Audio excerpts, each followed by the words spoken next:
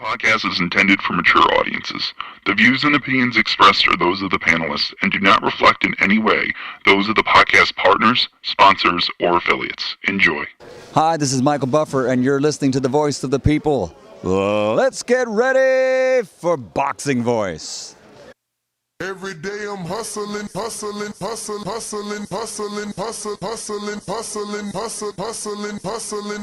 Every day I'm hustling. Every day I'm hustling. Every day I'm hustling. Every day I'm hustling. They've said this is the house that Canelo Es muy especial built. para mí estar con ustedes. Muchas gracias. Gracias por su apoyo. Significa mucho para mí tenerlos a todos ustedes aquí. Es una gran motivación y el sábado van a ver algo impresionante. BoxingVoice.com.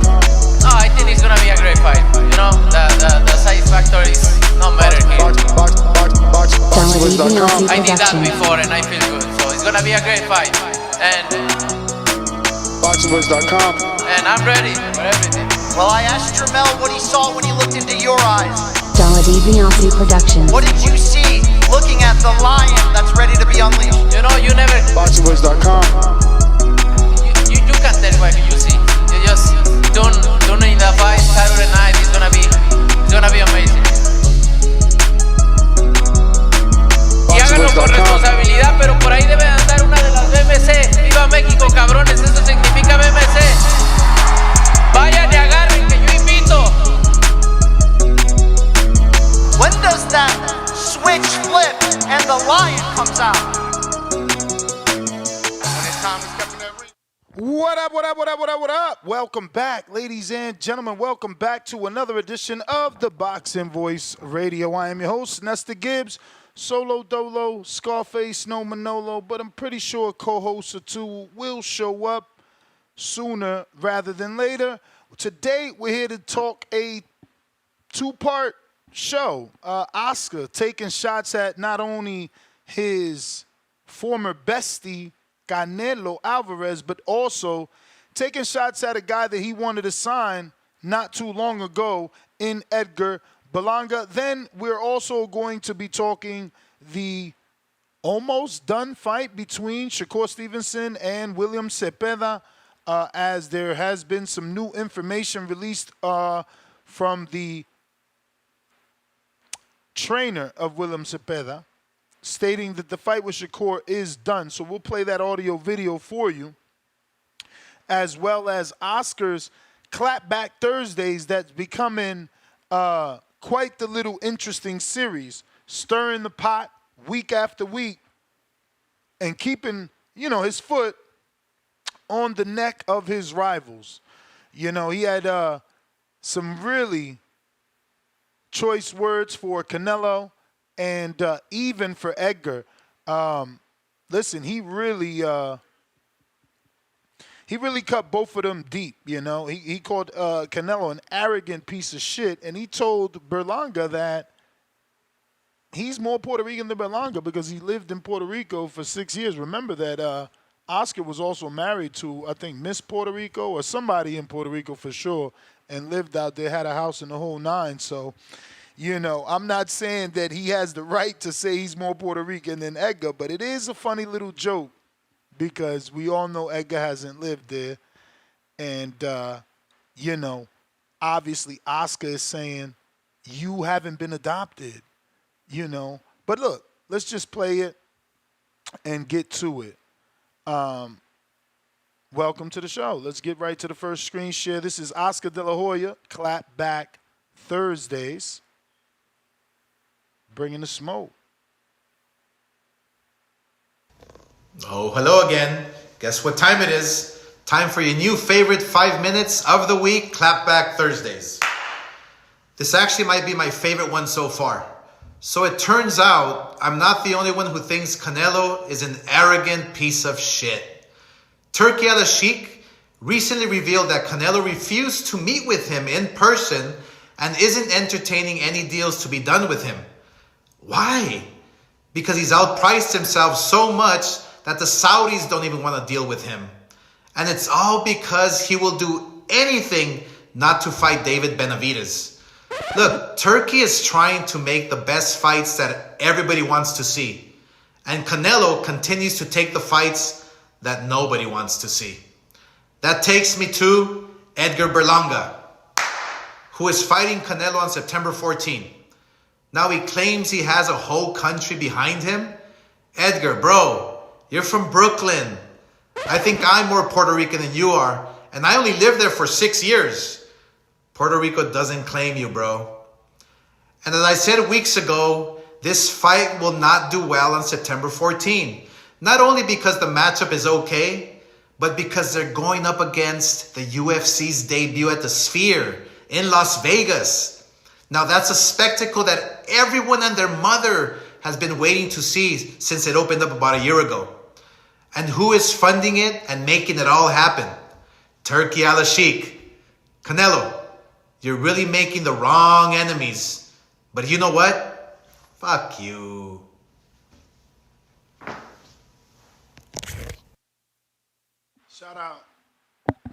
Shout out to Oscar. That was pretty good. Let's be real.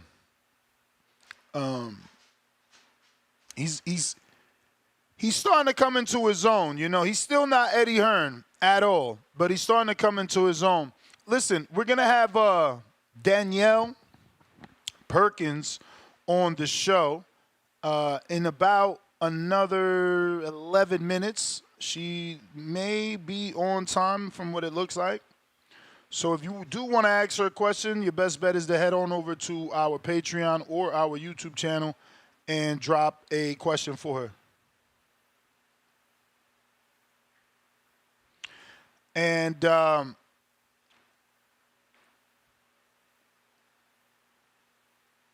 let's get to the next screen share here, which gives us the information. Well, actually, before we get to that, we need to get to Edgar's response. You know, Mr. Puerto Rico was not going to let Oscar get that off. So Edgar comes back and says, "Get off my nuts." But he said it worse. "Oscar, you was dying to sign me last year and flew in to sit down with me and again was on my nuts. I'ma have a bag of Coke for your bitch ass." That was his response. That's it, that's all. But we do have the news that is swirling around the internet, giving us the indication that the Shakur Stevenson fight with William Zepeda is done. Now, this is the internet, so the video on the right, I have no clue if that's a real video of Shakur in excitement that Zepeda accepted. So ignore that.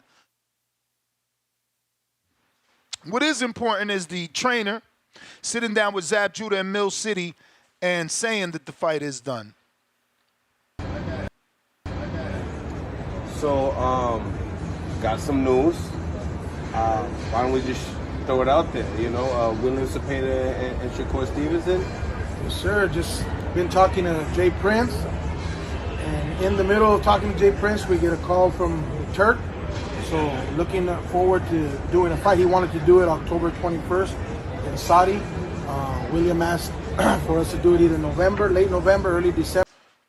So, hopefully you heard that. He said Turk wanted to do it in October, and William asked, can they do it, you know, at a later date?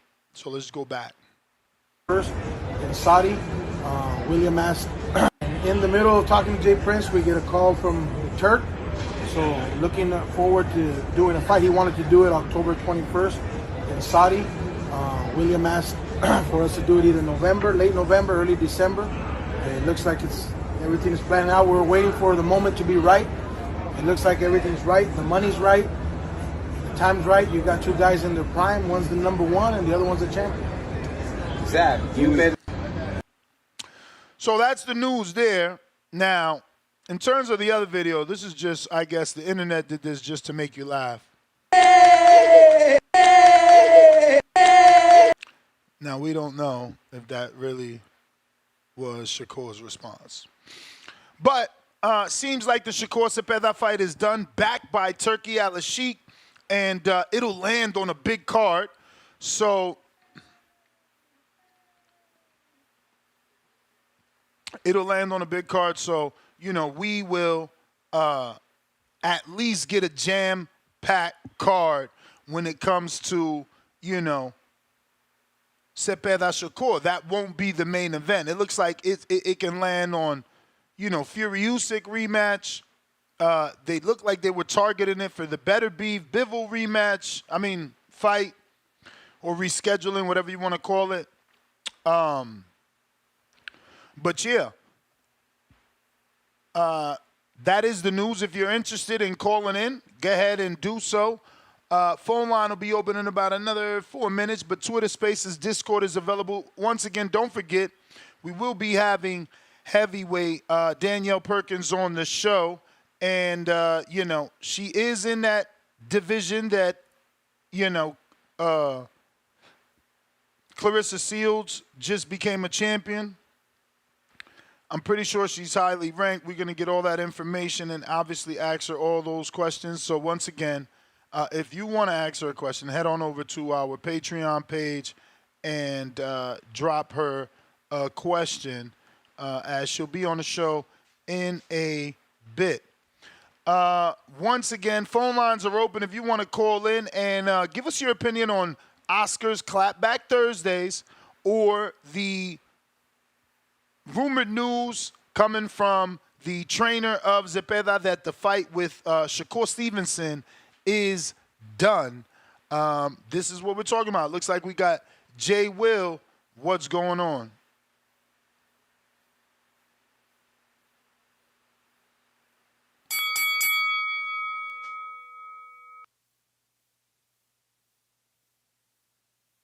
Jay Will. Jay Will. All right. So looks like he is not available. And we will be having Danielle on in about another 5 minutes if she's on time. But again, if you want to ask her a question, go ahead and head over to our Patreon page or the YouTube community right here on youtube.com and drop her a question. And once again, we're talking William Zepeda, Shakur Stevenson, done deal. Great fight, backed by Turki Al-Sheikh, so it'll be on a decent card. And, it'll be worth the value, right? We'll definitely get our money's worth because it won't just be Shakur and William Zepeda and a, put together Golden Boy card. This is going to be a Turki Al-Sheikh special. So I'm certainly looking forward to it. Looking forward to see how else they stack the card. They did stack that Wembley card. It's not a American fight fans, dream or delight, but it does have a lot of good fights for us hardcores, For people that actually follow the sport, some pretty decent fights there. They're bringing Hamza Shiraz back too, so that's not bad. Shout out to Shiraz. He gets to continue, to put his talents in front of the world and get that showcase. So, yeah, I like what they're doing over there with this Wembley card with AJ and Dubois as your main events. Again, really like the fact that they're bringing Shiraz back after a big win over Amma Williams. Striking while it's hot versus, letting them cool off and people forgetting what it is that he did. Then you got, obviously, that main event. Looking forward to that. AJ, he's been able to handle all the top 10 opposition that we've thrown at him outside of Usyk. And, that hiccup with Andy, which he avenged. He avenged that. But I do want to see that fight. I'm interested, man. Dubois is young, hungry, and powerful. I want to see what happens when he gets hit by Dubois. How does AJ take that? And there's some rumors too, right, about sparring sessions between the two. So, yeah. Let me get here to Nike Hendricks.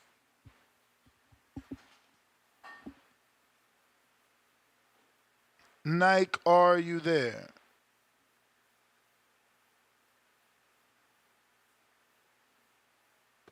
Yo, you got me? I got you. Yo. I got you. Oh, all right. Shouts out to the Boxing Voice, man.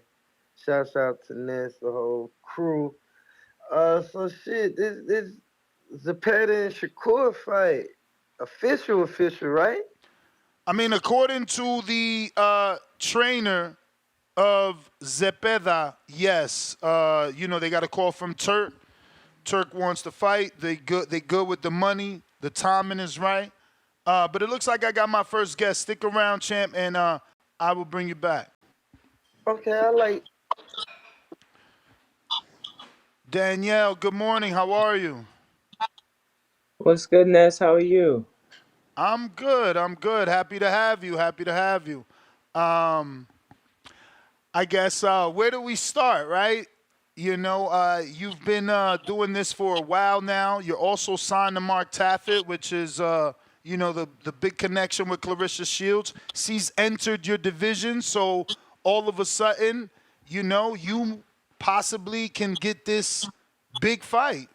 What were your thoughts on her performance moving into your division, and what's your thoughts, obviously, on a potential matchup with, I don't know, do you call her a stablemate? Well, I'm not signed to Mark Taffet anymore, but I do consider Clarissa like a good friend. Also professionally, this is business. I wouldn't hop into the middleweight division and not expect to fight her. Now that she's come to my division, and also for the belt that I'm the mandatory for, I definitely expect to fight her. I definitely would love the opportunity. I know one thing's for sure, like Clarissa doesn't shy away from big fights or big people, or any competition. So I know that she's always game to fight, and she like literally doesn't care who's in front of her. So I'd love the opportunity to be a difference maker in the division. Now, she has a significant age advantage. Do you believe that will come into play, or do you believe because you haven't had this overwhelming amount of fights that you're still fresh? Oh no, Clarissa has a lot of fights. Like I don't have the wear and tear that she has. I'm like a '67 Cadillac that only has like 6,000 miles on it, so I'm good. Now, you're a real heavyweight, though. You're 6 foot. You've been in the division. She has mentioned your name on social media. The fans were asking her to fight two other young ladies. She herself said, "Oh, I thought y'all wanted me to fight Danielle." Do you think that fight would actually happen? I know you already said she doesn't shy away from challenges, but do you foresee it happen? Now, I had no clue you were no longer with Taffet, so I don't know. I just feel like now that could be a little more difficult since you're not in-house. Well, I mean, I think and I know for a fact Clarissa makes the decisions. It's not her management, the team, or her promotion team. Like this, Clarissa makes, and she calls all the shots. So the idea that the fight happened is really because she's decided that we're going to move forward, and we've had that conversation briefly, and she's game. So I think that it's more likely going to happen. I think the reason why other people are mentioned is because I just don't have that much FaceTime. Like people don't know exactly who I am and pretty much all the things that I've accomplished in boxing in like a short period of time. So it makes it easy for people to want to call out other people's names. If I have more fights, I think it would easily be like, yeah, no, this is Danielle's division. Clarissa's coming to Danielle's division, and it's the fight to have. Why do you think you have been so inactive? I mean, you turned pro in 2020. Obviously, it wasn't the best time in the world with COVID and everything, but you've only gotten 5 fights in 4 years. That has to be frustrating. Can you give us some backstory? Yeah, no. So I won the WBC silver heavyweight title on Clarissa's first all-female pay-per-view fight, and a month later, Hannah Gabriels won the WBC heavyweight world championship title, and literally stalled us out for 2.5 years with like, she wanted X amount of dollars. We got X amount of dollars. And then, of course, then she got COVID right when we were about to go do our blood work to fight in New York City. Then there was another issue where she's not able to come to negotiation. So it was like 4 or 5 fight dates that were canceled because Hannah didn't want to take the fight essentially instead of just getting rid of vacating the title. And then she ends up testing positive when she does get a fight with Clarissa, and that's the end of Hannah's career basically. You said that's the end. I mean, in men's boxing, obviously, we just seen Big Baby Miller fight to a draw. He was someone that the public turned their back on. He's been on 365-day VADA testing since, testing positive. And he completed his suspension is essentially what I'm trying to say. Are you ruling Hannah out? Does Perkins believe that a cheat is a cheat no matter what and you won't face them? Or would you give her a shot if, she was clean? No, I owe Hannah ass whooping, so I fight her regardless. That's not what I'm saying. What I'm saying is like in terms of title shots, it's just it like puts mud on her name. It makes an opportunity for people to kind of want to back out. I don't mind fighting Hannah. I'd fight Hannah in Costa Rica with one arm. I'll beat Hannah's ass. So I don't have a problem with that. But she's not gonna get a title shot because she tests dirty. That easy, huh? Because, I mean, I'm campaigning for her to get a rematch. I know that the Shields fight was pretty one-sided after the knockdown, but she's still the only girl to knock her down. After that, she moved up and became a heavyweight champ. You think it's that easy? Yeah, she fought a dead body. Like it was like a 50-year-old woman who was like 5'4", who I think the fight was like 40 seconds. They dug up a body to have this fight. It wasn't a real fight at all. So you were on the undercard of Clarissa Shields when, she just became heavyweight champ. Has there been preliminary talks? And since it's a Salida card, are you now with Salida? What is your promotional managerial situation at the time? Well, right now I'm with King's promotion. Marshall has always stepped up. Even when initially when I first debuted, it was Marshall. Then after my debut, Salida and Marshall had a co-promotion deal. But I've always been with King's promotion. So Mark Taffet came in as like an advisor, and he did the best he could to kind of get fights. But essentially, things just you know pretty. You're breaking up. You're breaking up, Danielle. I don't know if the Wi-Fi disconnected or. Hello. Yo. We lost her. All right. We'll get her back. Hopefully. But that was Danielle Perkins. For anybody that, again, wants to ask her a question, you can head on over to our Patreon page and drop one. Yeah, it looks like you had broke up. If you want to maybe repeat that. Yeah, no, so I kind of forgot the question. I think I did too. But it's all right. We have some questions from the people. I got the first one from Toledo Treese in Ohio. He says, do you think Richard, what? Why y'all asking her a question about men's boxing? Do you think Richard Popeye Rivera could beat David Benavidez? I don't know. Do you know Popeye? He fought Badu Jack, was his biggest fight he was in. Is that the fight that Badu got cut really bad? Wow, Badu's been cutting a lot. He was cutting that Marcus Brown fight too. I don't think he was cutting the Popeye fight, but it was a tough fight for him. You know, a lot of people thought maybe Popeye could have got the nod. Richard Rivera, he's from like maybe Massachusetts or something. But we have another one from Treese that says, and this was my question. He stole this. I was gonna ask you about her. He said, "Would you take a fight against Rosanna Cox to get right and tight? And what do you think about fighting in Canada against Vanessa Leopold, the girl obviously that Clarissa just beat? She was a little short. What you think of her?" Oh no, You froze? no, she was terrible. No, I said she's terrible. Like that was an easy fight for Clarissa at the weigh-ins. I told Clarissa, I said, you can make this quick. This girl can't handle this at all. So you were expecting the knockout because that came to us as a surprise to all of us. You know, Clarissa hasn't gotten a knockout in a long time. That must have been, you know, very good for her. A great feeling. Well, yeah, she also hasn't had someone with. I mean, the girl doesn't have any pedigree. It's kind of weird that she even showed up on the scene. I think she's like a weight loss client that used weight loss, like boxing as weight loss. Like she's not a boxer at all.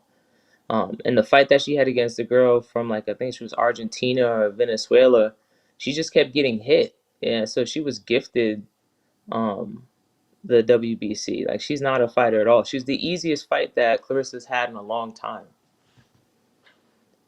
I got B-Lo in Phoenix, Arizona. What's going on, champ? Could you give us a brief story on who got you into boxing and what made you stick with it? Thanks for your time. So I mean, I was on it's kind of interesting. Like there's a long story about like when I had the car accident and I was paralyzed and wanted to come back to be competing after playing professional basketball. Got through the amateur ranks, Team USA, world champion, and then of course the pro. Like that's the short snippet of it. What keeps me in boxing is that I love it. Like this game will destroy you if you don't love it. You shouldn't want anything more than to like love the sport of boxing, because it's too many politics in order not to like to love the sport. So that is the passion for boxing. What do you do outside of the sport? Because 5 fights, you have to have another job. Oh, for sure. Like, I had a couple of things going on. Like my parents own a real estate company. I have like a corporate job where like I have a senior management position, and that's pretty much it. I have a very good stock portfolio. Oh, that's great because, it's women's boxing. It is on the rise and it's getting more and more popular. But, there's still a lot of women that are in unfortunate situations that they don't get the shine or the finances that they deserve, And you've been around for a while. I would have wished and hoped that you had a lot more fights. Outside of the 2 names that we've talked about in Hannah Gabriels and Clarissa Shields, is there anyone else in that division that you could target? You never answered the question about Rosanna Cox. She's only 2-0, but again, it's women's boxing. Yeah, no, I mean, I still have the mindset that it doesn't matter. Like, if you want to, making good fights is making good fights. I'll fight anybody. I mean, that's generally whenever someone presents someone's box rec, they're like, Danielle doesn't mind. Danielle will fight anybody. So, like, Rosanna Cox, Clarissa Shields, Hannah Gabriel, Savannah Marshall, Franchon Cruz. I fought Sudeja when we were amateurs. So, I mean, I'll fight anybody. It doesn't matter. All right. So I have, I believe, one more. So, again, being a heavyweight, is it hard to find sparring? Where are you located in America? So, I live in Houston, and Okay. like Darius Fulgham, Zach Spiller, like Damn, you got to spar Martel, Wong, like Zach. our team. You got to spar Zach? Yeah, we got hell. I mean, we do touch sparring with Zach, but there's no way that I'm sparring Zach for real. Like it's just I like was about to movement and touching. say Cause Zach, because I no. watched him get down, man. He was only 1-0, and look, he's the reason I bet against Hergovich, man. He put hands, and I mean, man, I was shocked he was 1-0. Nah, Zach is pretty big too, and good athleticism. Fulgham is also big, but I mean, I guess that's better. But they work with you then. They're not trying to kill you. Well, I mean, when I first started sparring and when I first got to Houston, Darius was my first and only sparring partner. So, like, I credit like me making Team USA, me becoming a world champion to Darius. Like, after he kicked my ass every single time, like he really wouldn't take mercy. Now he does, but we'd be in the gym and I would just be getting beat up, and it really taught me a lot about a kind of perseverance, understanding, and also movement, because I definitely don't move like a female boxer, but yeah, I think Darius for those days actually. So why do you think you're the woman to beat Clarissa? What can you tell the listening audience? Obviously, they're not that familiar with you. Why should they, invest in Miss Perkins defeating the GWO? Well, I mean, if you saw my last fight, it was a message, and it was an absolute bloodbath. Like everyone's expecting me to knock this girl out, and I just basically just beat her to death. Both eyes to the lip. There was blood all over the place. And it's the difference between control and power. Knocking somebody out is mercy, and I'm not giving any mercy anymore. Like it's gonna be complete and utter. Like your team's gonna have to save you. I'm not gonna stop it. So that's the difference between speed and power, because I have precision and power, and it doesn't come, I'm a heavyweight, so I'm gonna stay in the pocket. I'm gonna fight, and I'm gonna throw punches. I'm not shying away from touch shots. Like those don't bother me at all. So I'm 6 feet tall. Definitely a little bit different optics in terms of like what this weight looks like, and I can stand the fight. It's a different fight. I'm not Savannah Marshall. I don't have any fear, which is unfortunate because I think the fear would kind of deter me from wanting to have this fight, but I don't have it anymore. Never have. I mean, I'm sure the obvious answer to this next question will be yes, as the bigger woman. But would you welcome fights with Franchon Cruz? Have her move up. Shadeja Green, have her move up, because you're only at 175. They're only at 168. It's not like you're at 200 plus. It's right there. So are those fights that you think may happen down the line, or do you think you may not have enough time because of your age? No, I think I have more than enough time. I mean, I don't plan on going anywhere. I'm in good health. But the thing is, it's just a matter of like, I think time will tell, because I think at this point, Franchon's running out of good options for fights that people want to see. Shadeja definitely has to make a change in the way that she presents, because that last fight, it was exposing. So I'm not sure if she'd want to take a fight again against me. Like the best, Savannah Marshall, definitely, she needs to step up and have quality fights. Sky Boxing also is very good at pushing and promoting fights. So like I pose a threat just in presence, not even in boxing, just my presence alone. The optics of it is like, what the hell is this? So 175 is a good, it's a walk around weight for these girls. They don't even have to cut. Are you cutting? Hell yeah. I always walk around. I used to walk around at like 220 pounds. Like I'm an actual heavyweight. Whenever we leave the US for like Team USA fights, I'm the smallest person. Like I'm the shortest. I weigh the least. So yeah, of course I have to cut. Damn. They in trouble then on fight night. Well, Ms. Perkins, that is all the questions. If you can, please give out your social media. For anybody that isn't following you can do so. And we look forward to hopefully this being your year, you're coming out here. You know what? Marshall has done a great job with other women. I mean, Bumgardner would not be where she's at now if it were not for Marshall Kaufman and her having those early dealings and getting those early fights. So, Marshall has helped a lot of people. I believe even the new girl, Liana Cruz, has fought on some of his cards once or twice. But, yeah, if you could give out your social media, please.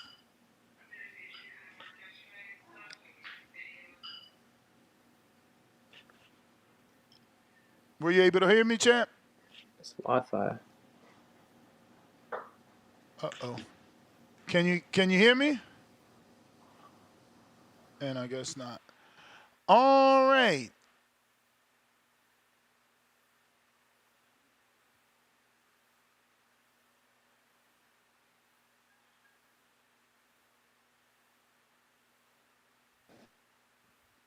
You hear me now, champ? Yeah, I got you. This AT&T. I gotta do something about this Wi-Fi. Nah, don't worry. I was just saying if you could give out your social media, those were all the questions. Oh, man, she froze again. Okay, so my Instagram is Chambers. Oh, really? Nah, you're back now. Oh. All right. My Instagram is Chambers11221. I'm from Brooklyn, so if you know, you know. All right. Appreciate you, champ. Look forward to getting you back on. Thanks, Ness. Have a good one, y'all. You too. There you have it, ladies and gentlemen. Danielle Perkins, heavyweight division. Damn, she said my girl. Bro, she said my girl. Shadeja needs to change some shit before she get in the ring with her. That's wild.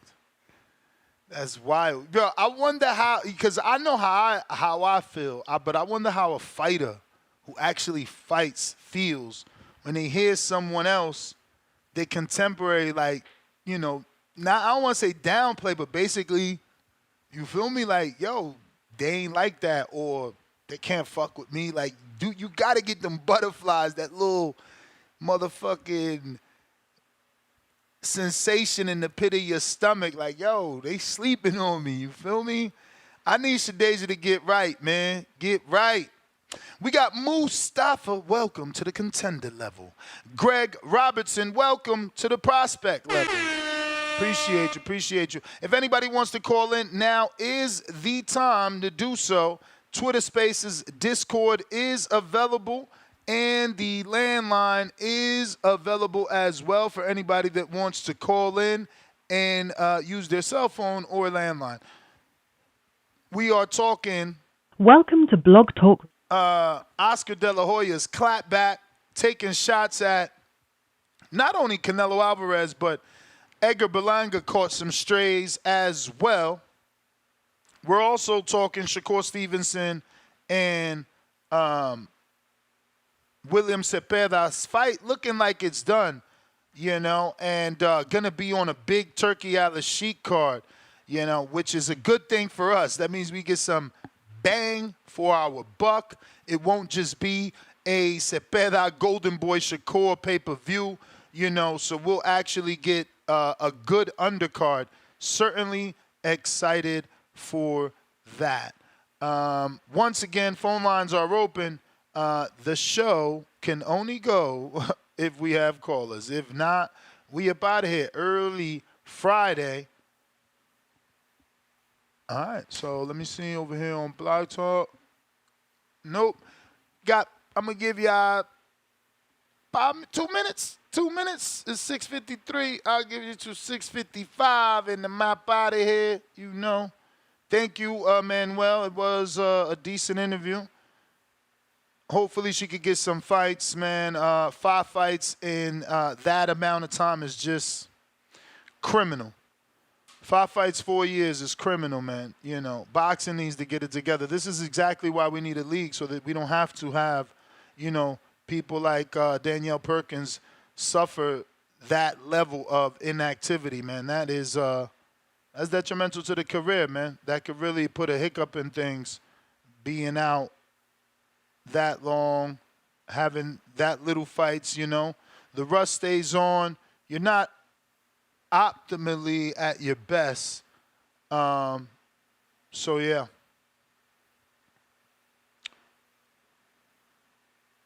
Let's see here. Why nobody talking about Victor Conti? Oh, they not? Really? Damn. That's wild. There's going to be no... I got to see that. Let me check Victor Conti's Twitter. Is he really saying that? And you know, he's just putting pressure, though. Sometimes it takes time for these fighters to sign up. But a guy like Canelo should have already... Oh, yeah, I see. It says Memo Guru Science posted there has been no VADA testing or WBC for the Canelo versus Edgar fight. In my opinion, if that's true, Premier Boxing Champions is promoting a pay-per-view event without training camp drug testing for the main event, then this exposes why drug abuse in boxing is so rampant.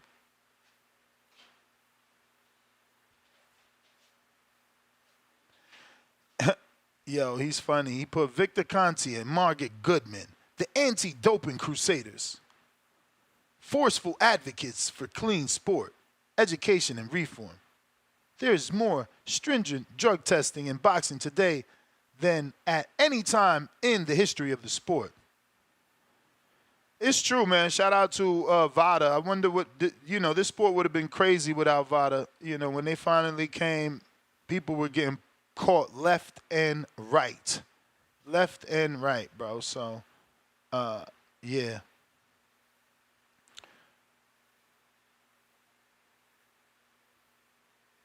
All right, we got Tip Bellis. What is up?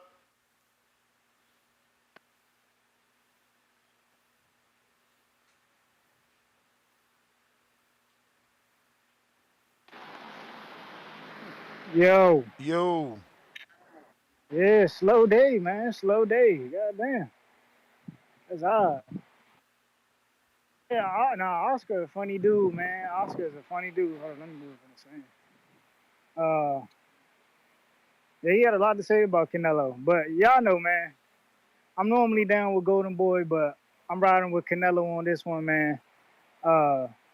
We need to be rooting for boxing come September 14th when boxing goes up against the UFC and their debut at the Sphere, man. And you know what I'm saying? I think Edgar Berlanga did some justice at that second press conference marketing this fight. Because you know what I'm saying? Right now, even though that UFC Sphere event is going to be big, ain't nobody really talking about it. You know what I'm saying? Maybe come fight week, but I don't even think the card would be that impressive. So, I mean, these fighters, for the most part, they just got to keep trash talking each other, and you know what I'm saying, and sell that fight for it to go forward. And I don't think Canelo. I mean, you can say Canelo's arrogant, but as far as the Turki Al-Sheikh thing goes, I don't think it's that arrogant, man. I think Turki Al-Sheikh is, you know what I'm saying, just as arrogant, if not, you know, with the way he comes in flexing his money, you know what I'm saying? So that just is what it is. And you know, even though Edgar Berlanga ain't fighting Puerto Rico, he's probably the biggest Puerto Rican star Puerto Rico has right now. You know what I'm saying? Even if he's not from there. It's not Shakur. It's not the dude that Oscar De La Hoya promotes, you know what I'm saying, in the lower weight classes. I forgot guy's name. So, you know, I think Oscar, he's just tripping out because, you know what I'm saying, it's the PBC. It is what it is, man. It just is what it is. But, yeah, that's it for the most part, Ness, man. I'll tap in with you later. All right, champ. Let's see here. We got Sam. What up? Oh. Yo.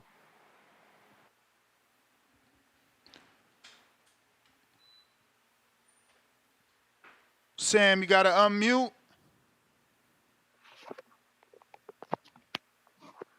We hear you, champ. You got to speak. All right, we got Jamal Wilkins. Welcome to the prospect level. Leonard Sterling with the 5-pounder. If it's Riyadh season event, why was Oscar De La Hoya talking about Shakur ticket sales, especially when Shakur sells more than Zepeda?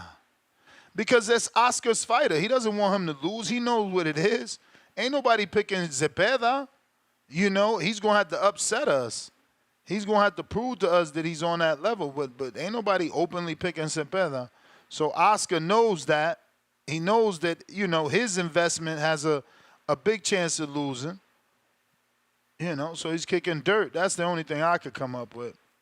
But we going out to Noble. What it do?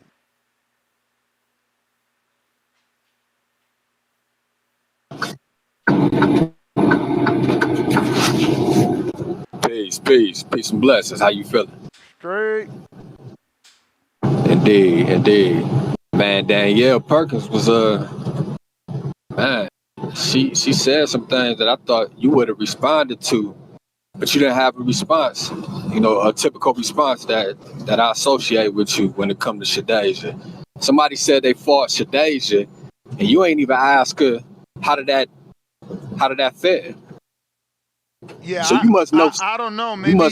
Maybe you heard something we didn't hear because I ain't hear her say she fought Shadeja. Nah. She said the shit twice. She said when you asked her the first time, she said, yeah, I fought Shadeja in the amateurs. And then when you double back around and said, will she fight Shadeja? She said, yeah, she gonna have to tighten up before I fight her again.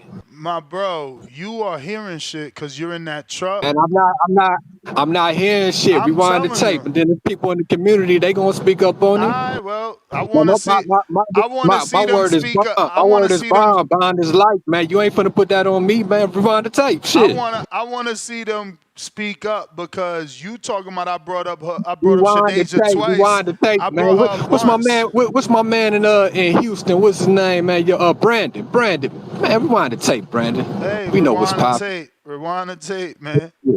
Other than that, it's all peace. It's all love, Ness. But this fight that's coming up with this weekend is important, I think, for boxing in general. You know what I'm saying? Because this is the fight that if Fundora try to duck Bud, this is the fight that's going to really make a difference, because the winner of this fight could be facing Bud, and this could be the opportunity for Bud still to get those belts off of Fundora if they try to play some politics. But yeah, Brandon, rewind that tape, man. Let's see what's going on, because I think Ness knows something. Peace. I don't know shit. I know that you hearing things. I never brought up Shadeja but that one time, but you talking about I brought her up twice. So, yeah, you heard things. And if she says she fought Shadeja, I missed that, because what she said is after that fight, she need to work on some things, which is her comeback fight. You know, Perkins says she still didn't look that good in her comeback fight. So, again, you in the truck. I've been out the truck so long, I forget what's that called when you got the air brakes on so you could go down the hill and that shit get extra loud. It's like, brrr. Yeah, that's what's going on. You got that on. You trying not to let the truck go down the hill with the 80 tons. You can't really hear it, because I ain't say shit about Shadeja 2 times. One time, I asked her would she fight her. One time. But that is a fight I would want. You know, Shadeja certainly looks slimmer than Perkins.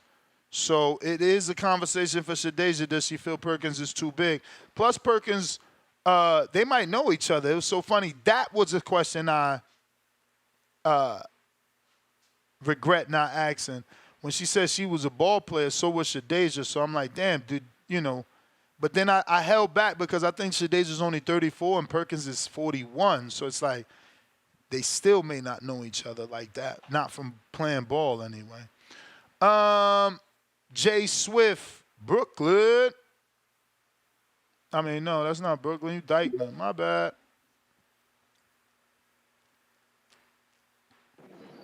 One, two. Can you hear me? Straight.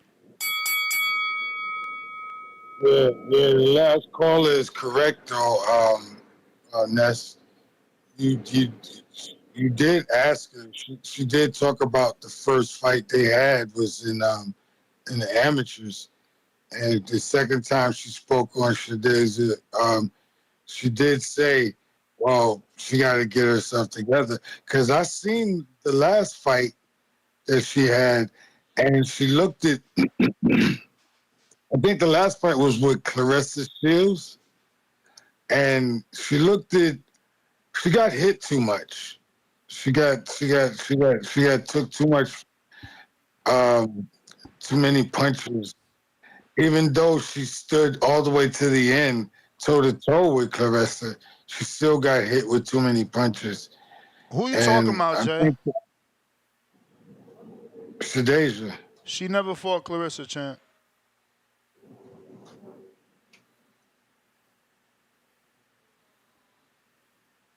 Okay. Because I seen one fight where Clarissa was fighting, but I thought that was Shadeja. Nah, But anyway. maybe you talking about Franchon. They fought early in their career, and Shadeja fought Franchon. Clarissa fought Franchon. Shadeja fought Franchon.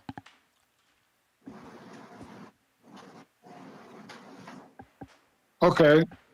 But it while you was doing the interview, she was brought up twice. Shadeja was brought up twice. Well, I text Danielle to see who lying, so we gonna find out right now. Well, I text her. I mean, I'm not gonna. I text her I'm not gonna worry about it. specifically. Did you say you fought Shadeja in amateur since everybody acting like they got good ears? Yeah. That's all. There's nothing wrong with that. Ain't nothing wrong with it. Anyway, Ain't gonna be nothing wrong when I'm right neither. Well, nah. If you right, you right. But right now, you wrong. We shall see. And yo, man, I'm liking the concentration Berlanga is having going into this Canelo thing, but I think he could get a draw. I think he could get a draw, but he also he hit hard too. So I don't know if he can knock Canelo out, but I know he can stand toe to toe with Canelo and bang with him. I think they could get a draw out of that. I really do. I hope they could get a draw. You may feel like it's your time, but it's not All your right, time. I'm going. All right. Peace. Noble, so far you got a couple people saying that you right, but she ain't text me yet. We ain't believing shit till she texts me. I'm texting Shadeja too. Fuck all that. Fuck all that, yo. Trying to set me up.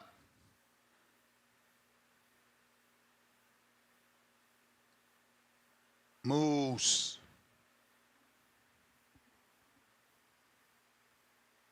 Yeah, man. You ain't.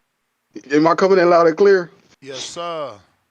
Yeah, you ain't even got to worry about texting nobody, man. I heard her say that she fought old baby in the amateurs, and I was like, damn, Ness ain't even gonna ask her how it went. I thought the same thing as Noble. You know what I'm saying? So shout out to Noble. You know, but yeah, I already said I said it, so it's the truth. So it's done. You know what I'm saying? What you got to say for yourself, Ness? I'm texting Shadeja to find out if it's true. All right, so we gonna go. Okay, so what you want to bet some money, huh? You know my cash app. You know what I'm saying? If I'm right, what you gonna send me $5 for cash app? What you gonna do? Oh, you ain't trying to bet? Yeah. Well, anyway. I'm getting the answers from the horses, man. Yeah. I can't wait till it come back too. I can't wait. Shadeja You know what I'm saying? said Yo, they I'm fought. so wrong. You gonna be so wrong. Ooh, I want an apology too. I want a public apology. You know what I'm saying? I want you to, you know what I mean, stop everything and make sure, you know, put some respect on their name. You know what I'm saying? Put respect on my name, put some respect on Noble name. You know what I'm saying? Because you think we out here lying? Like we out here making up stuff? I can't believe this. I mean, she also had bad internet, so I couldn't hear it. What you want me to do? Yeah, that's real. That's true. That did cross my mind. I was like, you know what? Maybe she cut out when she said that.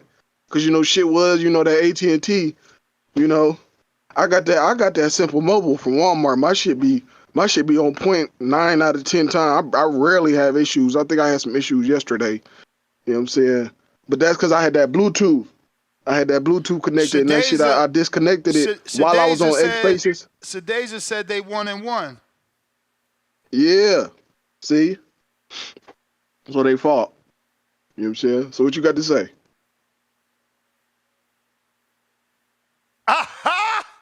Yo, why my girl Danielle doing like that? Yeah. She said, Shadeja said Danielle hits too hard, so she left the division. Don't be doing that to my girl. Don't you do that to my girl. I'm about to text Shadeja. You busy, champ? Yeah, man. But shout out to Shakur Stevenson and Zepeda, you know. Hopefully we get that fight. Sound like it's going to happen. You know what I mean? That's going to be a great matchup. You know, that's a pay-per-view matchup, to be honest. You know what I'm saying? In my opinion. Lovely fight. Which one? Shakur versus Zepeda. You know? Yeah. And, you know, I don't know how I really feel about this whole Tank and Canelo thing, getting at the Sheik. You know, I do know Tank said, you know, them two Ferraris. And at first I was like, man, Tank, be respectful. But then, you know, after seeing how the Sheik move, it's like, hey, You may feel like you know, he with the bullshit. But yeah, that's my call, man. I appreciate you. Shout out TBV. Damn, she said I was her last heavyweight fight. Hey, yo, y'all ain't going to be trying to play the Terminator out, okay? The best is yet to come. Yo, this is how we want it. Y'all all sleep. Y'all got the blanket is pulled over your head. It's all good. It's all good. Sleep on her. Sleep. We gonna wake your asses up. Our time is coming. Treese, you know what the fuck going on.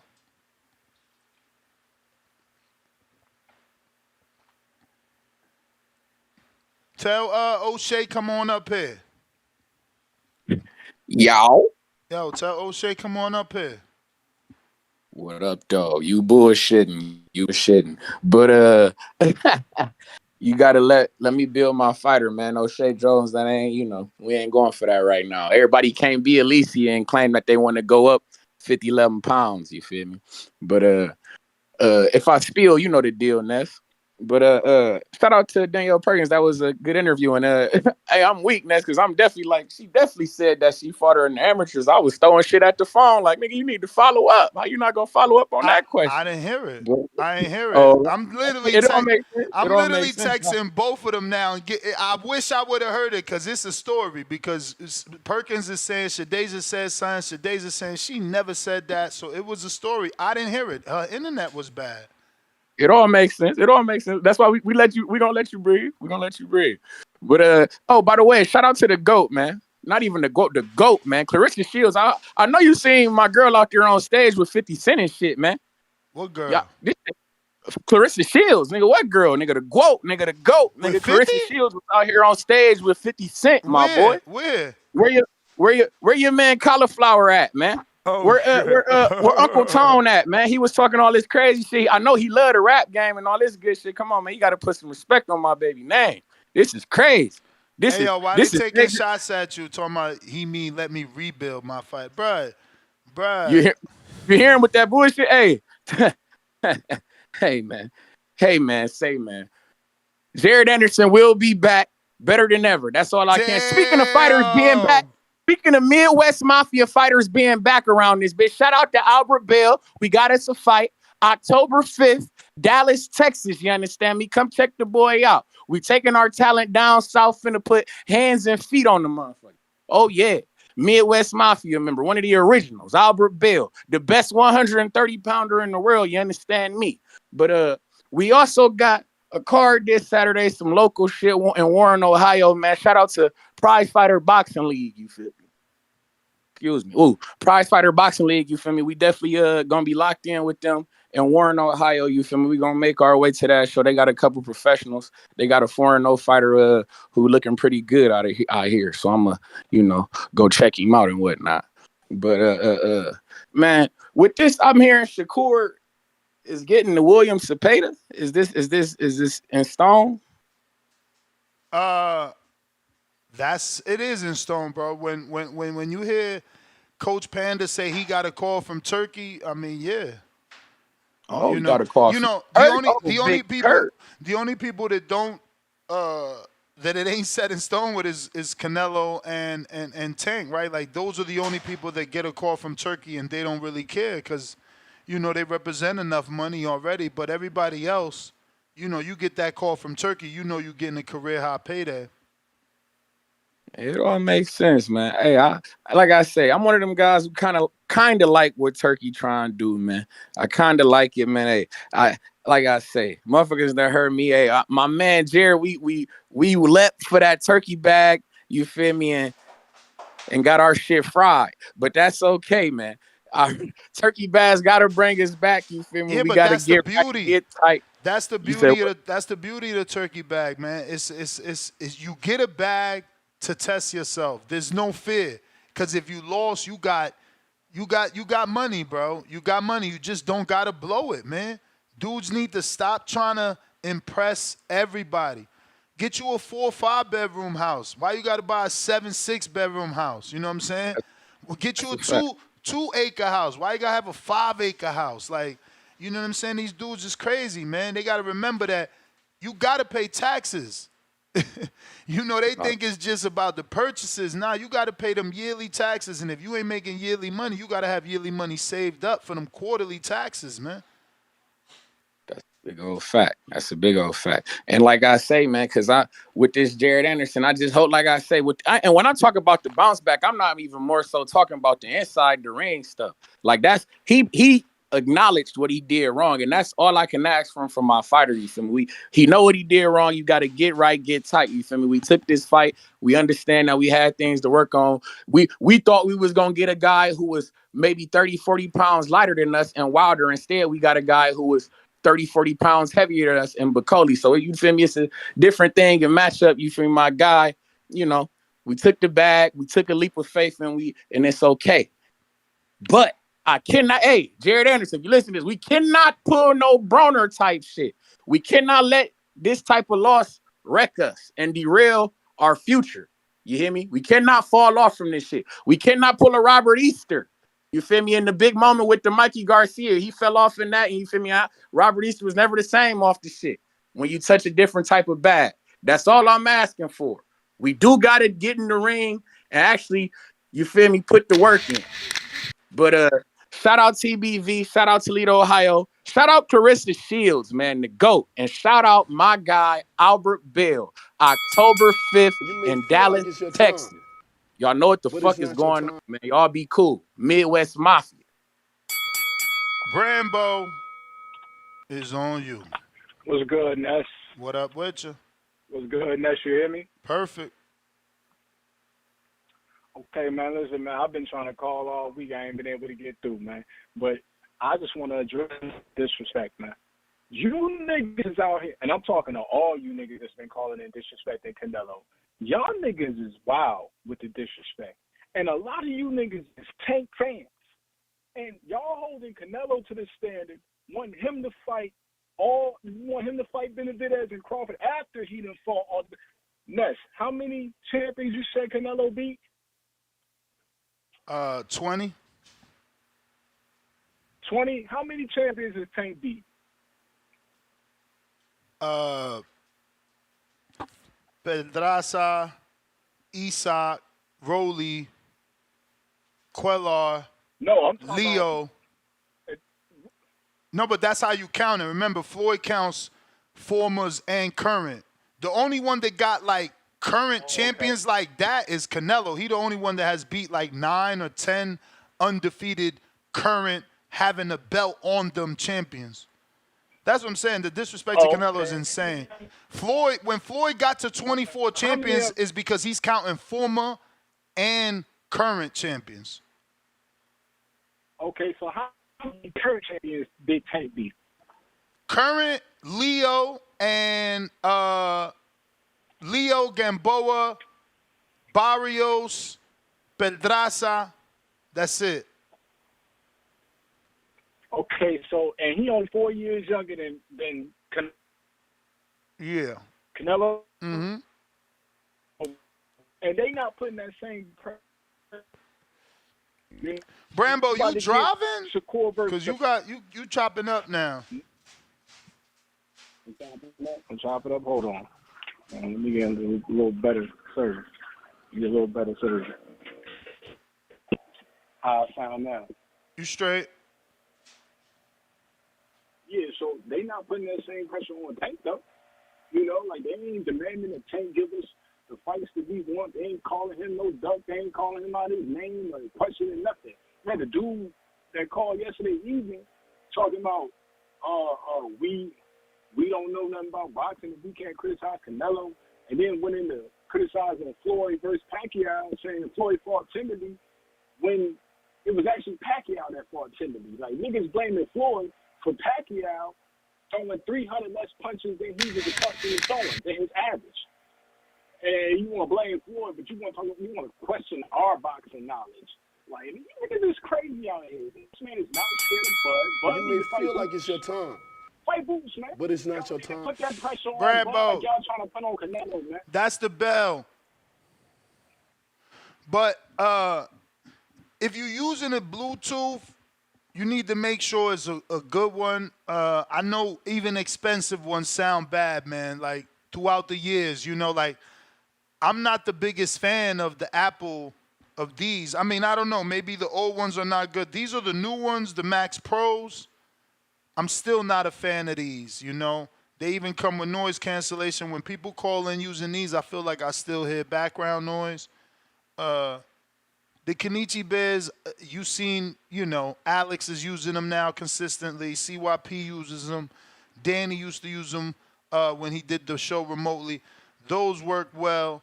iPhone headphones, you know, the wired headphones, those work well. That headset Bramble had was not good. He seemed far away. Just saying, you got 3 minutes, you might as well make it a good 3 minutes. You feel me? G-Von. Let me double check. I ain't got no counters. If you're watching this on YouTube, don't forget to hit that thumbs up. It's going to help with the visibility of the show. It's going to let people know we rock out twice a day, at least 6 times a week, you know, 6 days a week. Sundays is only one show, but we do a show every Sunday to recap the weekend's fights. We got Leonard Sterling. Actually, we got Malcolm Flex, member for 11 months on the prospect level. Shout out, Malcolm. One more month, you rocked out a year with us. Mama Lobo fired, baked, and broiled two-tone last night. Laughing out loud emoji. Yeah, if you haven't caught yesterday's episode, that was a really good episode. Check it out.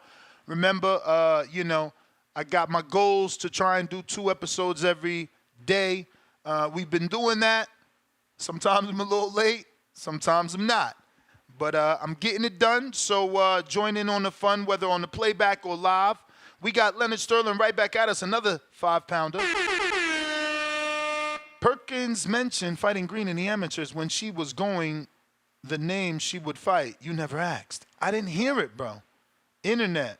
But they both talking to me on the background about it. It's unfortunate that I didn't hear it because I could have, you know, it would have made a good short. You know, Shadeja's in the gym, so she can't jump on and, you know, keep the conversation going. And Danielle doesn't have good internet, so even if I could get Shadeja on, Danielle's internet is not where it belongs. Yes, Pistol Parkway Mozzie, $2. Danielle lost majority decision on Box Track. Yeah, they both won. They had a win over each other.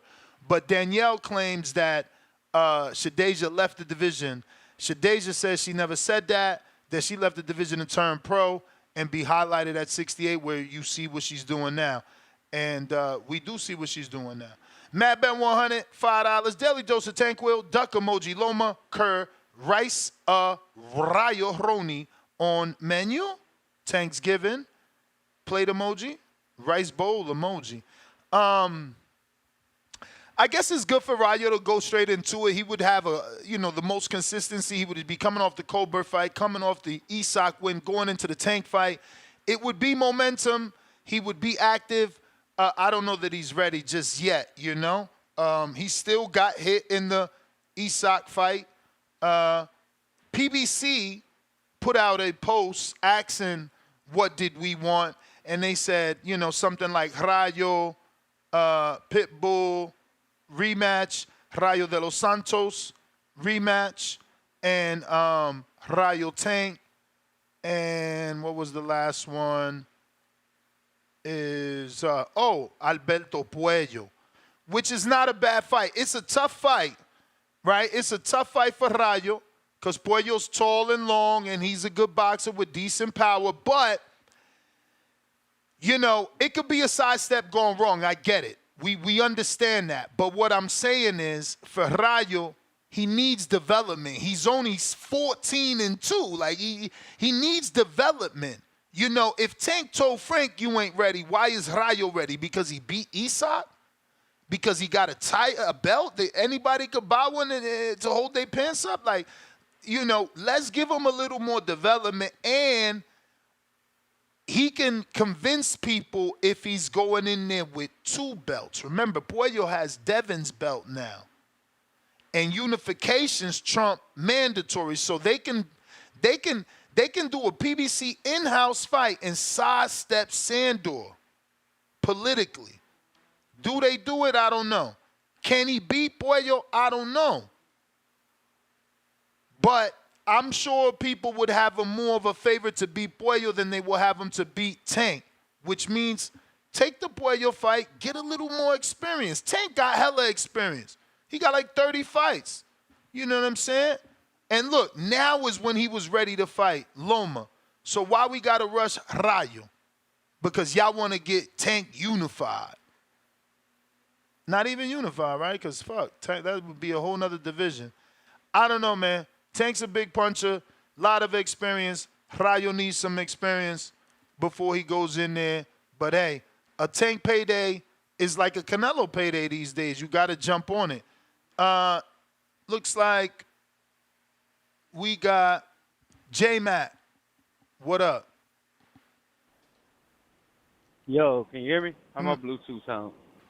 So far, so good. Can you hear me? Yup. Okay. All right, if I go over, let me just add it in to this call. I have a few things. Shout out to Noble. He was right. I know you say you didn't hear it, but he was right, so I'm giving that shout out. A few things. As far as what Oscar said, Oscar, of course, he sounded like the scorned girlfriend speaking out on some things. Sometimes it's true, sometimes it's factual, sometimes it's just hate.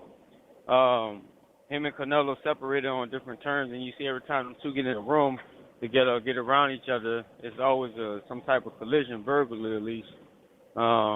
Looked like it was about to come down to blows on that stage, until them people got in between them. But Oscar definitely earned the right as a Hall of Fame fighter to have his opinion. So I do give him I validate his opinion on what he's saying. As far as him being more Dominican than Berlanga, I guess he stayed there. He's saying Berlanga, that's like a shot, that's a dig. I guess he's saying Berlanga is really from New York, born and raised in New York. So he's trying to say that he hasn't been out the country. So I do get that. As far as the Turk and Canelo and Tank situation. First of all, Tank is a made-up cash cow. It seemed like Ryan is really the cash cow because Tank ain't never did nothing like that until he fought Ryan Garcia. So, I mean, everybody run around, pump the brakes with Tank being a cash cow or any face of boxing. Tank seemed like the only face of boxing he is on the PBC, and they up there actually posturing, acting like he is, but he does need the big names to do numbers. His numbers are only reported. We don't never see proof for any numbers he does. The only numbers where we saw proof was the Ryan numbers, and they actually did well. That's why it was put out there. So Tank ain't nobody's fucking face of boxing. And then he ain't got the rights to be picking and choosing like he do, but he get away with it because niggas sit up there and back the shit up. As soon as Tank get in there with a fighter that's going to make him think he will lose. And actually, I got Shakur beating him, and I still got Devin beating Tank. Back to Canelo. Canelo is a boxer. Yes, he's a millionaire. He has made millions in the sport. But Turkey is a network. He's putting on fight events. Canelo don't put on fight events. Canelo only pick and choose the fighter, and somebody pays him to fight on their event. So all this talking about two what y'all saying? Two bosses or whatever. Yeah, Canelo is own boss, but he's still getting paid to fight. He's not putting on events. Turki does have the right to sit up there and approach him in a manner he does, because in business, in boxing, this You is may not feel always like friendly. it's your time, Business gets straight but it's to not it. your They time. get straight to it, and it's taken care of. It's up to Canelo to decide if he wants to get in bed or pick and choose or continue getting called out like he's doing. And all Turki doing is exposing what Canelo is all about. Canelo gets a lot of luxury off this past, and yes, he does have a crazy resume. I can point out some fighters, like since Bud can't get credit for the Amir Khan and he can't get credit for the Kell Brook, well, I can say, well, shit, why should Canelo get credit for Miguel Cotto and Shane Mosley? The same Miguel Cotto that was getting beat to a pulp by Margarita and then Manny Pacquiao, that same Miguel Cotto that Canelo went out there and fought after that, the same Shane Mosley that lost to Miguel Cotto, and so on and so on. I don't remember the names. These fighters got depth, but y'all still give Canelo these craze for these big names. And the same Amir Khan that beat Marcus Madonna moved up and got stopped by really got stopped by British Prescott, got stopped by Danny Garcia, but beat Marcus Madonna and then fight Bud. They got stopped by Canelo, then got stopped by Bud. But when they get to Bud, we want to take credit for his opponent. The same Kell Brook that beat Sean Porter moved up and got stopped by Triple G, stopped by Arrow, then got stopped by Bud. But when they get to Bud, Bud don't get the credit. We got to stop taking credit away from fighters, especially if you're a local joker sitting on a podcast talking about something you won't ever be able to accomplish. And your best feat is border wars. And that's not no dig at you, Ness. I'm talking about people, individuals. Like, I'm getting tired of hearing guys, casuals, getting in here, calling in, comparing, taking credit away from fighters that put their life on the line, that made a lifestyle on it, and get it on the ring and do it on a professional level. Take them steps on a professional level, and they sit up there and they could be dismissed by somebody sitting on in somebody's mama's basement or sitting on a podcast show just talking shit from the couch. As far as the Shakur Stevenson and who he's fighting us? William Zepeda. William Zepeda. Zepeda. I like the fight, but I actually don't like the Rayo fight a lot better for potentially Tank or Shakur. I actually like the De Los Santos fight. I think he should be kept in the mix. I think both of them guys can shake shit up in the division. And I think they all promote silent fights. I didn't know how talented Rayo was, and I just started peeping him out a little more, and actually becoming a fan. I like to see him in the Tank fight, honestly. I think with Robert Garcia and him bringing him into the camp, I think that helps him and help him with that elite level for his strategizing and execution. So I'm for the fight. That's my two counter punches with my one call, right, Ness? That's only one counter punch, brother. You was your free. Okay. I went to you for your free call, and then you said if you go over, run it, and you only went over one call. All right. Well, that's all I need for right now. All right. All right. We got DC3. What up? What's the deal, man? What up? Yeah, my pops always said this quote: "The people I respect the most are not those who right, but those who admit when they wrong." Shout out to Noble, man, for calling you out, because yeah, she definitely said that. This, you know what I'm saying? But I think that this is a good fight for Shakur. You know what I'm saying? Somebody that's gonna let their hands go. We gonna see if he can bring the dog out of. And who was the last guy on the phone then? J-Matt. Yeah, it's crazy how dudes just discredit other guys, like, to boast up they got. He a Crawford fan, huh? Yeah. Yeah, it's like dudes just, I don't get it. Like, and mind you, I listen to the guy, so he's very intelligent and knowledgeable of the sport, but it's like these Crawford fans, they come out to hate. Like he owed Tank these numbers made up. I mean, shit, everybody numbers be something like that. It's only a few people that we really look for the numbers, and they come out with the numbers. You know what I'm saying? It's crazy how when Crawford get in position, everybody care about the A side and all these treatment now, or what can this person do and all that.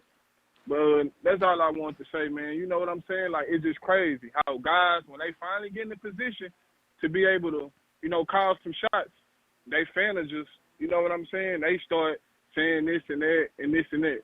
Come on, man. Let's be fair around the board. Let's start criticizing fighters and not making it come off as hate. You know what I'm saying? Dudes that discredit Canelo, the Bo State fighter, like, bro, bringing up how long, how old. Man, I mean, they fighting. I'm not making excuses for nobody that's making millions of dollars fighting. I don't give a damn. He beat him. Canelo beat him. We can't get mad at nobody because they was pushed a certain way.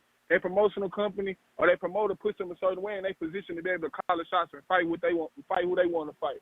You can't get mad at that, bro. You got to blame the fighter for not your favorite fighter for not putting on the show and not being that. Because, you know, some of these guys couldn't sell water to a well. I'm out there. All right. Yeah, nah, you know, I just don't get it. I don't think Crawford fans should discredit any other fighter's resume because that's what was done to Crawford for so long. You know, so it's like now you're going to do what you was arguing about for years, saying, oh, it ain't about resume. It's about how he beat these guys. It's about eye test. Now Crawford's an A side, and it's about resume and how old guys were. It's boxing is weird. Boxing is weird, man. Shit always comes back full circle. Don B, welcome to the prospect level. JXV88, $2. Miguel Cotto was a champion when Nello beat him. That was another wild statement, bro. That was crazy wild. He said the same. He said Cotto. He said Canelo beat Miguel Cotto, the same Cotto that lost to Margarito and Pacquiao. Bruh, how can you say that with a straight face? Like, them names ain't legendary. Like, Margarito might not be legendary for achievements, but he gonna be in boxing forever for them damn hand wraps, man.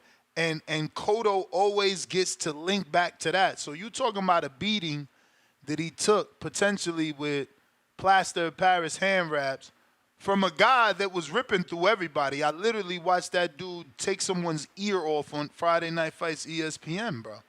Like, and then you talking about getting beat by Pacquiao, like that is somehow shameful.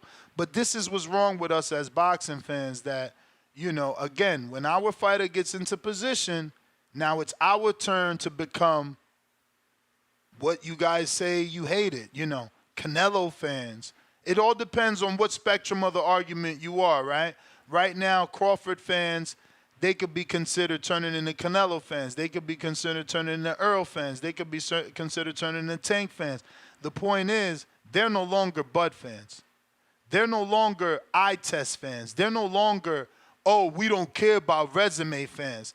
They're now on that level where it's what you did because Bud did this. What you did because Bud did this. And it's like the same thing you despise, you guys are turning into. I said it yesterday. Bud fans are turning into Earl fans. They're morphing right in front of us. Everything they hated about Earl fans, they have now become. Everything. Oh, well, he ain't selling. What he do?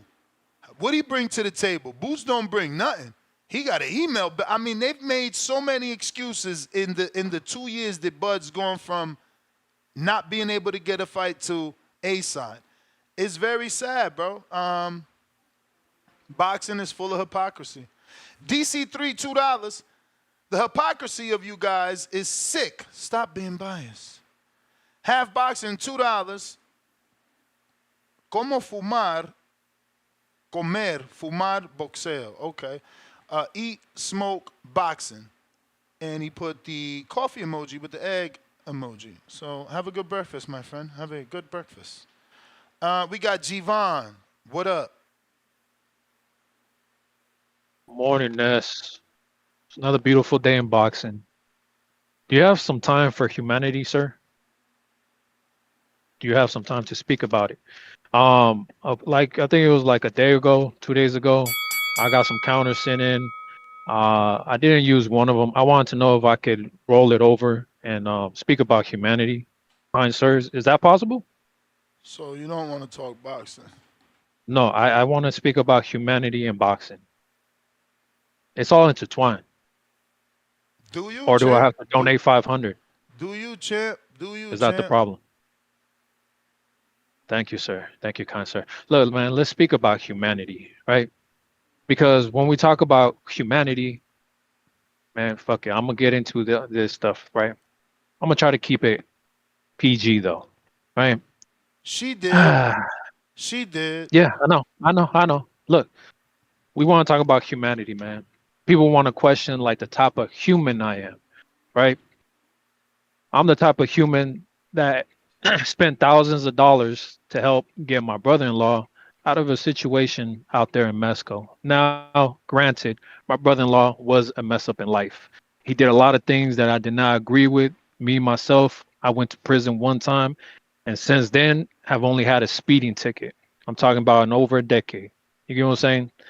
But my brother-in-law, he was on some other time. He was locked up for some years, got released after a little attempted murder thing, and instead of trying to change his life around, he went right back in. He went down to Mexico, had a little altercation down there, and caught a body. It is what it is. That's what he was locked up for. But in his time in there, right, Mexico is a very corrupt place. If we want to talk about humanity, right, that place is very inhumane sometimes.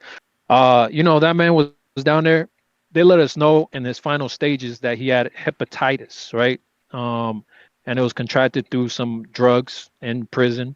And it's crazy because even though he had these years, I'm talking about 20 plus years, they said, hey, look, if you pay us these fees, pay for the lawyer, pay for this, pay for that, we'll let him get out and get the medical care that he needs because he wasn't getting it in that prison. That prison down in Tecate, Mexico, they didn't care about his well-being and humane. But I paid the money. It all came out of my pocket. I told my wife, don't worry about it. Told my other brother-in-laws, don't worry about it. I got it. Right. While we got him out, and while I was down there, I was pushing him around everywhere in a wheelchair. This man's gut was super inflamed. If anybody knows about hepatitis, it kills your liver, kills all these things, right? Your kidneys, and it's crazy, man. But yeah, he wasn't the person who he used to be. He needed a lot of help, a lot of assistance. I was down there taking care of that man. You know what I'm saying? Even though I felt like, damn, you let everybody down, you let your family down. But me being me, I couldn't do that to my wife. You know what I'm saying? That's still her brother. She loves that man. You And make it feel like it's your time. look, let me But let it's me not run the your second time. one. I'm probably gonna have to send you another counter because I'm gonna need some more time. This keep it in PG. And yeah, man. So he ended up passing away though. You know what I mean? Even after all that, and the type of human I am, I also paid for all the funeral costs. I mean, I was there when she broke down crying. You know what I'm saying? Like when people need a shoulder, when people need somebody to comfort them and somebody to let them know that everything's gonna be all right, I'm the type of person people come to. You get what I'm saying? It's crazy that people want to call in and question my humanity, but those same type of people, when something goes wrong in their life, they're looking for a big dude like me. You get what I'm saying? Because it's crazy that like when people see me, they already have their first assumptions, but at the same time, when things go left, they look for guys like me, guys who stand on principles, guys who stand on morals. You get what I'm saying? I just like to call things out the way it is. I think that's part of being a human. It's part about being humane. And that's just the type of person I am. So for this individual to call me out this way, I think it's quite crazy. I'm not gonna lie. Because even after all the things she said, if she needed help, trust me, Ness, I would do the right thing because it's only right. You get what I'm saying? My son is young, right? He's the biggest guy in all of his classes. I told him, you being that size, you don't mess with nobody smaller. If somebody's messing with you, you do what you got to do. Other than that, you're there to help to make sure that everybody's good. That's what happens when you're put in this position. You get what I'm saying? And with that position in mind, I'm here to speak the truth, man. They mad because I don't want to support Devin Haney, Bill Haney, and because I want to call him out on the nonsense. Let's talk about humanity, Ness. And look, everything I'm speaking is public knowledge, or that has been stated, or that at least the community knows. So let's talk about humanity. Humanity. Let's talk about human trafficking, something that Bill Haney had a big part of. You know what I mean? Trafficking humans. This is the type of person that you want to support. The Where type of where person that where you was Haney convicted for trafficking humans? look, look, kind sir. I'm speaking about what's common knowledge. He was on a Sharp show on No Jumper, and he spoke about it. It is what it is. He spoke Everybody about that what knows people from exactly? Oakland knows how these people make their money. It is what it is, Ness. Can I just please speak? Look, man, these are the type of people that we're supposed to be convinced that we have to support purely because they're black. You get what I'm saying? This is what's nonsense too. People want to call other people racist and talk about humanity when I think it's very racist to try to tell somebody you have to support somebody because they're black. To me, that makes no sense. Two Tone can support who the hell he wants to support. This is pure nonsense. For you to force that man to support somebody What because they makes you are feel like black it's your time? is racist in itself. It's unhumane. I'm gonna send you another counter, Ness. And look, man, I just don't understand this. You get what I'm saying? Yesterday, I wasn't in to call in because I was at my youngest son's first day of school. There's another thing that I do. You know what I mean? I was there for the first day of school of all my kids. Called out yesterday, missed out on $1,000 I could have made at work. Had the other two guys running, so it's all good. But still, I take time out for the family. You get what I'm saying? It's crazy. People want to question humanity, but then do the most inhumane things like force somebody to accept somebody or force somebody to support somebody based off of the color of their skin. I support who I support because I support them, not their skin. This is crazy. It's inhumane. Uh, but look, at the end of the day, too, she wanted to talk about shout out to CYP. And this is what's crazy because I vowed that I was never going to speak about this man on air again. But she said, shout out to him for setting an example to the men on how to be men. Okay. Look, like I said, man, when you put in this position and you have the physical attributes that I have, that my son has, you have to learn what you're supposed to do with these kinds of things. You don't go around and try to fight 60-year-old men at Walmart. You get what I'm saying? This is crazy. CYP didn't want to fight me. Everybody could view it how they want to view it. But at the end of the day, that man told me he could come in at 203. He threw a punch at 200 pounds and broke his arm. He told me I cannot fight at that weight. It is what it is. I'm a big guy. I was promised a heavyweight fight. This man lied. This is the type of man that is teaching other men how to be men. Lie about your physical attributes. Lie about your physical abilities. It's crazy because he's supposed to be an athlete. Shout out to him for all the things that he has achieved, though. But outside of that, too, I mean, look, he doesn't want to bring it up anymore because, okay, let's just let it be. But then wants to call out malnourished, older Marco. Wants to call out one-eyed Troy, who, by the way, though, even though he's small, one-eyed, I think Troy would beat the dog stuff out of CYP. And that's without a doubt. And then another thing is, this guy wants to walk around and act like, he's still trying to make shit happen. Ness, didn't you put up a poll? He never responded to the poll, did he? It's interesting because, even the guy who I'm sponsoring for this Border Wars event, we threw it in the air. Hey, what about him versus CYP?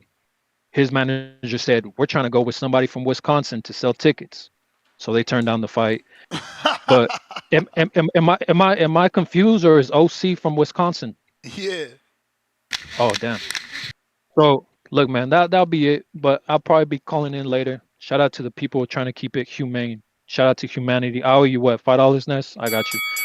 Thank you, kind sir, for your time. But it's All not your right. time. Javon is funny because he knows exactly why she said what she said. You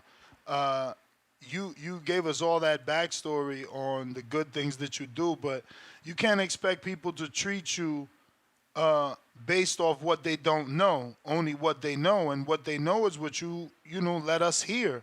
So it was your trolling support for Ryan that she was discussing. That's what she never said his name. She said she refused to say his name. She called him Osterine.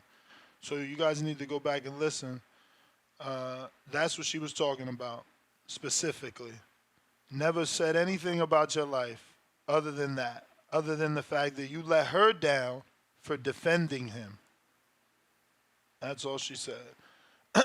Cliff, what up?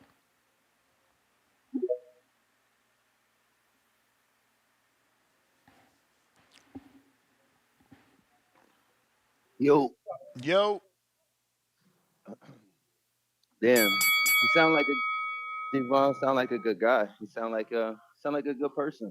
But I don't support like I don't like how everybody kind of lets that cheating stuff they support that cheating shit Ryan did. I don't agree with it, but I don't know. It ain't that big of a deal. I ain't on that racist and all that crazy stuff. Like I don't really care, but cheating is wrong. So we should denounce the cheating at least, regardless if we like Devin or not. But other than that, um, Sheik. A couple calls ago, people was talking about the Sheik and all this and that. I don't know how y'all could really have one bad thing to say about him. I only heard one criticism about the Sheik that I could say is a criticism. I think it was Bradley who said it. He was saying how the Sheik. I'm out of breath because I'm in the gym. He was saying how the Sheik try to go 1-on-1 with Canelo and steal Canelo's date. And if the Sheik was really for boxing, he wouldn't do that to the face of the sport. He wouldn't try to match up his event on the same day and like kill his sales because that's really bad for the sport. And if you really for the sport, you wouldn't do nothing to basically go head up against the sport. And that's out of all the criticisms I'll be hearing y'all try to give this Sheik, that's the only one I feel like is legitimate. Other than that, I feel like he's really good for the sport. And everybody should like what he's doing. He's just matching the best with the best and he's paying them to fight. Like what could you not like about that? And that's my call. I just wanted to support and defend the great excellency. I'm out of here. Alright. Mad Bant 100, $2 on that champ level. Who the fans recommend gets tank quilled in November? Whew, who knows? Bayou Boys 7700. Welcome to the prospect level. H-Town, shout out to G-Von keeping it 100 emoji. Human race. CYP. Yeah, I don't even know if you can hear me. 'Cause I just got back from coming out. Y'all hear me? Yep. All right, listen, man. I'm totally confused on where this call came from. I don't even know the girl he's talking about and what she said. But there's one thing that has to be established really, really quickly since we're being sensitive today. G-Von, you are trying to redeem your life from the mistakes you made when you were young. So that means you will never surpass nobody. You will only be even with someone. You're coming from a negative and you're being positive. It's only going to get you to the starting line. What CYP does in life is I do great things for the mistakes other people made in life, right? For my parents' mistakes, not for mine. Like I'm a role model because they put me in a position to do two things. Either be on drugs, be a gamer, be in jail. That's the position they put me in. But instead, I became a world champion with a world champion wife, a business owner, a college graduate, graduated high school at 16. See, these are the real reason why I am a real role model and men rock with me. That's why men call me about this. How can we get this done? My son needs this. Could you donate to this? Could you come speak to this? My guy, you're always going to be behind me. And you have to accept that you made mistakes on your own. Okay? I didn't even know you. You got to stop being so jealous, my man. And then you think that you can sway this crowd to believe these stories that you're telling about border wars when they've been here every step of the way? G-Von, we know you ducked. The commission was supposed to make the decision on what CYP could weigh, not you. It has nothing to do with You made the weight about you. They say we can fight. I'm fighting. They say we can fight. You say we're not fighting. You're the duck, homie. You're the duck. That's like Canelo said, I want 200 million. She says, here's 200. He says, nah, I don't really want to fight in Saudi. Dude, you're ducking. I will fight you still. Still, if the commission says, yeah, 189, it's good, we're good. I'm up in there in your ass, all up in your catcher's mitt. Because I noticed one thing about this. You know what I'm saying? And if I go over, run me. Because I got the boomerang, I got all, run me. Listen to this. It's very simple. I noticed a pattern with you, dog. That video that we saw of you could be you. But if you weigh 230 plus pounds, that video is not you. Everybody know me. If y'all say I can't do something, I will do it immediately. But people kept saying that wasn't you, that's not you. And I said it was you, but it's not actively who you are. You ain't him. You a bodybuilder now, just like me, pretending to be that boxer in that video. So give us some new footage. Give us new footage. It's been over a month and you still haven't done it. There's a reason why. Let it keep running. There's a reason why you haven't got up in there and put your current self in a boxing match in a boxing ring and done nothing, because people are gonna see, oh shit, this dude was over here trying to scam on us. This dude was catfishing us. Jivon, I'm not worried about you, dog, because I always said this: if you really a dog like you say you are, you would actually like me because I'm a dog too. But you're not a dog, you're a pup. That's why every time I come across your gate, you shut the fuck up. But as soon as I leave, you barking at everybody that walks by. But when I walk by, you shut the fuck up. Because you know one thing will happen. I'm smart enough to jump over that gate and jump all on your ass. You know that. There ain't nothing about you that intimidates me and that bothers you. Nigga, let's be real here. You came down to the fight and didn't let nobody know you were coming. You only let them know when you were there on a back call. Matter of fact, I don't know if it's the back call or Modelo. I don't know where you did this at. But I'm not on Modelo no more. So if you were posting all the pictures, how would I see that? On the back call, I'm not on there on the weekends. I have a life, weirdo. I'm not on there on the fucking weekends. So I don't know what you're doing. But you easily could have told J-Mac, JT, or somebody, hit me up on my Instagram, let them know you out here. You didn't do that either. But I can guarantee you this: if I ever take my ass up north, I'm going to let everybody know, where's Jivon? I'm going to wear a shirt that says, where's Jivon? If you need to meet me to make your life better, dog, to try to throw hands on me, that's cool with me. I'm down for anything. I back down from nothing. Lastly, the dude in Wisconsin is 47 years old. Info Joe, I thought, was 50 years old. So if Info Joe was 50 and this dude is 47, it's cool for me to fight the 47-year-old who's 5'6" at the time. But it's not okay for me to fight Info Joe, who gave me a location to meet him, brought a knife and a gun. I can't go meet that dude, but I can meet the 47-year-old who's only 3 years younger. Y'all need to make your mind up. You just literally want to see anything happen to me. But I'm asking, why can't you make it happen to me? Why can't you make it happen to me? Stop calling here talking about anybody else. Call in here next time and say you accept the fight. Other than that, do what you said you wanted to do, which is not talk about border wars no more. He lied to y'all again and say, I said I didn't want to talk about it. He's a liar. He told me he don't want to talk about it. So I made a truce with that weird ass clown. But if you want me to clown you and tell the truth about how your bitch ass ducks every day, I will. Because everybody know the truth about you. You a duck and you met the biggest dog on the lot. And I'll whoop your ass, whether it's gloves or no gloves. I don't give a shit how it is. Bring your ass down here. And I told him this. I said, if you ever bring your ass to my gym like you say so, all you got to do is give me a heads up. Don't come unannounced, because then you coming on some other shit. Let me know you coming. I will set aside a time. I will close the gym, and maybe you can go up in this bitch. Lock doors. I know you like locked doors. Yes, puppet. And we'll see what happens. Because I'm going to tell you right now, I'm Damon, and you ain't a boy no more. CYP out.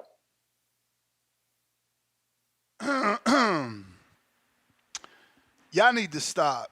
For You may real. feel like it's your time. That shit is But it's extra not your whack. time. I'm so tired of it. Don't make me tell the truth, man. So please, keep that shit to yourselves. I told y'all before, do it on the back call, man. Jay Will, what up?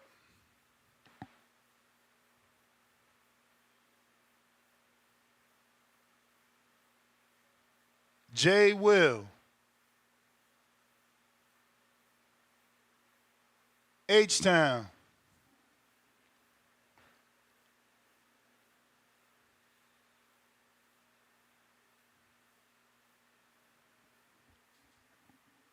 J Matt. Yo, can you hear me? Yeah. Man, wow. Oh wow. That was pretty entertaining, man. Shout out to both of them brothers. Man, look, I just called back in to repeat my comment. Maybe some people had me on muted. What was the gentleman name that called in after me? DC something? DC something? DC3. Yeah. Look, bro, like maybe it's this Bud fan shit or whatever you got hearing. I don't know if your ears clogged. Maybe you had me muted. I was making a point to debunk somebody else's point when they were saying and taking credit away from Bud with Amir Khan and Kell Brook.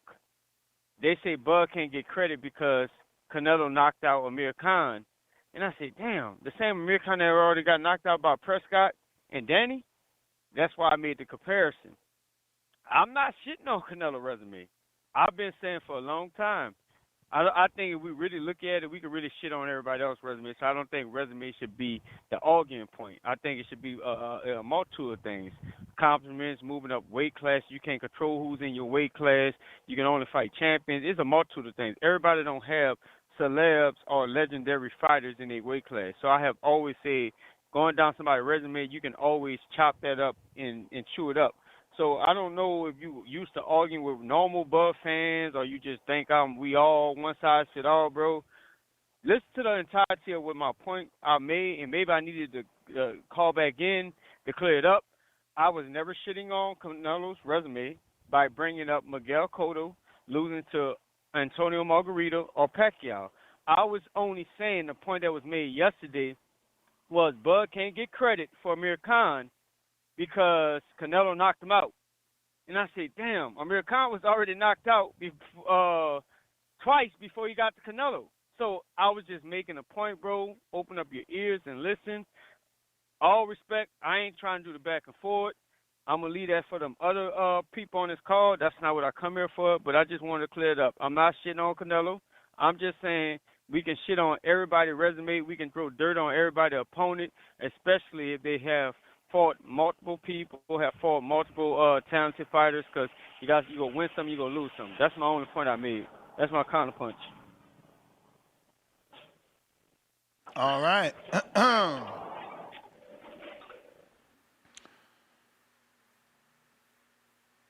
We got Jay Will trying you again. Yeah. What's up, boss? What's up? Yeah, man. She ain't getting kind of spicy today, but that's good show. Fake spice. Yeah, man. Oscar, man, was I don't know.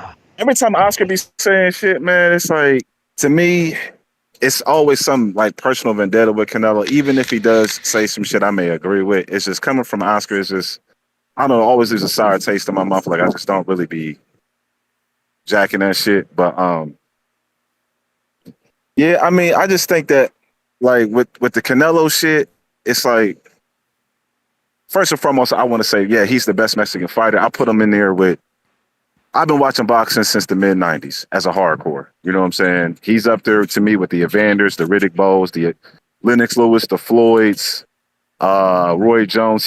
He's put himself as a great fighter. I would never, ever doubt that. Now, I think he's a second tier great fighter. I think, the Roys and the Floyds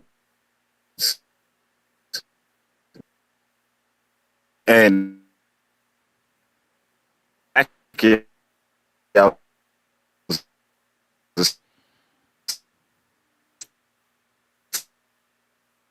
H-Town.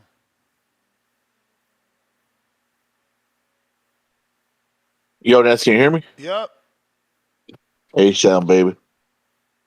Hey, man, we still spreading hate or we spreading love? What we doing?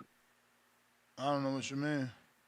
I mean, I just want to say for all my Tank fans, Tank is one of the faces of boxing. Canelo is one of the faces of boxing. Shout out Ryan Garcia for getting Shakur the fight. Now that guy's a great promoter. Now he's putting fights together, man. So that's great. Ryan's helping the community get their money. I mean, can we say, man? Hey, we got The truth, Ness. I want the truth. That's what I really want to say. Tell the truth. Tell them. We want to know what you know, Ness. The community wants to know what you know. We want to put the lawyer on the hot seat. What you know about this mess, Ness? I just And felt we it. all know, hey, Ness, we all know you love the mess. Keep it 100. Where's the executioner at? OC is there. You know. Oh, I mean, but anybody, any place, anywhere, where's that guy at? What do you mean? I mean, executioner's there, right? Yeah. So any place, anybody, anywhere, where's that at? I don't know, bro. I don't know where it's at. Yeah, we What's he know. talking about? We know. I'm out, Ness. We know. All right. Yeah, I don't know, bro. What was he talking about? It was confusing. G-Von and CYP's vicious circle. Oh, they're going at You it, may feel like it's your Again. time. but they're not going to fight. Exactly. TM $5. Salute TBV. Salute to Mama Lobo and Mr. Cauliflower Booty. 3 rolling on the floor emojis. Y'all terrible. Pistol Parkway Mozzie $5. At this point, what do we need to make CYP versus G-Von happen? Start a pot? I got 5 on it. Nah, man.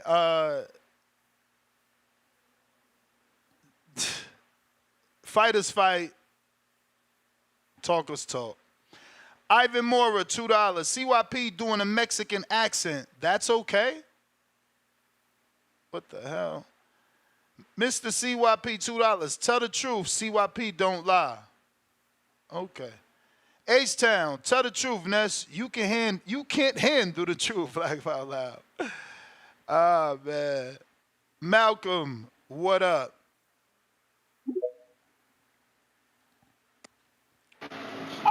Yo, you hear me? Yup. Shout outs to Boxing Voice, man.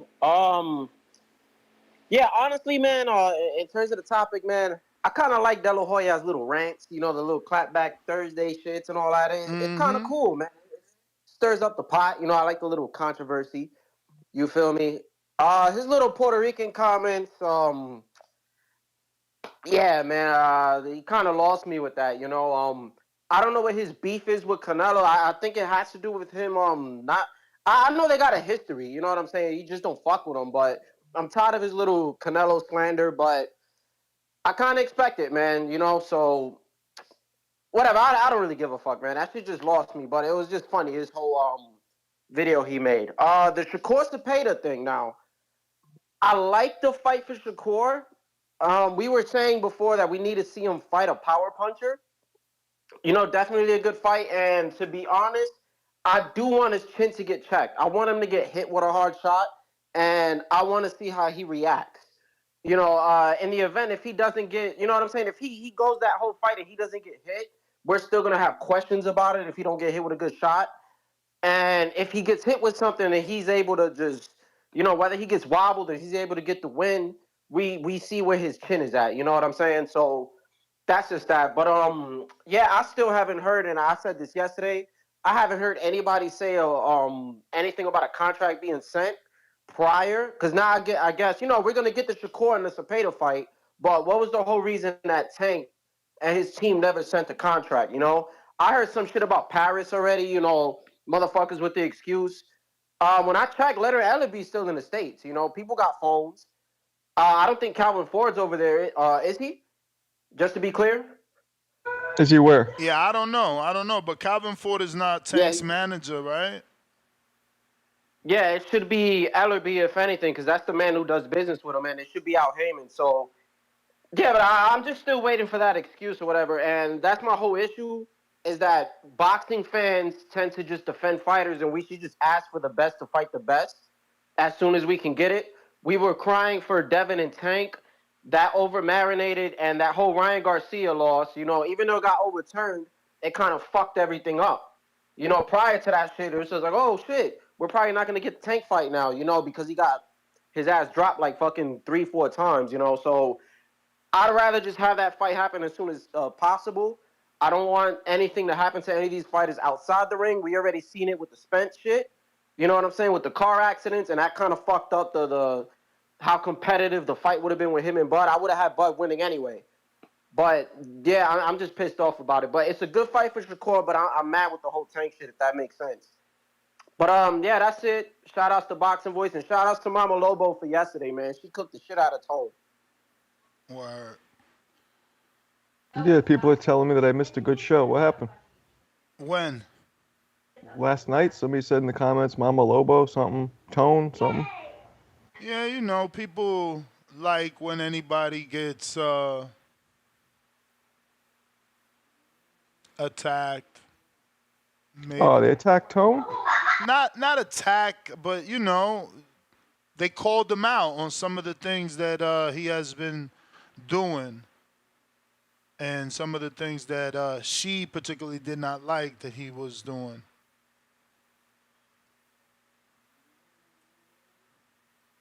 Okay. Yep. Let me see here.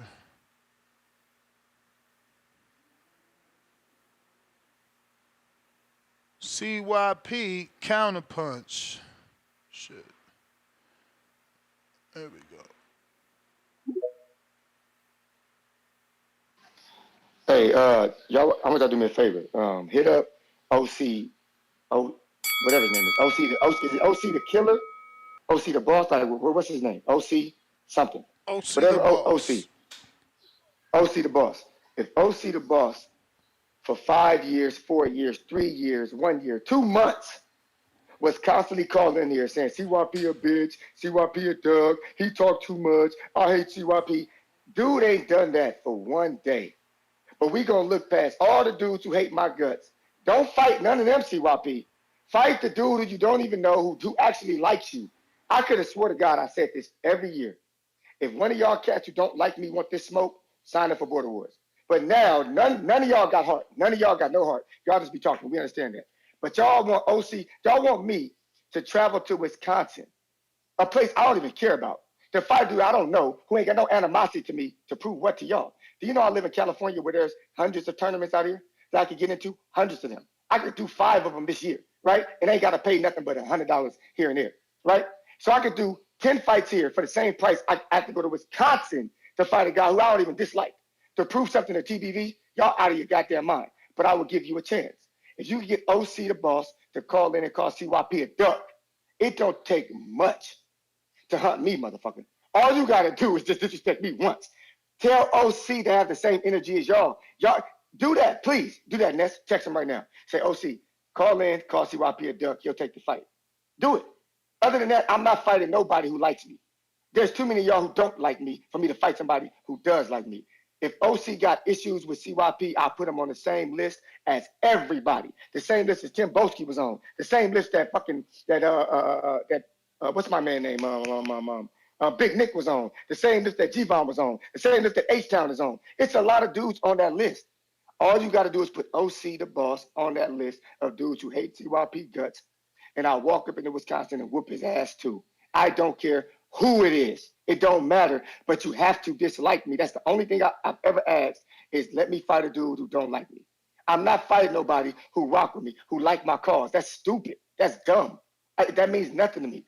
So do that for me. Do that for me, crowd. If you know him personally, have him call up in here so y'all can get y'all a fight. But it has to be animosity. I'm not fighting nobody who likes me. I don't give a shit. So y'all could look past all the shit that you want to about G-Von not fighting the other heavyweight dude who said he'll fight him, and he turned that down immediately. We ain't gonna bring that shit up. We only gonna bring up a nice guy who's a regular hardworking man who ain't got no problem with CYP. He just want to fight. Come on, man, get the fuck out of here. But put him on the hit list, and I'll shoot at him. It's simple. Y'all got my word. CYP out. Yo, is Spider Rico fighting? CYP's officially Canelo, man. Why? You may feel like it's your time. Let Canelo haters tell us why. Yo, is Spider Rico fighting? Man. Why do you? You're not about to walk me into that play, man. I ain't walking you. You got a counterpunch. You got a counterpunch. I ain't trying to walk say you. Canelo haters, and then I'm unmuted. I'm staying away from that. Them two men are going to handle their business. I'm not trying to fuck around and find out. I just want to talk about how we got a guy like Turki who's actually for the sport when all boxing fans should be for him trying to promote the sport in the manner he does. He's the money. He's trying to spend the money on a promotion. He's checking off all the boxes, and you still got disgruntled boxing fans. Oh, no, you don't.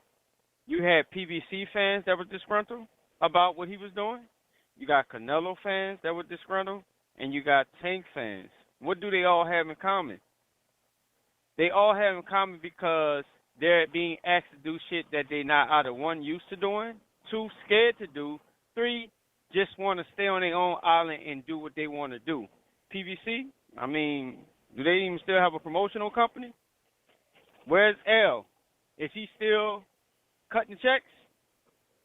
Man, look, Tank, I already told y'all what Tank is. Tank is, I'm not even going to, Tank is a microwave version of a face of boxing, and he gets a lot of clout from another supporter people that I'm not even going to kick on right now, but Tank ain't what he ain't. Tank ain't that. And Tank can't even be walking around here asking for fucking Ferraris and shit like that because he damn sure ain't fucking Canelo. How's he a The difference microwave between Canelo- version? Please Canelo expand has on that. longevity. Hey, bro, I answer questions afterwards. Hey, because I don't like to get broken down into my shit and then start talking about what you want to talk about. I got you. Go ahead. When it come down to Canelo, Canelo earned the right to actually do what he does. But the sad part about it is Canelo is the fighter still getting paid. Turki is the man who's trying to pay him and pay him a large amount of money that he's asking for. How many excuses is going to be?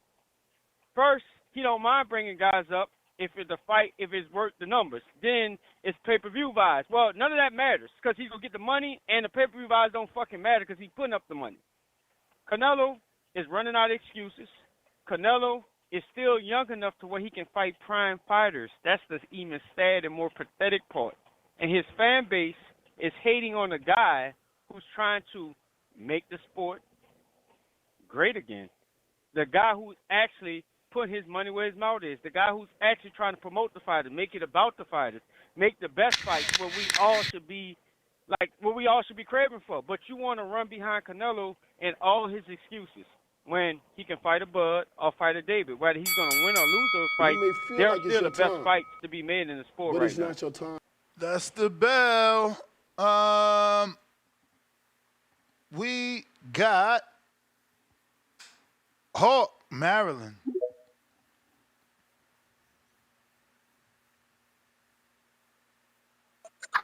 Yo, now.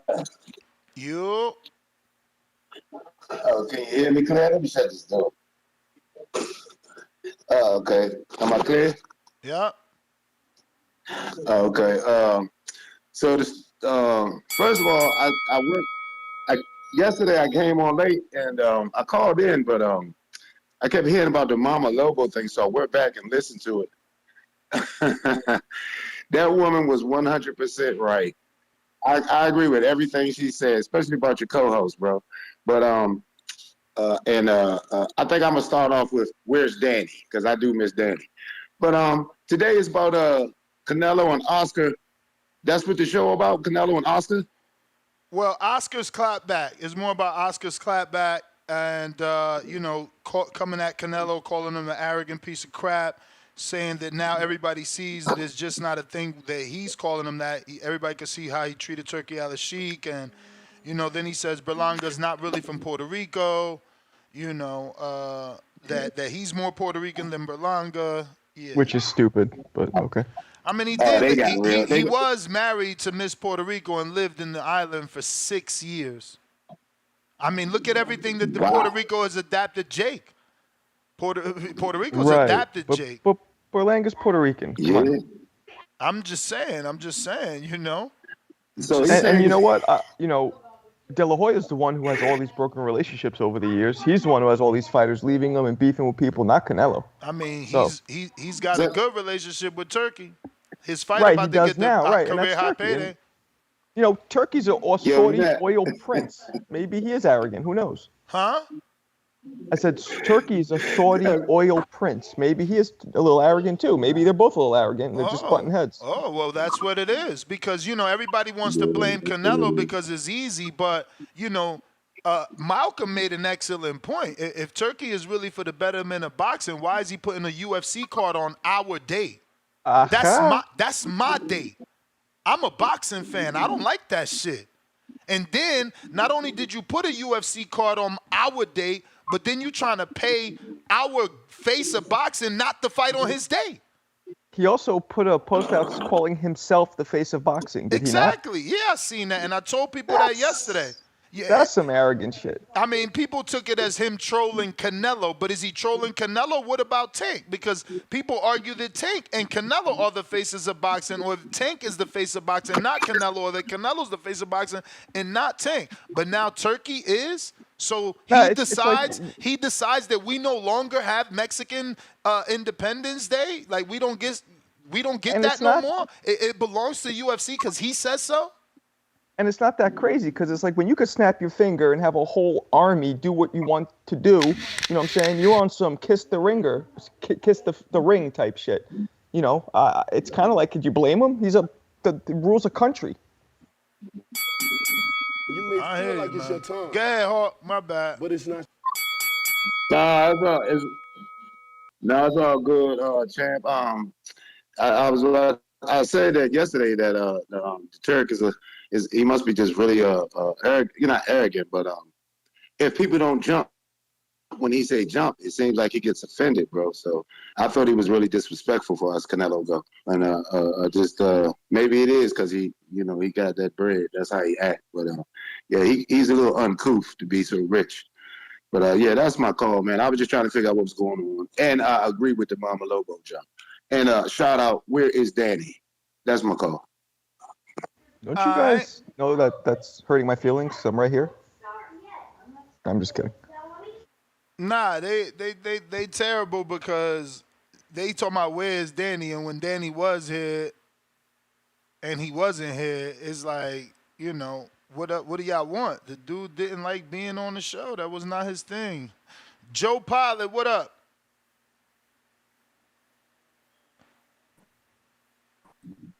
¿Qué lo que? ¿Me oye? Chilling, we hear you. Man. Yeah, I'm calling in. Yeah, man. You know, De La Hoya is doing what was done to him, you know? When he was coming up, they said he wasn't Mexican, so now he's hating on Berlanga. Why he hating on Berlanga? Because Berlanga didn't sign with him.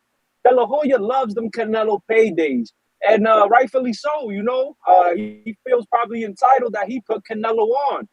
You know, he's the one that,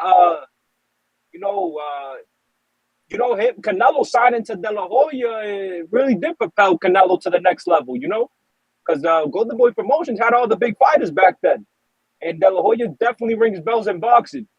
But yeah, he said that about Berlanga because Berlanga never lived in the island, you know? Berlanga's what people call a New Yorican.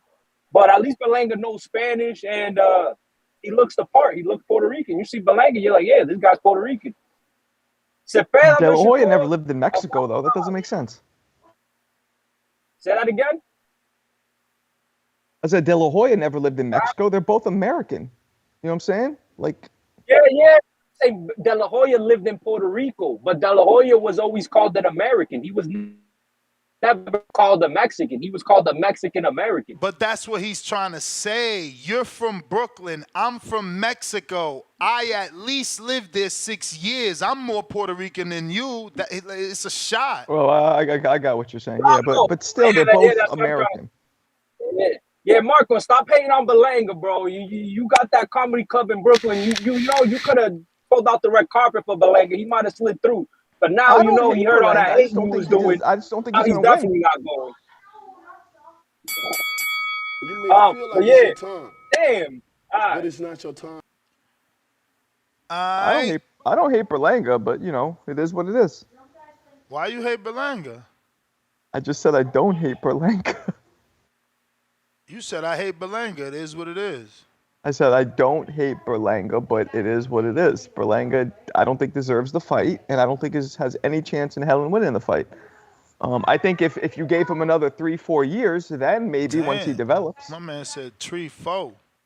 That I'm not trying to be disrespectful. Seriously, in 3 or 4 years, it's like everything in life. Once you get experience, then you get better at it. All right. We got on the check-in here, H-Town, $2. We messy today, laugh out loud. We donating to the fight of the year. $2. Anyone, anybody, any place. I'm different. Laugh out loud. Emoji. Walmart. Oscar, $2. Did you get previous super chat? Let me see, Oscar. I did not. No, you can't allow Turkey total control. Will turn boxing into dictatorship, not a fucking democracy. Too much power is dangerous. Caution emoji. We do want that, though. We do want everybody under one.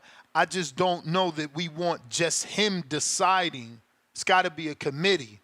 But we do want everybody under one, like UFC. So I don't know what you mean. We want that. We do want somebody with control. We do. I know I do. I don't like these dudes running around here doing, like, look at what Canelo and Tank is doing. They're doing what they want because they could. If they couldn't do that, they wouldn't do that. And McGregor doesn't have the freedom of a Canelo in the UFC. So, we want that. These dudes is they out here wilding, bruh. Like, look, it took Turkey to give us William Zepeda and Shakur. Like, boxing is destroyed. It's damaged. It's broken, bro. Turkey Al-Sheikh had to give us a mandatory fight, bro. Like, are we not realizing this shit? You know what I'm worried about, though, Ness? I thought about this. We might be suffering a recession, a boxing recession, because what's Turkey doing now? He's inflating everything in boxing. And what happens when things are inflated? They got to crash. Nah, but that's good. I hope we do get a crash. It's good when it crashes? No. Yeah, bro. When we get a crash, that means everybody's going to be fighting. And it'll be cheaper. People aren't going to want to fight because, they're not getting enough money now. No, that's not how crashes work. What are you talking about? Do you believe that? When the market is at an all-time high and it crashes, the houses are cheaper, my brother. What are we talking about here? Yeah, but people are struggling, and you don't get there's not enough inventory, and people can't buy them. But then a top rank who's always had money comes in and says, "Hey, struggling fighter. Hey, foreclosed house fighter. I got this much." What are you talking about, Marcos? If they have the money, but when everything crashes, this guy's fucking crazy. Yeah, top rank is broke. They're getting an influx of cash right now from Turkey for doing nothing. That's a good point. Well, let me ask you this. Do you think that the Crawford fight really lost $10 million? So your kids don't respect you? What you mean? I mean, they're loud as hell in the background.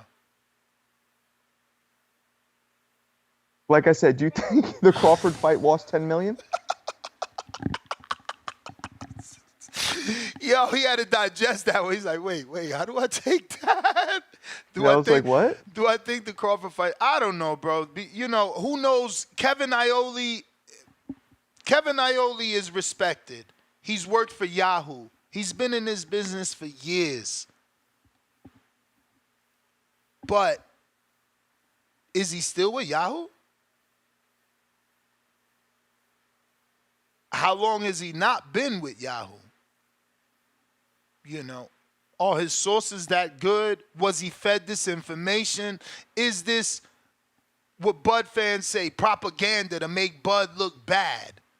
They don't want him to be the star that he is. They holding him back. It could be a conspiracy. I don't freaking know, man. I love the numbers talk, but I hate the numbers talk. And I know people like, what are you talking about, Ness? You love doing that shit. It's a that's what made me think about it. It's a gift and a curse. If he's losing $10 million on each, he's dumping all this money out. And that's what I'm saying. Now we're building the inflation that way, and then it's going to be a crash. And I wonder what's going to happen when it crashes. I want the crash. I mean, the market will be lower. these fighters will be cheaper. That's all it is. And look, and we will eventually get that because Turki is only dealing with a certain few individuals. It's not like he's dealing with the entire boxing, right? Like, he's working with who he's working with. He mentioned in a tweet who he's working with, who he plans to make fights with. And I don't even think there was 12 names there, bro. We got over 1,500 names in the middleweight division alone. So, you know, what he's doing is going to drive other, like the Salida promotions, the OTXs, Pro Box. They're going to get fights because, look, Jarrett Hurd ain't getting no call, and neither is Jason Rosario, so that's on Pro Box.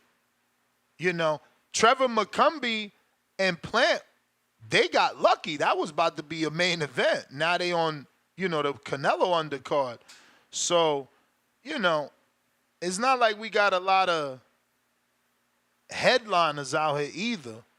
You know, so it's not a lot of people that, you know, could demand. I think we could pretty much, on one hand, you can, you know, count how many big name fighters there are. And by big name, I mean very few. Yeah, the demand a high check. You know what I mean? Like, not a lot of these dudes getting $5 million guaranteed. yeah. It's like very little. Plant and McCumbee is interesting, but I'm not like amped to see it. I don't think many people are. Nah, I think I'm the most excited because I've always been a Plant fan, and I wanted the McCumbee fight for Berlanga. I watched them live. I don't think anybody, you know, I mean, not anybody, but, you know, outside of me and maybe his really good fans that he's, you know, grown on his own. I'm not sure, man. I don't think there's a lot of us, though, is what I'm trying to say. You know, Nah, Trevor, man, he's a BAC. Yeah. Bitch ass cracker. Whoa. Whoa, you slid I could that say in. it, but you can't. You slid that in. DC3, who the hell is who the hell is Pristine Sports Network? You need Counterpunch.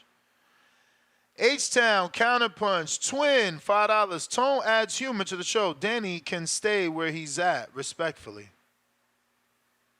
And they got 12 thumbs up on that. Damn, hating on Danny. Is that he didn't have that energy, bro. Like, he didn't want to take calls. He wanted to leave. You know what I'm saying? Like, people trying to use the show to get through their day.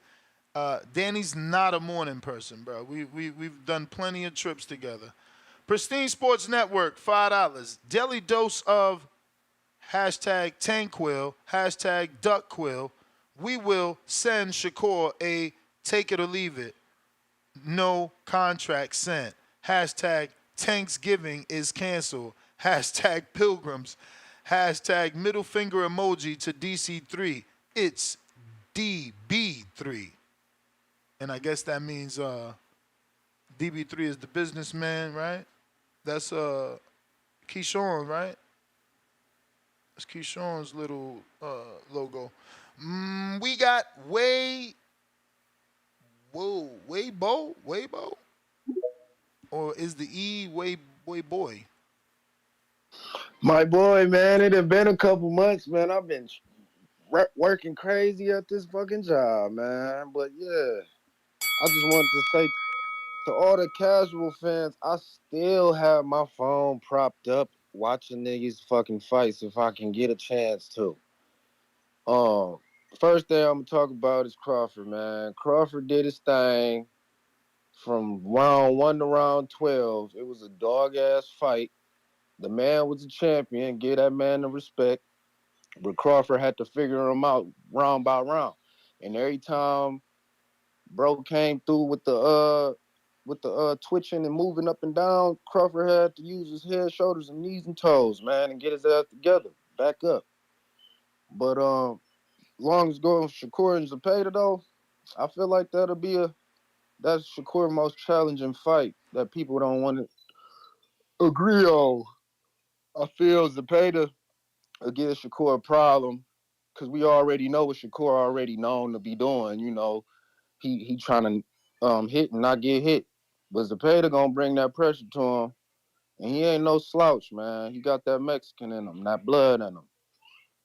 But I agree with I've been watching your shows, but I can't join all the time, man. I be at work, but I'm agreeing with Ness, man, when it comes to being a casual and a hardcore boxing fan, man. Most of these motherfuckers don't even pay attention to the outside of the fighter or nothing. They just go off of just the undefeated record and everything. We just seen an upset on the undercard Crawford with Jerry Anderson. Now he a good fighter as well, but I gotta just say, like, you can't go in there just thinking you just big bad man because you ain't never lost a fight before. People that lose fights either come back and become better or be a legend or just a hard fighter somebody gotta get past. And people overlook the people that lose, including Teofimo. Like I say Crawford might be overlooking Teofimo. I feel like he won against Lomachenko. But that's how the boxing go. The boxing world go. People get robbed in this game. Judges sometimes don't give the people what they deserve. But I do want to see these fights, man. And Turkey is the man to keep it going because Top Rank is hiding their fighters. I believe, and PBC has got their own little swivel what they got going on with the pay-per-views and stuff, which is good with Tank's side, but we ain't got to worry about Tank. So, but that's all I got, man. I'm gonna be on here, man, probably Fridays, Saturdays, man. Tap in with the real deal Holyfields, because most of these niggas don't even know the real. That's it for me, man. Shout out and subscribe to him. I might have to. Appreciate you, champ. I'm Appreciate you. gonna have to rewatch that show last night. Everybody keeps talking about Mama Lobo. You may feel like it's your time. Yeah, they'll probably make a But it's short not your out of time. that. Drew, I apologize, man. Drew sent the counterpunch for Tip Bellis. Tip Bellis, you got a counterpunch to talk about Tip. the Bud pay-per-view numbers. Where'd those numbers come from? I haven't seen any official reports. And we got Damien that says, what the F is J-Mac talking about? Ryan and Devin ain't even do 400,000. He comes right back with another $2 and says, Tank fight Devin tomorrow and do 650,000. And we got two counterpunches from Jonathan Sims for J-Mac. And we got a counterpunch from Mike from Texas for G-Von. Damien back with another $2. He says, I got $200 Cash App if you and Danny live fight chat. For which fight, bro? He's at the fights, though, right? He applied for the Virgil fight. He's going to cover the Virgil fight for us. Treese sent the counter. Where are you? I see you. All right, so the order of the counters is Tip first. Well, actually, J-Mac first. Then Tip. Then G-Von. Then Treese. Yo, shout out to Jay Sims. I'll take one of them right now, Ness. Hey, Marcos, I wasn't trying to be rude. I just kind of like to get through my calls, so I ain't want to come off like that. No, I know. With your, It's all good. your take on I get it. things. You only got a few Except minutes, so you you need want to to go talk. watch that. Exactly. You need to go watch that Crawford fight again. So you slacking, you slipping in these streets. You need to get Birdman on the show. Breadman, I'm sorry. You need to get Breadman on the show too, Ness. I think he gave a very insightful take. I always been a fan of him. His breakdown, very intellectual guy when it come down to breaking down boxing, and I didn't heard him on here before. I think it'd be a good addition. Treese, I did want to say for Jared Anderson, I think Jared Anderson has a bit of a dilemma at the heavyweight division, especially when you're talking about fighting those big guys like the Bacolis, and a lot of the new day heavyweights are pretty much 6'5", 6'6", and up, at least the top guys. I think Jared is very skilled. I just don't think he's physical enough, and I don't think he fight enough at the weight class. What I mean by fight means, like, sometimes you got to fight the boxer, and sometimes you got to box the fighter. But when you out there at a weight disadvantage and a size disadvantage, sometimes you just a little outscathed. So I don't know what he's gonna do. I know he need to retire that skirt like them Ohio niggas. I'm tired of seeing them Ohio niggas get knocked out with that fucking skirt on. It just blows my mind that they always fighting that bullshit. But now that's just my little trolling on the Ohio shit. I'll say this about the Turk. The Turk taking care of everybody getting fed. He ain't no dictatorship. I don't understand what's the problem. When you deal with business and you dealing with money, you get straight to it. You ain't got no time for no fucking shucking and jiving. The man is keeping the promoters happy. The promoters can actually promote, get their fighters can actually take L's and still get paydays and still run it back because style makes fights. It takes away a bunch of things in the landscape of the way boxing is. Yes, he may be the guy or be the main guy. That's why he already got the Hall of Fame recognition. But he is great for the sport. The promoters get their money, the fighters get paid, the fights get made, and the fans should be happy with all the above. If you're not happy with them three things and everybody getting eating, I don't know what you in the sport for. Because like if you're a fan of a fighter, you gotta want your fighter to still, even after he take an L, still could potentially get another fight because he fought that fight and Turkey will take care of him. So there's a bunch of pros and cons. But it's still competition. If you lose too many, you know what's gonna happen to you. But I do like what he's doing for the sport. He definitely earned my respect. Shout out to His Excellency. I had a problem with saying that, but he's definitely earned the title. That's my first counterpunch. You may feel like it's your time, but it's not your time. It does not sound like Wilder to me. That is Wilder. I know it is. You told me that, but to me, I didn't know it was him. Sounds like somebody else. Speaking of Wilder, man, I think no mas. Nah, him and Jared, right time. Okay. Yeah, man, right time. It's amazing with boxing, man. Like a Roy Jones. Like it's amazing how a guy goes from being the most exciting watched fighter in boxing, or at least one of them, to, I mean, the decline can happen so quickly sometimes. You know, with age and mileage. I don't know. You know, I've been in the sport for a while now, man. What's the last fighter you remember, quote unquote, getting old in the ring? Oh man, I mean, you was about to say Bud. Yo, they're gonna burn you. They're gonna. Bud, no. I seen your lips tweet up. You was you like, didn't see shit. All right, watch when they do the screenshots, bro. What are you, Miss Cleo now? You didn't see shit. Yo, what the hell was that about to be? You were definitely about to leave with I was gonna say Wilder, but then I realized Wilder, Bud. It doesn't Fury. Even your lips don't even tweet the same. Like, I wasn't gonna say Bud. You were gonna say something with a B. Something with a B. Bud definitely didn't get old in the ring. I mean, what do you mean by old in the ring? Like, why don't you answer that question? Who'd you see get old in the ring? No, I think that phrase is a myth. That's why I'm bringing it up to you, because you tried to bring that not in up. the ring. I don't see a fighter start looking great and then after getting, then just suddenly decline in the same fight. It's usually just the whole fight. Like when Wilder fought who's the dude? Not Zhang, the one before that. Parker. Yes. There. That was it. You know what I'm saying? I don't know, but it just, Roy was what, with Tarver, I guess? Tarver and then Glenn Johnson, and then it was like a switch was turned on, and these guys who were once so dominant just stopped being so. Counterpunch, Hawk, Maryland, courtesy of Raleigh. Where you at, Hawk? We got London on the track. Nah, we got G-Von. You got a counterpunch from Mike in Texas. Toledo, Treese, counter.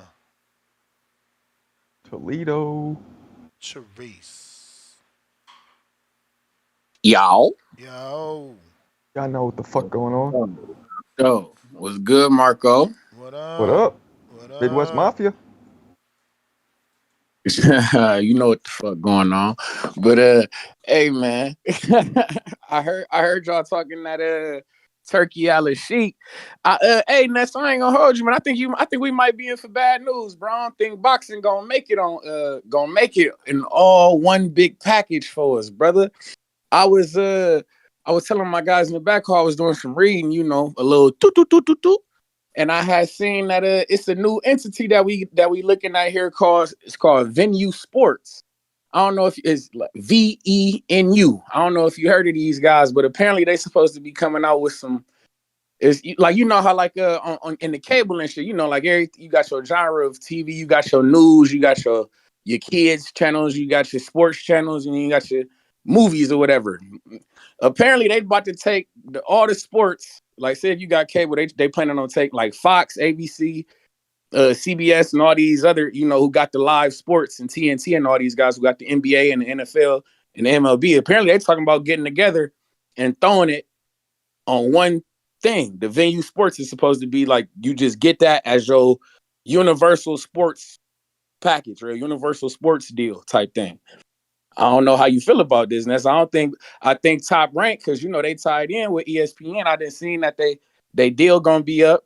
And I'm hearing that this Venue Sports is in the mix with that, what is it, WME, with UFC and WWE and all this. So I'm thinking Top Rank might get swept up in that and end up on Venue Sports and not necessarily DAZN with your man. Why would you go against, if Top Rank get free and still working with Turkey, they ain't going against the grain? I mean, I'm saying, and like I don't imagine them sending their whole stable over there if they gonna be having the Top Rank like if they got their whole roster and their archives and all this and whatnot. I'm assuming that would go to the Venue. Stable, it would go to DAZN, and who would benefit more from that archive? DAZN would be willing to pay more because now they got the archive fights, all the rights to all the fights of Oscar. Right? And think about it. Oscar as Golden Boy and Oscar as a fighter. They got all those fights. Then they got Matchroom.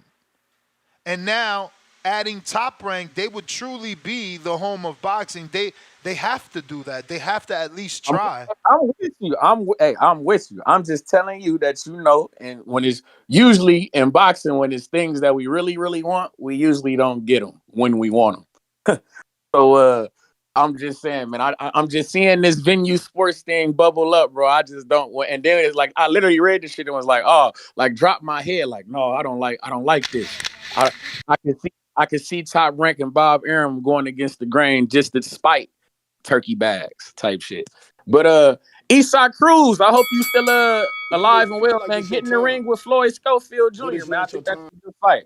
I just want to throw that out there. But shout out TBV and shout out Hoya. Yo, man. Hey, Lord. Hey, you know me, man. Madness with the matchmaking. Hey, you ain't lying, man. I don't like that's that the fight. bell. That's the bell. You be wilding. It ain't madness. Is you drop fighters too low.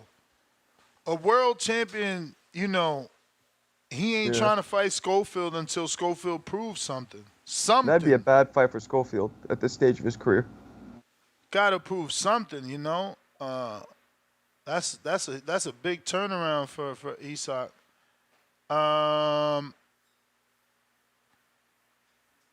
Mike, what up?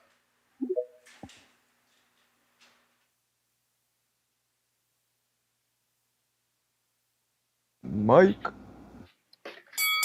Yo. Yo. Can you guys hear me? Yes, sir. Crystal. Nothing. Mine's is gonna be short and quick, but just finesse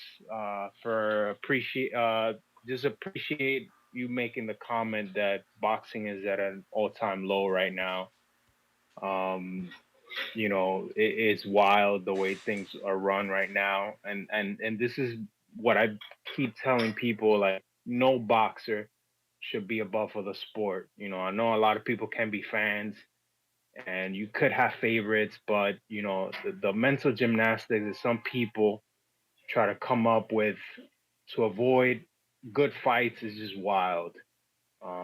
It just boxing right now is not being run the right way, and you know, for people to be shaming other people for trying to fix it and trying to, create the best fights is just wrong. But that's my call, guys.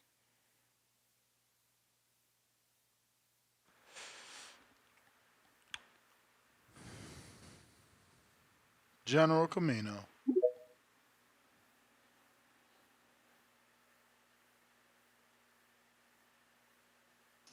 Yo, Ness, Marco was good. Chilling. What's up? Cool. Cooling. Yeah, I was real interested when y'all was talking about the Turkey situation and the money. I think it's important for a lot of fighters that's not getting big paydays. If they could get on the Turkey train, get on it. Because honestly, I don't think the money's going to last. And everybody know nothing lasts forever. So it would be wise if fighters is getting like big payday offers to like kind of jump up on them. Don't think it's going to last because it's not going to last in a little bit. There might be no fighters getting real big paydays like that outside of the main stars. So I think if you get the opportunity, it's best to jump up on it. Life-changing money. Outside of that, what we talking about today? What? Shakur Zepeda, Canelo, Berlanga. Yeah, I mean, I'm still in the boat with Marco. I don't think Berlanga is even deserving of this opportunity. I know last night you was on the show and you ran through the different belts and their rankings, and I think Berlanga was in like the top 5 in all of them. But I'm gonna be Except the honest, I still don't. WBC. He was number 9 in the WBC. Everywhere Yeah, else. number 9 in the WBC. Even with that, I don't know. For me, it's not something I want to see. For me, there's no drive behind the fight. It's the same thing I was saying a couple days ago with Tio and his situation. Like, yeah, it's a fight that, you could go and call out, but there's just not much drive behind the fight. That's why they got to make the press conferences real dicey. They got to go at each other just to push the fight. Don't nobody really want it. Like, Berlanga, yeah, his last performance was good, but prior to that, Top Rank lined up 10 or 11 bums for him to knock out, and then he had decent competition, and I think it was Angulo, and he could barely stand the pressure in there. He ended up biting his ass. I mean, that wasn't even a title fight, and you trying to bite a man's ear off. Like, I don't know, man. Like I said, I just don't think there's any drive behind that fight. Shakur Zepeda, the 135-pound division got to get it mixed up, so I'm ready for those fights to happen. It has to happen. So if Turkey gonna put the money behind it, I'm cool with it. But outside of that, I think that's it for me. Everybody have a good day. Shout out TBV. All right, champ. Peace. H-Town, counter. Houston. Yo, can you hear me? Yeah. Yo, Ness, I want to tell you something about H-Town. H-Town ain't not like none of y'all on this call. H-Town, we, I got money. Not like none of y'all fat bums in this chat. I don't like none of y'all out of shape guys. I'm not like y'all. I fight anybody, anywhere, Ness. Anywhere. I'm a real dog off the streets. I had a hard life. Real hard life. Harder than everybody else's. I'll beat you up, Ness. I'll beat Marco up. I'll beat all y'all up. Damn. All y'all. That's what I do, Ness. Ha ha ha ha ha ha ha ha ha. Because that's what I do. I ain't like y'all. I ain't scared. I'll run up on you. I'll run up on you if you like Canelo. I don't need no other reasons just because you like Canelo. I'm going to run up on you. That's how I do it. That's how I do it. H-Town. That's how I do it. What? Oh, somebody want to fight me? Who want to fight me? Oh, yeah. Yeah, I'll fight you. I'll fight you. As long as you're older. As long as you're disabled. As long as you're in worse shape than me. As long as as long as you don't like the color red, damn, but anybody, because I'm a real fighter. I'm a real fighter, and that's not like you. I'm a real fighter. Don't forget that, Ness. Don't forget that. Ha ha ha ha ha ha ha ha ha ha. Do. Ha ha ha. I'm out. What the fuck was the do? Yo, it took me a second to catch on to what he was doing. Yo, John says, "Oh, yo, he's stupid. Y'all funny as hell, man." That's funny. Oh man. He said, "I'll fight you as long as you don't like the color red." And you're disabled. Oh man, trees counter. That Y'all was gotta good. stop, man. That was good. Yo, man, what the fuck going on? Hey, that guy is it's a lot of shit going on here today, man. This is damn it, man. DYP really hate it like a motherfucker. This is crazy. But hey, I got a hey, Ness, I heard you say so what you think is Giovanni Cabrera, is that a good fight for Floyd Schofield? It's a hell yeah. risky fight. Hell yeah. All right, bingo. So how the fuck is Giovanni got his ass? How is Giovanni Cabrera a good fight for Floyd Schofield, but Isaac Cruz not? And motherfuckers thought that Giovanni Cabrera just beat Isaac Cruz the fight before. Because he didn't get the win on paper, so he's not a world champion, but he's a world champion. I'm talking about skills, and I'm talking about on paper. Schofield number two. Schofield is number 2 behind Zepeda in the WBA. And he's fought, my nigga, to me that means that you in the mix, and bro. And he's fought nobody to get there. That's just and that's not my fault, but to me that means that you in the mix. And if you think Giovanni Cabrera, you and I are two different people. You want to see one-sided fights. I don't need to see Floyd Schofield and Isak without seeing Floyd get in there with someone to show us that he's ready. He ain't even fought a Giovanni. That's a perfect fight. That's a perfect step up. He ain't had a step up. How you gonna go from the dude you fight into a world title shot?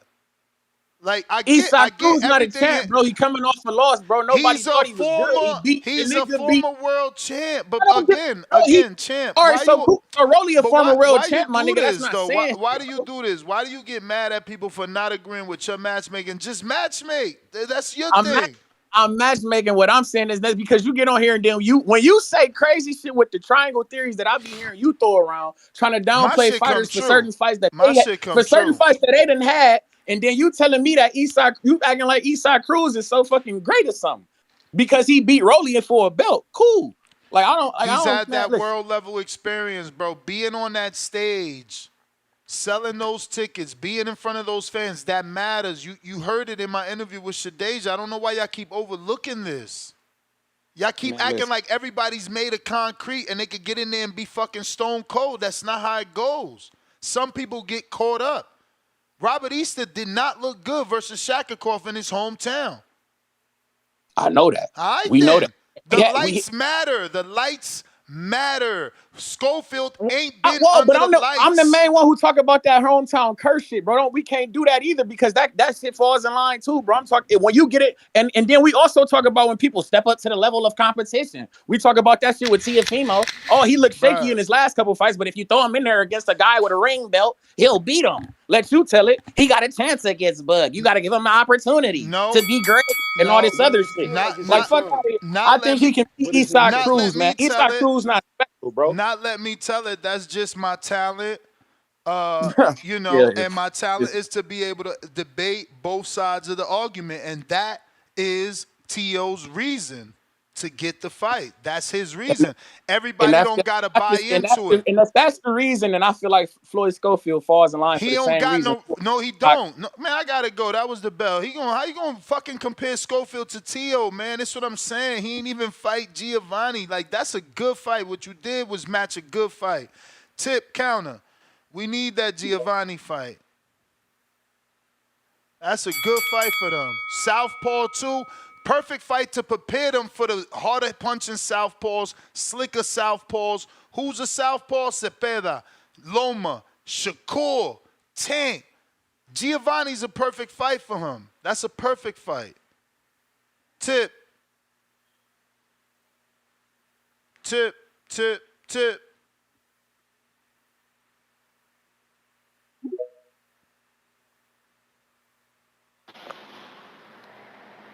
Hello, Tip.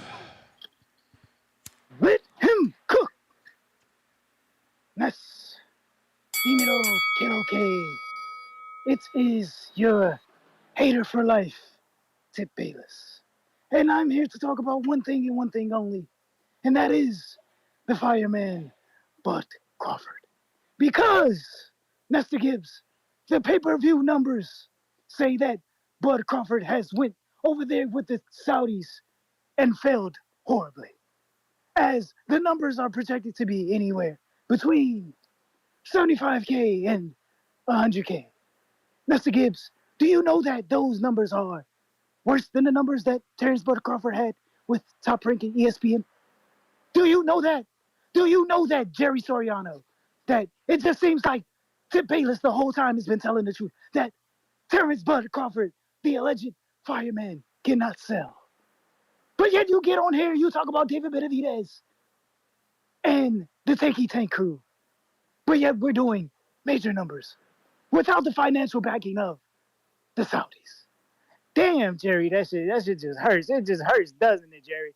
It just hurts. I hope you're listening, man, because damn, man, for Terrence Bud Crawford to do less than what he did with ESPN, and you had the financial backing of the Saudis, bro, it just goes to say, you know what I'm saying? The man can't sell, bro. The man can't sell, and they did a horrible job. They did a horrible job at promoting this fight, man. See, that's why and you know, this is my problem with Oscar too, man, because Oscar didn't have to join the Saudis, man. Oscar should have just stood 10 toes tall like Al Heyman, man. But you know what I'm saying? It's expected from dudes that are lackluster, man. And you know, if y'all think Shakur is going to sell over there messing with Turkey Al-Sheikh, you're confused, man. You're confused. Turkey Al-Sheikh keep messing with all these bland ass dudes. I told y'all about this before. The Andre Wards, the Shakur Stevensons. You know what I'm saying? What's my dude who played in Creed? And you know, anytime you mess with dudes like that, bro, you know, it's just not gonna meet the expectation, man. And you're gonna come out with a bland product, bro. And that's exactly what happened on that night, man. You know what I'm saying? It was a good card, but you know what I'm saying? It just didn't live up to the hype or expectation, you know, because you got a dude like Terrence Crawford who can't emotionally connect with his crowd, or you know what I'm saying, or the fans, and you just can't sell. Like I told y'all, leading up to this fight, man, the dude was on SmackDown, bro. He was on SmackDown for 2 nights, and nobody knew the man was on SmackDown. They don't, bro. If you were a star in the sport of boxing, bro, they're not gonna put you on SmackDown, bro. That's just disrespectful, man. But you know, hopefully they bounce back with an even more boring performance with Shakur Stevenson, man, who will be on an undercard instead of headlining. You may feel like it's your time, but it's not your time. Ah, man, I wish you wouldn't have said that last statement. I was just gonna let you live, bro. Why do we keep pushing this on the undercard instead of a headline shit? Like, it's like we can't grasp the concept that if we don't get someone on the undercard, we will always get a weak undercard. If you keep shaming fighters for being on the undercard, how do we get a strong undercard? Like, Tip, man, please, man, let's as a community stop saying this weird shit that y'all said about David. Now y'all saying it about Shakur. Like, it just doesn't make sense. We sit here and we beg for, oh, I wish it was like the Don King days. Well, how if you shaming the fighters for being on an undercard, man? Like, what the I don't even understand this shit. Like, so now Andy should feel bad that he was on an undercard so that he doesn't fight until he's on a main event again when he's not even main event worthy? Like, y'all tripping, bro. Y'all gotta watch what y'all say, man, because what you say, you know, you speak that shit into existence, bro. Nobody wants that shit. Mr. PBC, what up?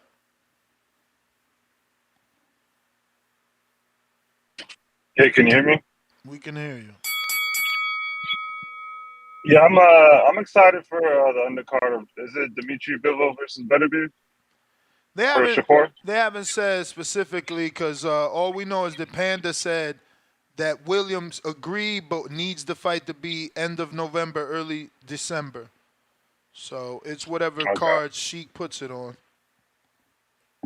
Okay, well, I'm excited for it because I believe I've been clamoring for Shakur I've been clamoring for William Zepeda to step up, and I think this is a perfect fight for Shakur to prepare himself for Tank Davis, power puncher and to redeem himself from a kind of a power puncher in De Los Santos. Um, so this will be a really good fight for Shakur, and I think it will sell if it's on a good undercard or maybe even on Tyson Fury's undercard.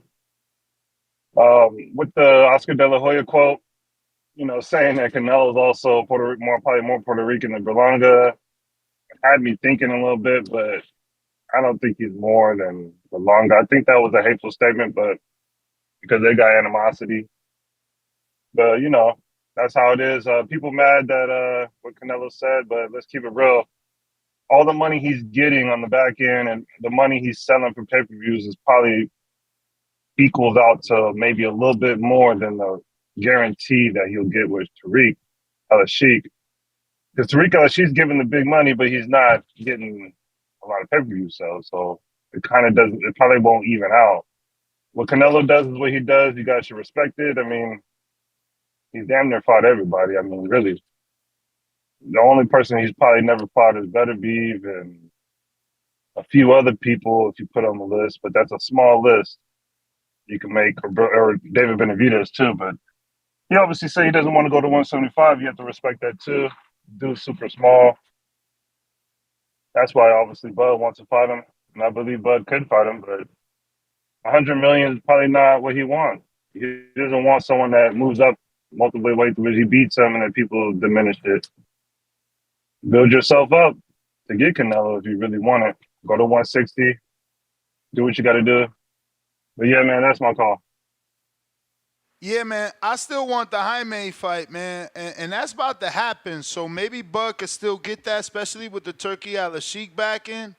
Maybe Al-Sheikh peoples that listen to the show could get that back to the Sheikh. Jaime Bud is the next best thing.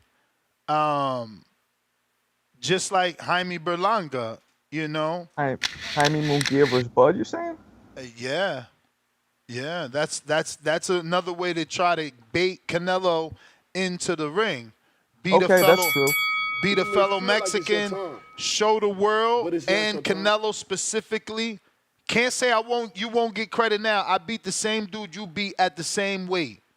No, of course. If I always say that if Bud, beats a 60-pounder, 68-pounder, then it's a formidable challenge in Canelo's eyes. Most I wish likely, everybody were like you. I wish everybody were like you and would give him credit if he beat a 60, because then he could make a stop and get a belt, and it actually be part of history, right? Because beating Jaime is gonna be for no belt, but it should get you to fight.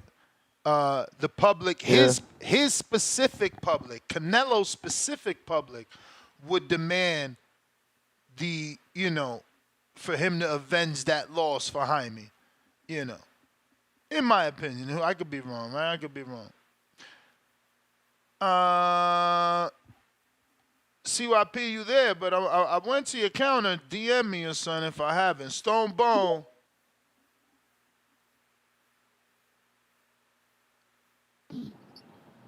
What up? What up? What up? Yeah, I'm driving, man. Let me pull over real quick, man. So what? That's official. Shakur and Zepeda. According to Zepeda's coach, he got the call from Turki Al-Sheikh while he was actually negotiating with someone.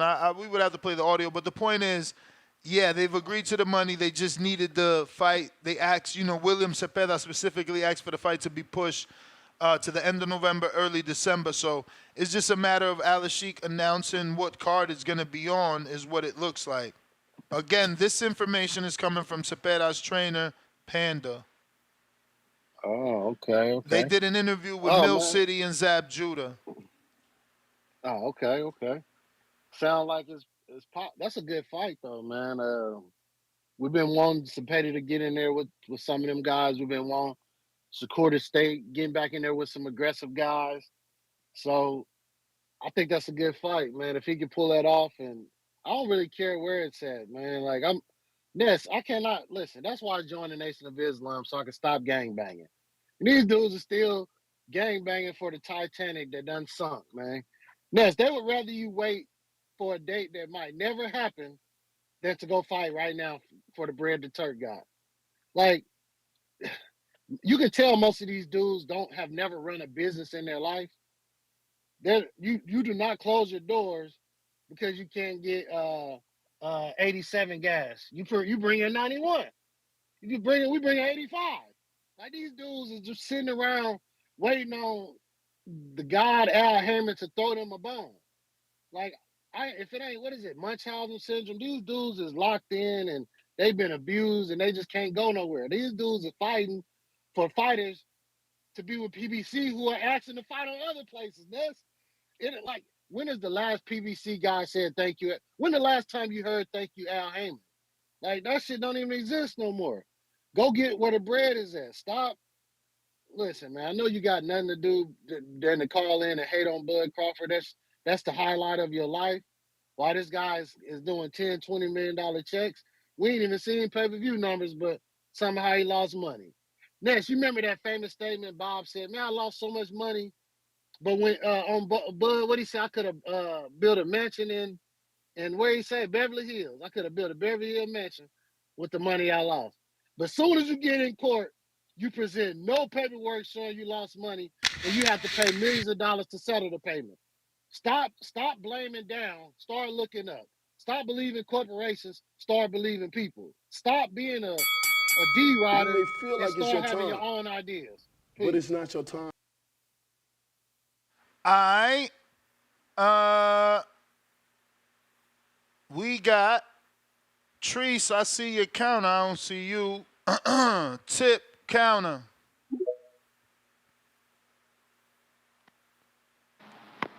Yo. Yo. Yeah, man. Ness, listen, bro. Do you know what Floyd? Do you know what Floyd's first pay per view was? Yeah, Gotti.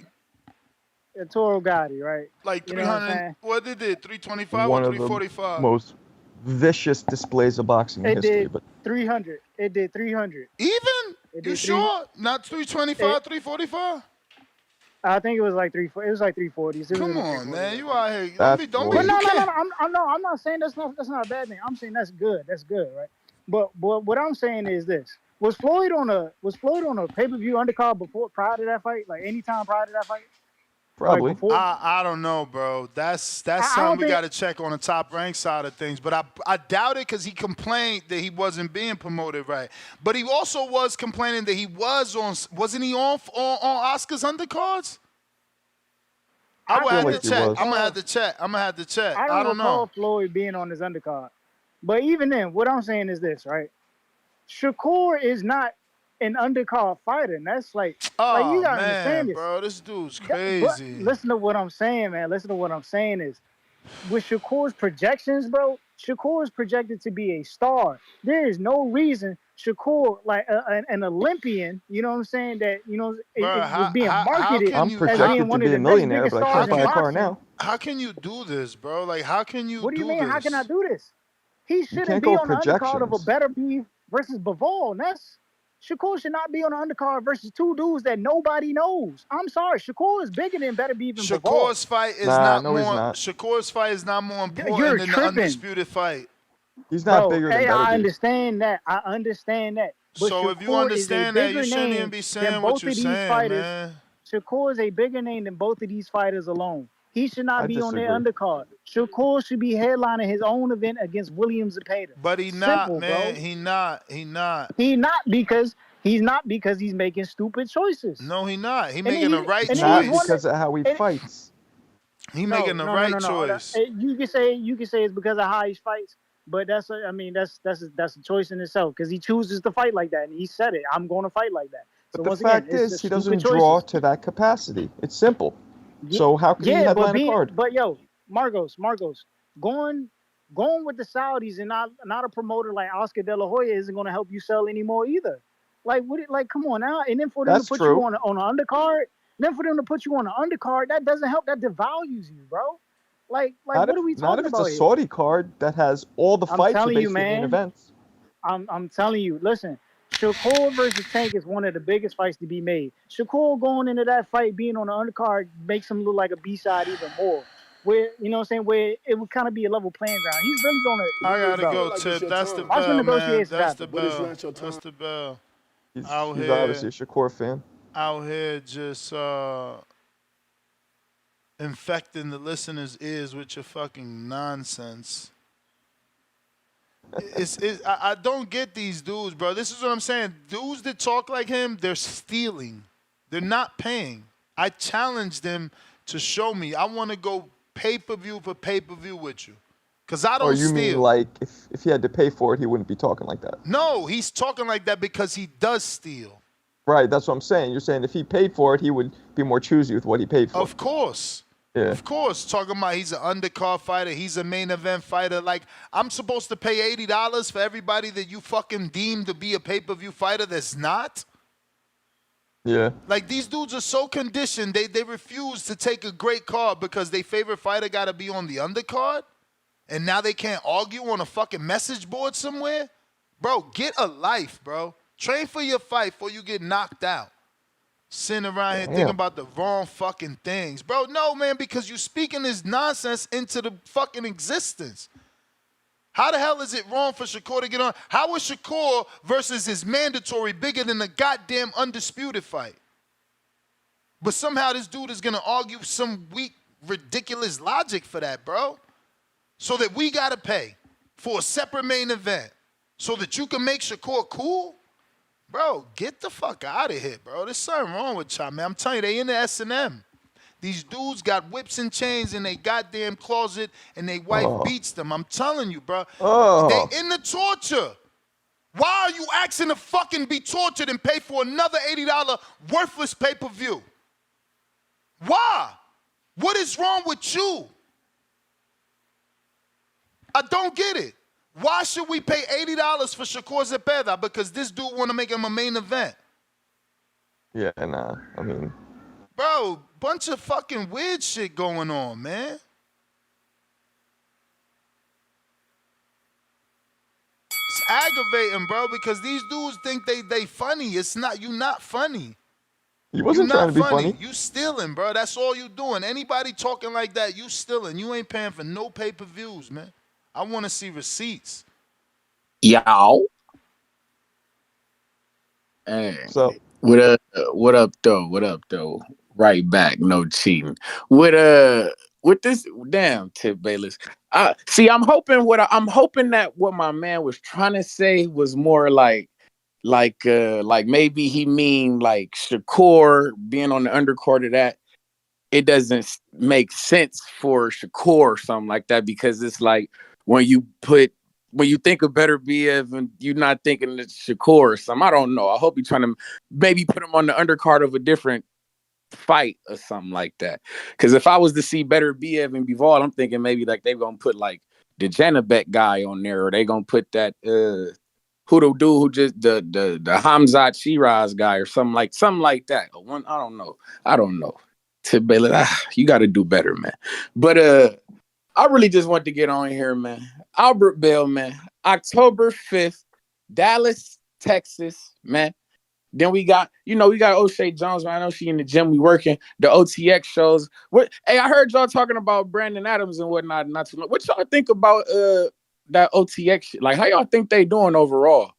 Like, if you was to compare them to MVP cherry promotion, picking, man. They cherry picking. Come on, they got fucking Elijah Pierce in a San Martin fight again.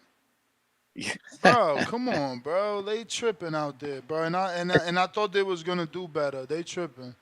Pro Box doing way better than that. They just fancier. Yeah, I'm liking what Pro Box. That I heard somebody talking about hey, by the way, I heard y'all trying to keep throwing out opponents for Canelo and shit like this here. I heard Two Tone say some Pacheco for him maybe next year on Cinco de Mayo or some other shit. When I heard, I'm like, I ain't gonna hold. I wouldn't be surprised, because if he fighting Munguia and he fighting Berlanga, who I think should have been fighting the Pacheco, I wouldn't be surprised if fucking Pacheco get a fight. But I'm wondering why Canelo haven't really fucked with that Shane Mosley Jr. shit. I think he fucking around got better claim than any of these guys. He didn't actually beat some names. He didn't have a belt. I get that it's at 168. Shane dropped down, but he would take the Canelo fighter based off our interview. Okay, yeah. I think he's got he's ranked a high better at number. state. I think he's number 1 at 60 right now. After that Okay. win in the WBA, he's number 1 at 60. See now, like, all right, at 160, like, who would you pair him up with now if he can't really if he not talking that Canelo shit or Canelo not talking about him? That boy won Laura. He won a world title. Laura 42, 44, 48. He won Laura. Oh, okay. Well, shit, Laura sounding like he might have Danny. Let you tell it he got Danny Garcia problems or something. He do. I'm rocking with Danny in this last one. This. Listen, I know that what this is for Danny, but I mean, Danny he won't be active. I'ma just probably ride with him because he's my man's, yo. Hopefully he could catch Laura in between something. But Danny ain't really show that type of pop at this level. I got Danny. You know. But that's the Bell player. Yeah, shout out TBV. Shout out Toledo, Ohio. Albert Bell, October 5th. Man, y'all be cool. All right. I got Danny Counter. Garcia. Oh, you do? I do. I know. A bit of it. Would that be an upset? I think it will be an upset, man. As much as I love Danny, you know, his dominant years were at 140. True. You know, his best wins were at 140. At 47, he has very mediocre, I don't want to say mediocre, but not top tier wins. I just feel like, contrary to what people think, I think the time off might have helped him rest his body, not accumulate more mileage. I think it might actually help him. Hopefully. G-Von Counter. What's going on, Ness? Hey, shout out to H-Town. I think that's who sent the counter. You know, like I said, man, Tip Baylor, shout out to Tip, because I know he's part of the TBX community, and you know he says his daily prayers to CYP. I'm not sure, but I just wanted to touch on the fact that it's crazy that they mad that a fight gets made. Ness, like Tip is legit mad that Shakur and Zepeda is happening. They saying, why is it happening? I thought we wanted good fights. It's a good fight. Are they not top guys in their division? Are they not both undefeated? I'm confused. Like, people will say they want fights, but then don't want to make them. Like, they get mad when a fight gets made. You get what I'm saying? You know where I'm going with this, Ness. Look, man, this is gonna be the last time because I know you're annoyed with it, Ness. Shout out to we're doing this for humanity, but humanity needs to wake up and understand that CYP himself has to create a poll if he should fight OC. The people voted. They said yes. These are the same people who voted him Caller of the Year 5 times in a row. And now he's turning their back on them, saying that their voice doesn't matter. It's crazy because remember, this dude even hate on Ryan Garcia. Even Ryan Garcia made a poll. Who should I fight next? And he honored the results. You get what I'm saying? And like I said, man, it's a whole lot of weird stuff going on. You know, my replacement, we were talking, hey, can the guy I'm sponsoring, that G-Von is sponsoring, can he get a CYP fight? Now we trying to fight somebody in Wisconsin. We trying to sell tickets. Oh, OC's from Wisconsin. But I guess because he hasn't disrespected CYP, we can't get that fight. But it's crazy, the same guy who will call in and say, what, Canelo wants somebody to respect him? What the hell? He gonna ask for respect? But now CYP saying for the fight, I need disrespect. So, I mean, it's crazy that these people call in and the people that they hate the most is actually staring them right in the fucking mirror. You know what I'm saying? It is what it is, man. Shout out to the fact that, you know, this fight between me and him didn't get made because humanity needed a life to be saved. This guy's the whole victim. It is what it is. Hey, man, shout out to the fights being made, though. Hey, Virgil, Nez, how much you want to bet Virgil misses weight?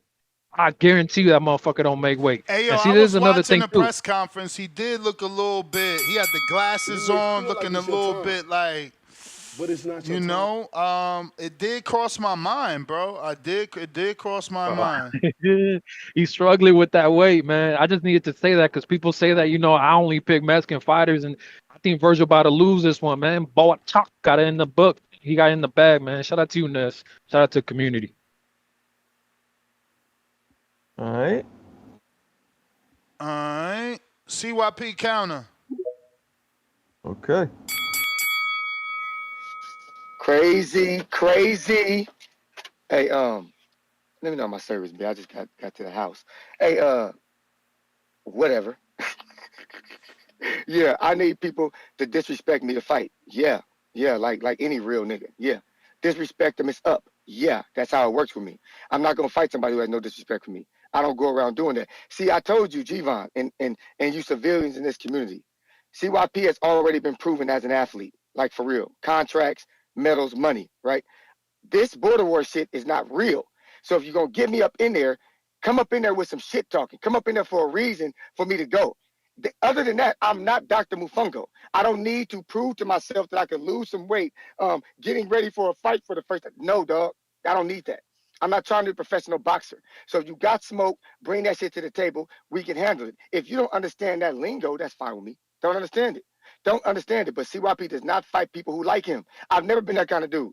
G-Von over here trying to get somebody else to fight. Now, I don't know who you talking about, the dude you sponsoring. I don't know that. Like Bo, when Bo talks to y'all, Bo's talking. Bo ain't even told me about no other dude who I don't even know what you're talking about. So at the end of the day, whoever that is, if dude has ever said anything, if you can go back in a tape where he says, you want to be a dumbass, something to get me motivated to knock his motherfucking ass out. There's like, that's it. I told y'all to get OC and just say I'm a duck, and y'all can't even get OC on the line. You know why you can't? Because he don't give a fuck about this border war shit either. That's the problem. Y'all looking for me to save some shit because y'all ain't got enough stars.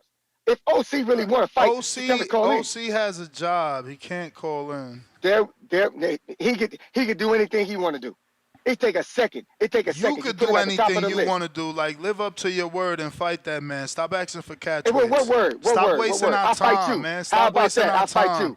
How about that? I'll fight you. How about get up out of here? That's what you would do. That's what I thought. Like H-Town said.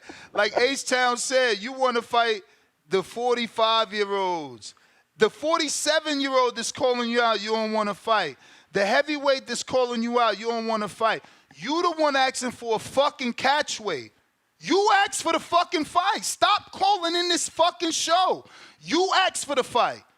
Now you want to say, yo, I got hurt, so I can't fight the big dude I called out.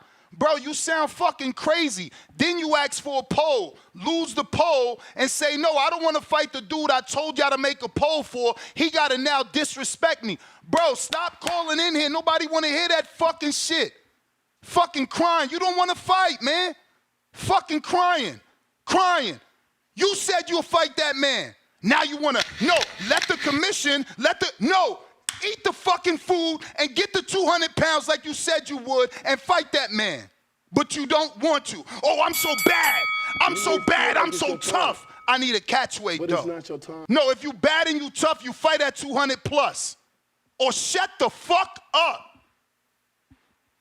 Tip, what up? Damn. Talking so goddamn much, bro. Come on, like, what the fuck? Nobody want to hear that shit. Nobody want to hear that shit. Tip, hold on, it ain't your turn. All right. J-Mac, go ahead. Motherfucker, you asked for the fight. Now you asking for a catch weight. Y'all niggas is just pussy. All y'all in this community, pussy. Tell them the fucking truth. You asked for the fight. Now you want a catch weight. Oh, my bad, Canelo. Oh, my bad, Tank.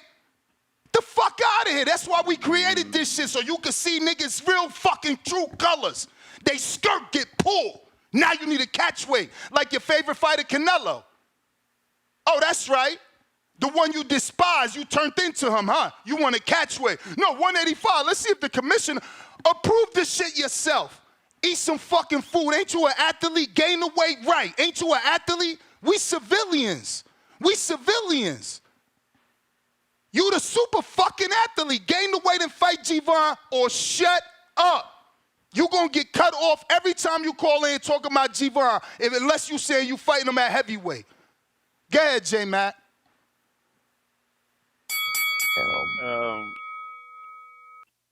Good morning. 90 He seconds. said, "Good morning." Hey man, look, I feel like I won't be my true self. I'll say this in talks, but I ain't trying to get in. I don't want to hear that bullshit my way. The man said he would put weights in his pocket to try to make the 200 or some shit like that. Me and my brother told him they ain't gonna probably cut it because they gonna weigh you a certain way, so you probably ain't gonna be able to put weights in your pocket to make 200 60 pounds or seconds. whatever and shit like that. I'll say that. But on to my part, why I called in. I think some of these guys they gotta. And Ness, you right. With Yo, these cut that pay-per-view shit guys, out. Don't cause shoot him no these are just fucking bail. That's a fairy tale. He weighed 197 in his last fight. You don't need nothing in your fucking pockets. Eat. Don't take a shit that day. Don't take a shit that day. okay. Fuck out of here, man. Look, I think that they pay-per-views definitely is different. They had a previous caller, not a knowledgeable caller. I forgot his name. He's so knowledgeable. Calling and talking about Mayweather back in the days and what his pay-per-view was. But Mayweather came and he fought in a pay-per-view market that actually 10 put on seconds. pay-per-view fights and actually put big names and had undercards. Not every time, but for the most part.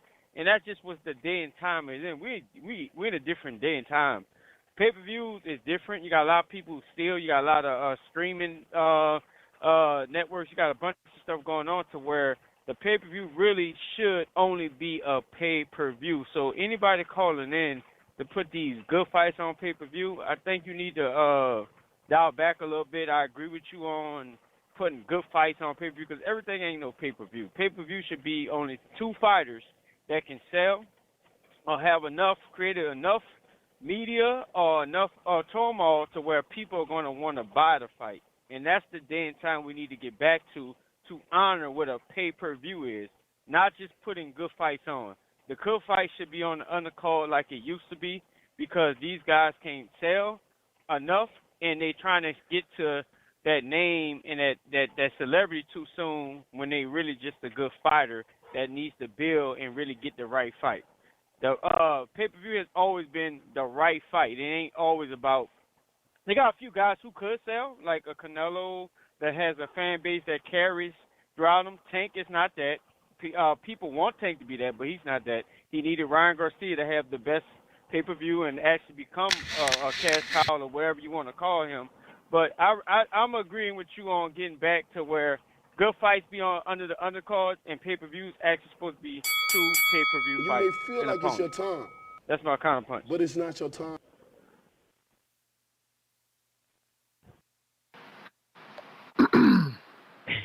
Yo, Ness took a cold Oh, plunge. man. He's steaming. Oh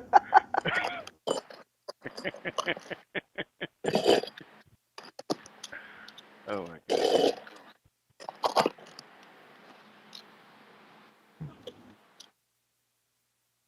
Hello.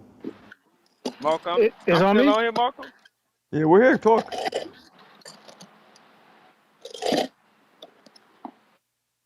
Hello. What Ness say? Who's it on? Is it on me? It's on you. Yeah, go for it. Oh, all right. You know what I'm saying? All right. You know, I'm back. I was waiting for Ness, man, because, I just wanted to call Ness out for, the lie that he just told, you know what I'm saying? And saying that, you know, I said this fight should be on pay-per-view. Marco, I never said this fight should be on pay-per-view. Not once did I say this fight should. You know what I'm saying? Shakur, that is. Shakur versus Zepeda. Never once said it should be on pay-per-view. Then you got G Vaughn, you know what I'm saying? The nerve of G Vaughn to say people out here making fights, but yet G Vaughn ain't make a fight. You know what I'm saying? Even when we tried to, get that replacement fight with CYP, with a different opponent, he still ain't make a fight. But we gonna move past that, man. And then, guys, man, I would just prefer you just say my name, man. It's really no beef. You know what I'm saying? Just say my name, J Mac. Just say my name, bro. That's all you gotta say. I ain't gonna feel no type of way about it. Just say it. It's like it's crazy, But no, when I had brought up Floyd's pay-per-view, I had a different point, but I kind of forgot it. But you know what I'm saying? But the way I look at it, Marcos, is Shakur Stevenson is a bigger name than Dimitri Bivol and is a bigger name than Artur Beterbiev. Shakur Stevenson should not be on a undercard of Dimitri Bivol or Artur Beterbiev. Dimitri Bivol was just on the undercard himself in a 5v5. That guy went from a headline fight and beating Canelo. But P game, this guy went from beating Canelo Alvarez to going to being on the undercard. Like that, that's not how you move a fighter. I'm sorry, and that's not how Shakur should be moving. Well, one Shakur's win does headline. not make a fighter. You know what I'm saying? And No. But it that's says something about your undisputed. They're market. fighting for It undisputed says light something heavyweight. about your marketability. It says something about your marketability. Beterbiev is all knockouts, all wins, hater, and man. globally, You a he's hater. definitely bigger than Shakur. I'm hating on You who? don't pay for I'm hating on fights. y'all said. You got my number. I want you to text me the last pay-per-views that we from this year. Show me that I'm not a liar, because you still fights. Anybody that wants, you still fights, bro. I'm talking directly to you. You still fights. I'm still. You got a fire stick. You still fights. There's no way you want. I don't even have a fire stick. I don't even own one. Well, then you know the websites you go to, bro. Show me show me your receipts, and I'll believe you. I got a DAZN account. My mom got an Amazon account. I use her ESPN account. You know what I'm saying? And we pay for our pay-per-views on payperview.com, which goes to my cable bill. So you know what I'm saying? That is what it is. But look, ain't nobody still in the fight because I never said Shakur should have been on a pay-per-view. So that's cap, bro. I never once said that fight should have been on pay-per-view. How you gonna get this fight? fight? But what my claim was is Shakur is a bigger star than Beterbiev, and he should be headlining on his own card. He shouldn't have to be on the undercard to these two dudes. Because honestly, Zepeda and Shakur have a bigger fan base than both of them. And they're the ones that's going to sell the fight. Outside of these weird, two are going to sell the fight. Outside of these weird arguments, why don't you want stacked cards? No, we talking about Shakur. We talking about Shakur selling, and we talking about Beterbiev and Bivol selling. And we know Shakur sells more than both of them combined, bro. So stop that cap, man. He shouldn't be on the undercard. That's the bell, man. You guys are crazy, man. I need you to just tell us why you don't want stacked cards. Please, man. Like, you arguing why he shouldn't be an undercard. Just tell me why you don't want a stacked card.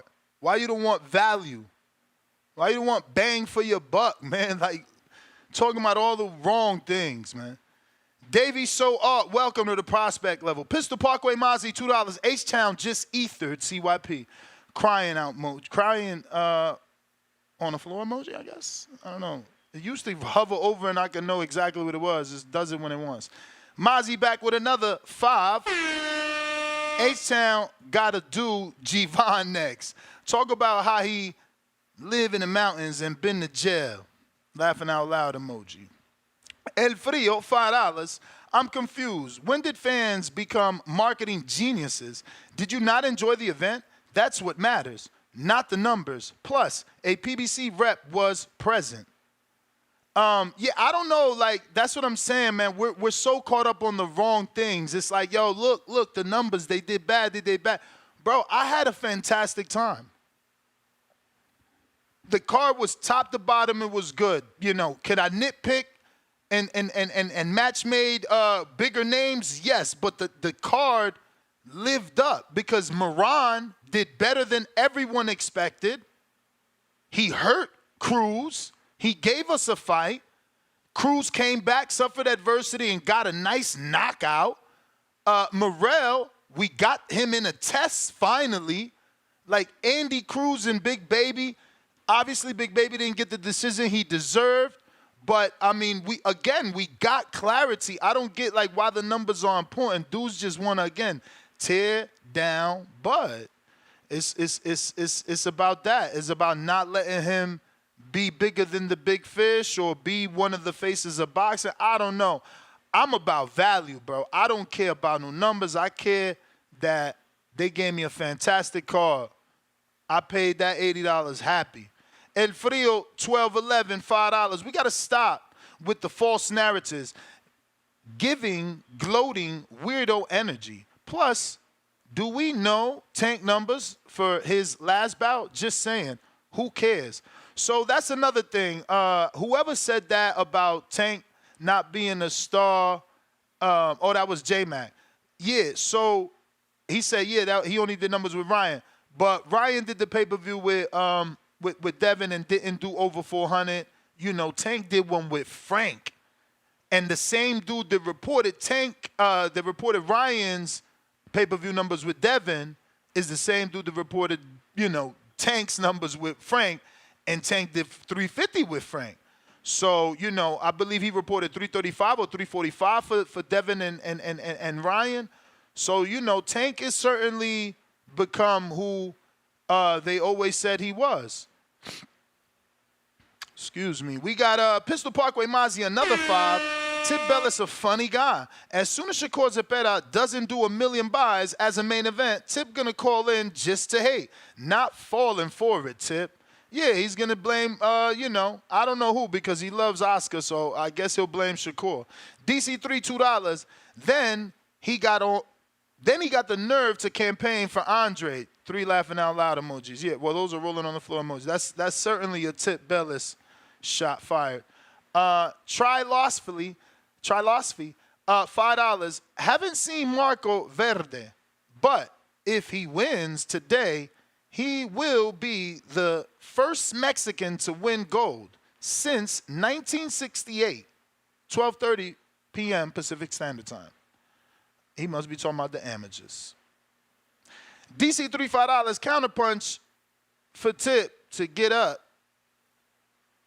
I mean, he getting 1 minute with all that. That was a whole counterpunch super chat. Dub, $2. Crawford versus Fundora next. No excuses. Unify or duck.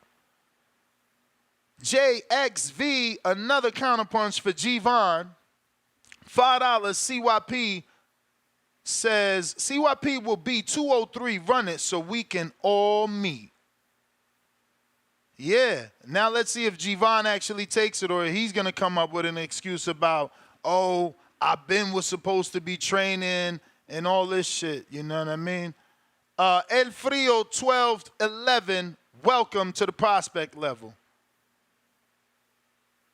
But I do want to say shout out to Canelo YP, right? Don't need a catch weight for me in H-Town, needs a catch weight for G-Von. I'm going to just keep pointing out those Canelo tendencies, because y'all despise a dude, but secretly y'all love him. Y'all moving like him, You don't need that catch weight finesse. You need that catch weight for G-Von.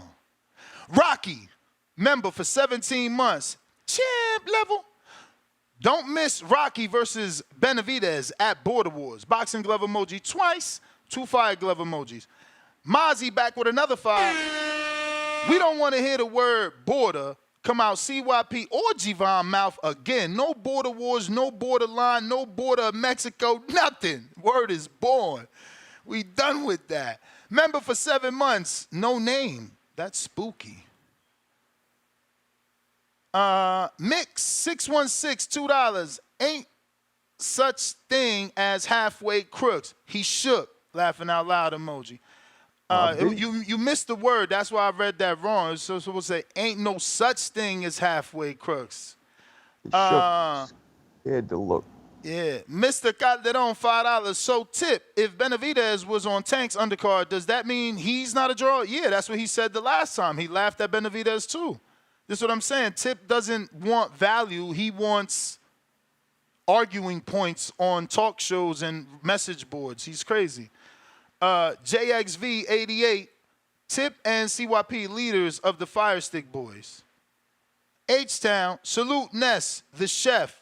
Truth Burgers for sale. All right, let's see what is next. Damien says, Ness on one today. Demon Time Ness. Monster emoji. Apple Watch emoji. That's pretty dope. I ain't never see that one. Who is next? Jay Swift.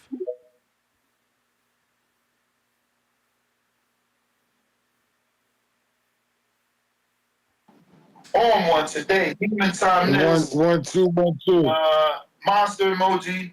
Turn the TV down. Turn the TV down. Hold up. Yeah, Ness, you about to blow a gasket, man. Yo, the bugged out thing about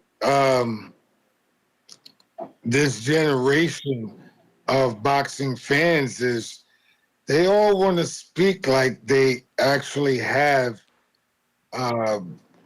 knowledge of everything boxing. They do, and it's not a bad thing to aspire uh, uh, for intellect. It's not a bad thing. So you can't get mad at them for trying to aspire. You gotta remember that, Ness. They're not as apt as you are when it comes to boxing, because you've been studying this shit about 30 years now. So when they call in, a lot of them, they're just calling in with their feelings. Then there's nothing wrong with having feelings. You got to calm down a little bit, because everybody don't know, like me. Sometimes I call in and I'll say the wrong thing and you correct me. I don't beef with you about it. I go, oh, okay. And we move on.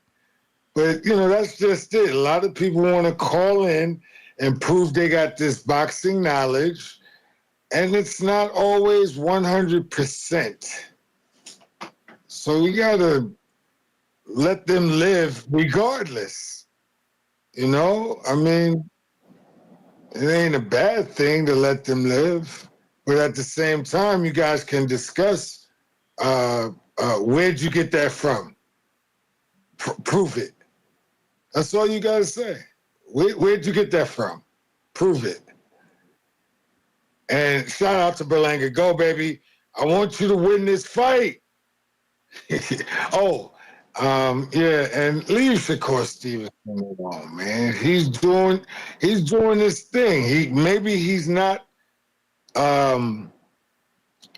pay-per-view fight card worthy, but he'll get there. Because but he missed a lot of fights that would have put him in pay-per-view worthy. He missed so many fights, not taking fights. This is not smart, but that doesn't mean that he shouldn't have his own, he shouldn't be headlining a card. Yo, he can headline a card. Now, is he going to win? Probably. But is he going to win convincingly? I don't think so. But that doesn't mean he doesn't need to have it. But it's All not right, your peace. Counter, CYP. Yo, I know some of y'all expect me to be upset. We've been doing this for too many years for me to get upset. I ain't lost no friends, got no trouble. My persona's only grown since dealing with this bullshit from y'all. It don't bother me. It only make me bigger, so keep up with the lies. CYP will be 203 versus Gio. Listen to me. If Gio has an excuse, I want y'all to think about this. I can start training today to fight OC, then Gio can start training today to fight CYP. It's very simple. I will come in at 203. We ain't got to talk about it no more. And if he accepts it, I won't even call in. I'll just see y'all at the show because I got to go to work. That's literally what I was going to do anyway. I didn't want to call in. I just wanted to go to work and prepare. But if y'all seem to think that being 40 plus gives you a pass to talk shit, disrespect people, call them bitches, cowards, and think that the age of you is gonna stop you from getting your ass whooped, you need a reality check. Because age don't matter. If you gonna cry I'm too old, then stop talking so much shit. It's that simple. And y'all need to also understand what a catchweight means. We are boxing fans. How the hell don't we know what catchweight means? Catchweight is the weight that both fighters can't come above. Both fighters. When the fuck has CYP ever said G-Von got to come in at 189? When have CYP ever said that H-Town got to come in at 203? What are y'all talking about? This is why I don't get mad, because y'all are dumb. That's not a catchweight. I ain't put nobody in no catchweight. I'm telling you, allow me to be healthy, and you can be what you want to be. But for some reason, y'all don't want CYP That ain't to be within the athletic. rules, man. That's not within the rules, and you know that. If it's not in the rules, then let the commission or let Adrian say that. Y'all too scared to let Adrian even say that. Y'all shut it down before Adrian even replies. You shut it down. You shut it down I never after shut you it down. fought. Never did. Yes, Never yes, did. yes. Never Your did. words after Never you did. fought was, "I can't fight at that weight. That's not my optimal weight." That's called shutting it down. No. Smart guy. That's called shutting it down. Adrian called in and You're said, changing the weight, not G-Von. You're changing the weight, not G-Von. I never changed. Ness, do you know what a catch weight is? Tell the audience what a catch weight is. My dude, are you asking not to fight at 203? Yes or no? Do you know what a catch weight is? Are you asking not to fight at 203? Do you see? You're right. This is You're why right. men, you don't get along, You know dog. what? You know what? I am This is why we don't get sorry. along. You know what? I am sorry, CYP. Is that a catch weight? I am Is that a sorry, catch weight? CYP. I'm going to give you back one whole entire minute and shut up. Go ahead. Thank you. Catch weight is both fighters. I ain't never, ever gave G-Von no goddamn catch weight. I told him, let me come in at this weight. If it's cool, it's cool. You said, G-Von, why don't you let the commission decide? G-Von, it's funny that when me and Ness get into it, he turns into a female. He starts saying shit that he forgot. He forgot that we got the fouls. You was calling G-Von the duck. You were telling G-Von, wait for the commission. You were saying that, but now today, because CYP got your panties in a bunch, now it's you ducking, you changed the weight. This is why people don't trust you, my man. This is why you lose co-hosts, my man, because you can't be trusted with your own word, my man. So you're going to get... I ain't mute him either. He got a call, evidently.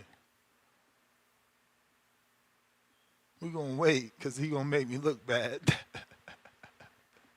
Damn, I missed some of it. Yeah, I ain't mute him, though. He must have got a call. We going to leave him right there in case he come back. He can spin it all he want. The bottom line is he calls us not smart, right? But I'm smart. G-Von is a heavyweight. You don't want to fight a heavyweight. You asking to come in at a different weight. Don't matter what you want to call it. Catch weight, Canelo weight, CYP weight, change the weight. That's all that matters, you know. Everything else is irrelevant, you know, and we don't care. We don't care. You know what I'm saying? People only want to fight because y'all keep talking and bickering at each other, and y'all not going to fight. We don't care. Yeah, I don't really know the background. I don't know why the fight's not happening, but isn't G-Von a lot lighter, or no? No, he's allegedly bigger. He's Oh, allegedly bigger. Counterpunch, tip. You may feel like it's your time, but it's not your time. Yeah. Oh, here we go. Back to my point about Shakur and this whole pay-per-view thing. The reason why I asked about what was Floyd's pay-per-view was, his first pay-per-view was on Top Rank, right, with Arturo Gatti. Floyd didn't become a star in the sport of boxing until he went to Golden Boy.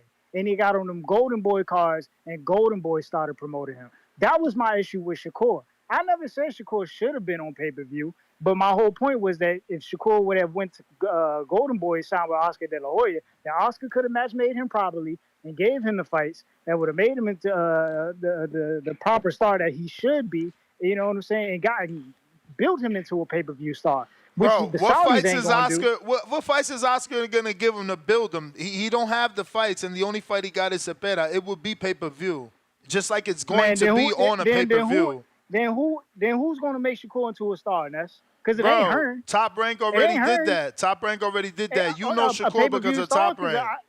A pay-per-view star. When we talk about Golden Boy has pay-per-view behind it. When you hear Golden Boy, you can think pay-per-view. You know what I'm saying? You don't hear that with Top Rank anymore because Top Rank hasn't done a pay-per-view in how long? You don't hear it with Matchroom because Matchroom, they're not even American-based. Like what are we talking about here? Like, let's be for real, bro. Like that's my whole point. Like, the Saudis don't connect to the American audience, and Matchroom don't connect to the American audience, so it would be stupidity to even go over there and sign with them. You know what I'm saying?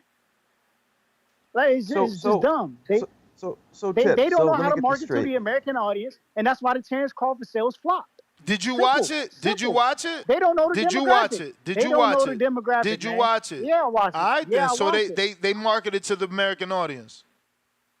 Man, they didn't market to the right demographic, man. They So put wait, a so black you're fighter, not, and so you're they not put the a right black fighter in demographic. there with a Russian fighter So you're in not the LA, right, you're not the right and demographic. they used 2 Mexican fighters, 3 Mexican fighters to sell that card in LA, bro. That's the truth. That's the truth of the matter. And When what they does should have that took that matter? fight, Tell us, when they what should does have it took that matter? fight, What does when it any matter? smart person, But what does it matter? would have probably took that fight down south, or they would have took it up north. Common sense, man. Or they would have took it to Vegas. It would have been better off being in Vegas. That fight was good. That card was good enough to be in Vegas. Why would you take that to LA? It was just stupid. They don't know So what they're doing. I'm confused. So you Well, think that Shakur Zepeda should be a main event? Is that it? Yes, I think Shakur Zepeda should be a main event, and I'm And you not don't saying think it it should be should on be on the pay-per-view, Marcos. undercard of the I'm not. unified light heavyweight title? You said what? I'm not saying it should be on that card. I'm not saying it should be on that card at all. I'm saying, in my opinion, it should be separate from that card. The problem Why would is I, it like, doesn't run another one? I'll draw. send another five. Run another one. Nah, man, we Why don't would want I- to talk. why That would- shit whack. What you talking about, bruh? Why would Marcos tell me this? Why would you as a promoter, you have Shakur Stevenson, one of the top fighters in the world. Here's the and problem, you're Tip. I gonna think put you're him. placing too much weight on Shakur. He's not that big of a No, draw. I know Shakur's value, and any person smart enough to know Shakur's value knows that Shakur should not be on this undercard. It is stupidity. What's his value? Like Marcos. Just think about this, Marcos. I'm just think about this, Marcos. Eddie Hearn in Matchroom, and what's my guy over at what's that other that UK promoter, the other one. They just Frank had Warren. that 5v5, right? Frank Warren, right? They just had a 5v5. They charged you for pay-per-view, correct? And what were they going to do with that pay-per-view? What fight were they going to have free on national television? And you're telling me Shakur should be on the undercard when Shakur just got the highest ratings over on ESPN? Like, are we serious? No, I'm using logic here. I don't talk Shakur bullshit. got the highest ratings on ESPN. He just had the highest rated fight on ESPN this year. 1 million Okay, views. well, And if we're talking that's about he should true- be on the undercard of Dimitri Bivol and Arthur Beterbiev. Hell fucking no. Nobody knows them. I'm sorry. The problem is Shakur, especially dude his is last two crazy, fights, man. he's been losing He's more and mental. more This fanfare. dude is mental, It bro. doesn't matter. Shakur is still a more marketable name than Arthur Beterbiev and Dimitri Bivol. Beterbiev knocks everybody out and he has all of Europe on his side. It How is he does not a not bigger draw? matter. It does not matter. We're talking about selling here. These dudes ain't gonna be no stars. I'm sorry, bro. Knockouts gonna matter, be and so does they're gonna having be a whole They're gonna country be in the buy Andre. your They're gonna event. be in the This Andre dude's a Ward. They're pocket gonna be in the watcher, Andre man. Ward He's a categories. They're gonna be pocket in watcher the right Kelly here. Pavlik categories. That's what we I'm got. sorry. That's what we got. A pocket watcher. He worried about what the shirt, Man, the Turk I'm worried about making pushing or the sport, losing. man. I'm worried about Man, pushing you the sound sport. And in pushing sound the sport, weird. you need to be able to create stars. Sorry, I think with that mindset, but it's just the truth. No, stars create themselves, and Shakur's not doing that. That's really what it's about. And clearly, Dimitri Bivol ain't a star that's been created yet because they keep doing the wrong shit. Why Bivol would you put him isn't, on the but undercard of a Beterbiev 5v5? is more of Like, why the would you- drawing power. Come on, bro. That's slow. But you see how the PBC doing, man. You know, come December, man, David Benavidez, you know what I'm saying? Opponent to be announced. You know what I'm saying? Back on pay-per-view again. Yeah. You may feel like it's your time. Jay but it's not Swift, your time. counter. 1 2 1 2. Can you hear me? Yep. Yo, Tip, you bugging. Nah, see, the thing about promotion comes in with Golden Boy. And I told you guys like 2 years ago, they don't be pushing black fighters like that. Maybe you can argue with Mosley and Bernard Hopkins. But other than that, they don't be pushing black fighters like that. They don't be pumping black fighters. I mean, I lived in LA 40 years. I know what I'm talking about when it comes. I used to shoot a lot of the boxing matches in the DoubleTree in Long Island in LA. And I've seen a lot of black fighters come and go, and they were good fighters, but Oscar De La Hoya wasn't picking them up. That's, he's pushing Mexican fighters, and I can't say he's wrong for that because, if I'm a promoter and I got fighters, I'm a be pro black fighters too. But that's the messiness of boxing. There's a lot of messiness when it comes to boxing. So you can't just look at and say Shakur should be. Well, why isn't he? There's two reasons. One, he wasn't fighting the fights he's supposed to fight, and two, you don't have a sympathetic ear in Oscar De La Hoya for blacks. No, he'll put together fights with Mexicans and Puerto Ricans and that's fine. But he's not doing the same. He's not giving the same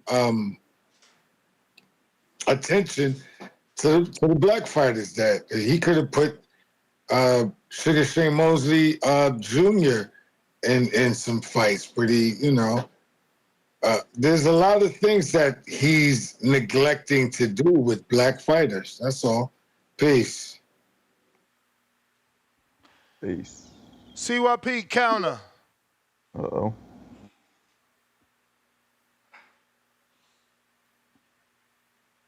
Yo, gotta make this quick. I got something to do like in a couple of minutes. I'm probably gonna get a call in a quick second. Real business shit, so I gotta be quick. Hey, I remember Ness had said me and G-Von could fight in Vegas. He got a spot. It ain't got to be Border Wars. The first person to agree to that was CYP.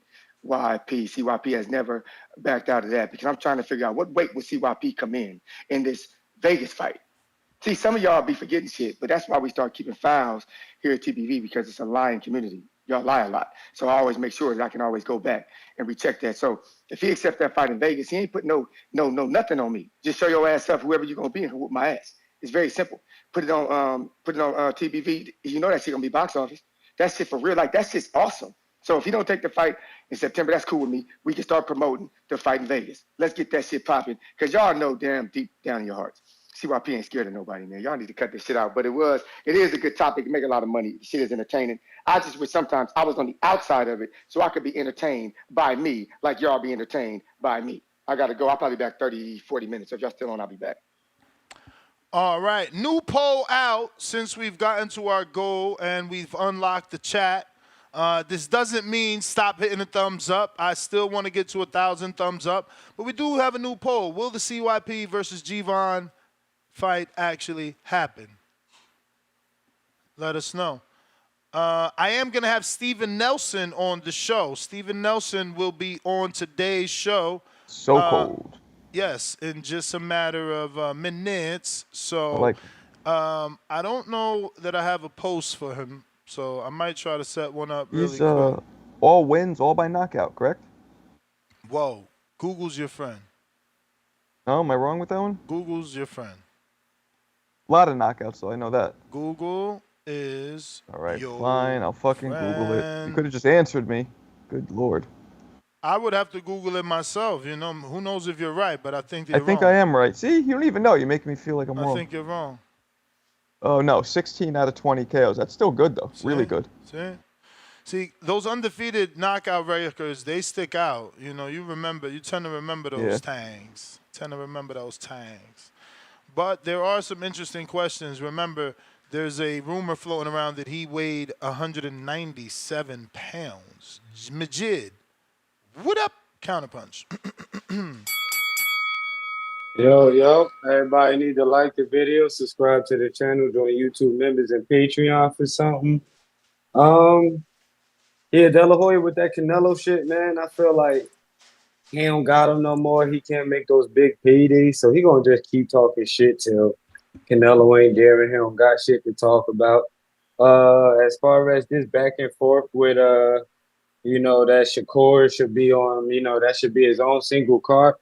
I could agree that it could be a single card, but if you got the opportunity to be on this big ass card with all these foreign people and more eyes looking at the shit, then do that. You know, like because you staying active.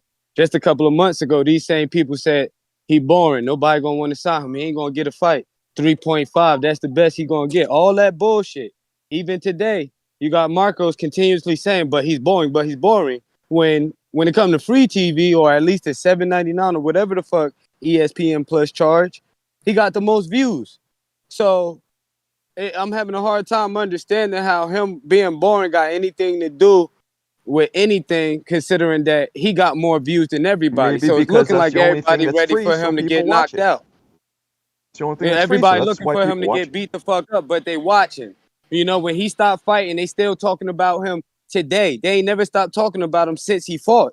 You had the rappers, all these people going viral just from conversations back and forth with each other.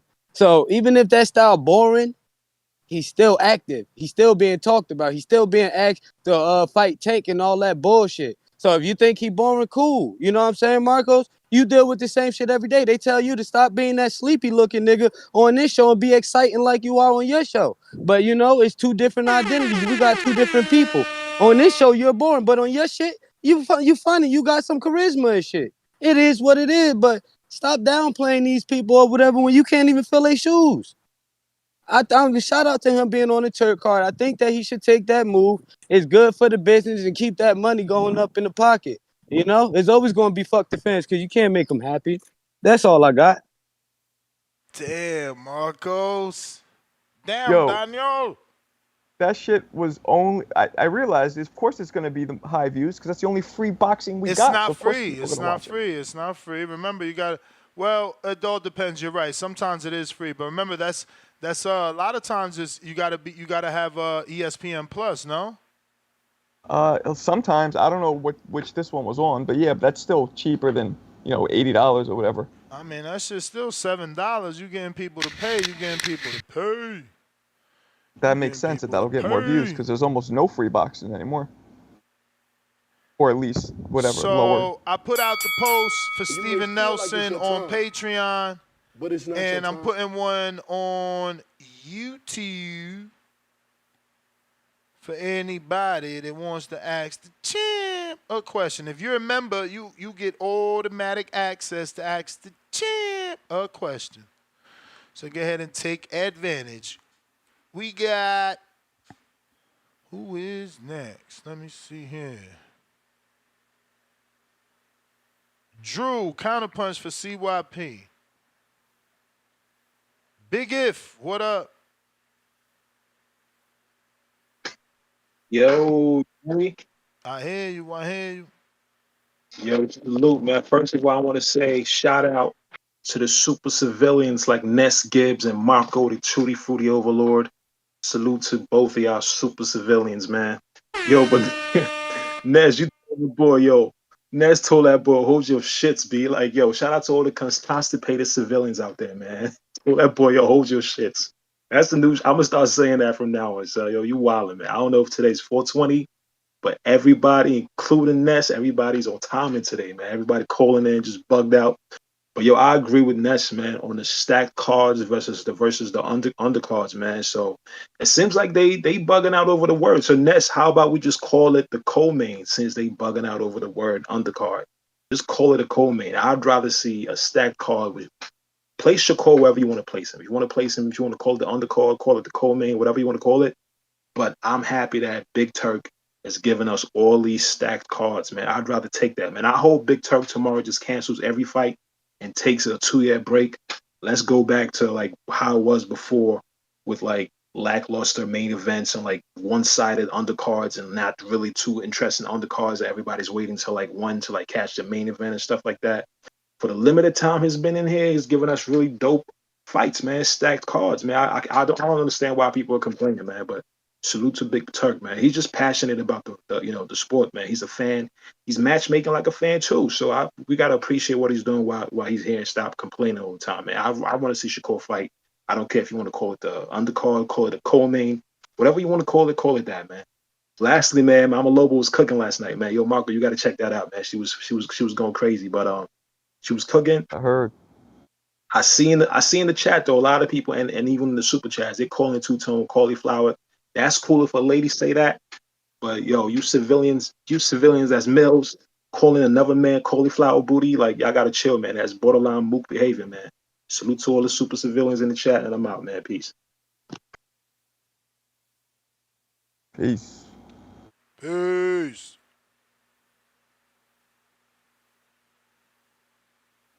We got Copy Cool, what it do? If you watching this on YouTube, you know what time it is. Just because the chat's open don't mean you stop poking that thumbs up button. Don't be What's going sleepy on, time gentlemen? like What's going on? Marcos. What's good? What's good? Yeah, it's interesting episode today. But yeah, man, I find it hilarious how people are worrying about who sells how much and um, pay-per-views, and because they don't sell pay-per-views, they're not uh, eligible to fight another fighter. Like, bro, there's a ranking system for a reason, and if you're ranked number one, ideally you're supposed to fight the champion. Just because I don't sell doesn't mean that I'm not allowed to fight the champion or I'm not supposed to fight the champion. You're just as a fan, I don't understand how you're worrying about how much money the person is making or how much money they're selling. It's ridiculous, you know. Like if you guys are getting paid off of this shit, it's ridiculous, you know. As far as I feel like Shakur Stevenson fight, I think that's a great fight. That's a fight that we should see as boxing fans. We should pretty much, you know, agree on and everything like that. I don't see why there's a reason everybody's like boycotting it. It should happen. It makes sense. Um, as far as the and this fight will make it, you know, seem like, you know, it'll hush the naysayers as far as Shakur.